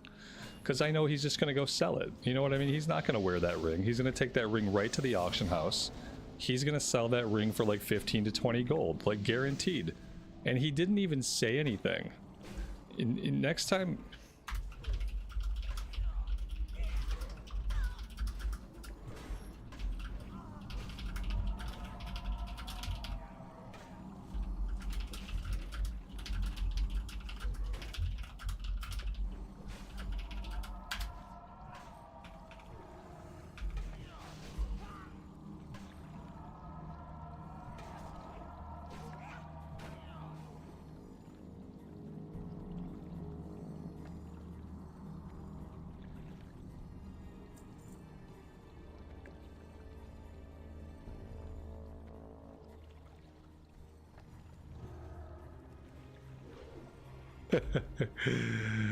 KK.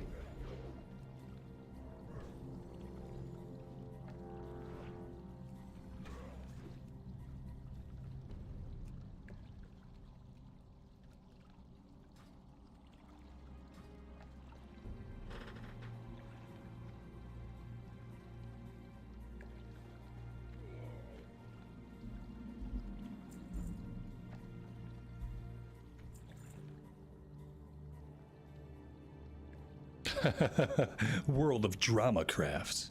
Nobody likes that he rolled need on it. Nobody likes it. I forgot I wasn't leader of this group. So, yeah. I kind of want to just kick him. Do I not have a res? Like, where the hell is my res button? Oh, here it is.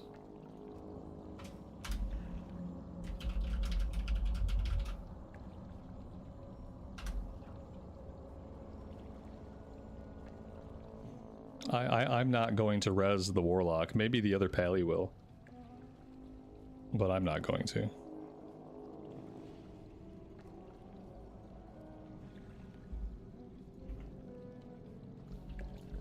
I just don't think there's any case to be made for him rolling on that ring. And we all know he's just going to go sell it, so...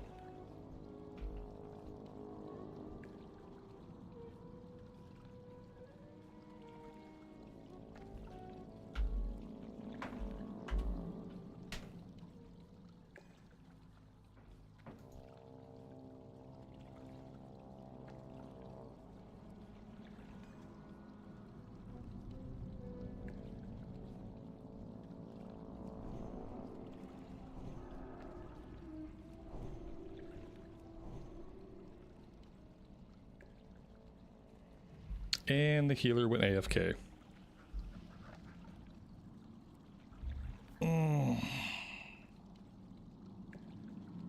Yeah, I'm gonna put him on ignore. I'll just here. I already reported them. That might put him on ignore automatically, but I'm gonna go ahead and just put him on my ignore list. I'm missing kickoff of like very important NFL playoff games, and I'd like to finish this run, but I don't think I'm gonna be able to finish this run. Especially with the healer AFK.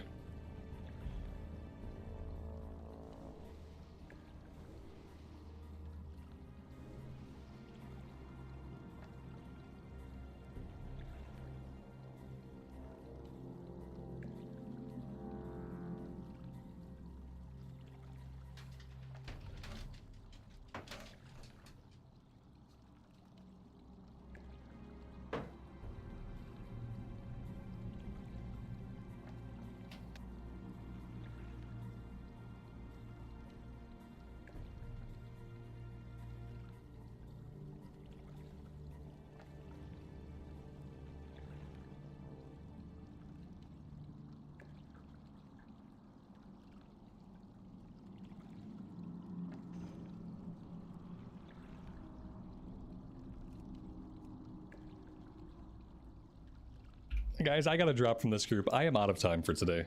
I did not think this was going to take this long, and I did not think it was going to have this level of drama. So I am going to hearth out, and I am going to enjoy the rest of my afternoon watching some NFL playoff games. Thank you guys very much for hanging out with me today. I really do appreciate it. We'll be back tomorrow, and tomorrow we'll try to find another BFD group. And hopefully we'll be able to complete the run, and it should be good times. Thanks again. Take care of yourselves out there. Take care of each other, and we will see you in Azeroth again very soon. Bye for now.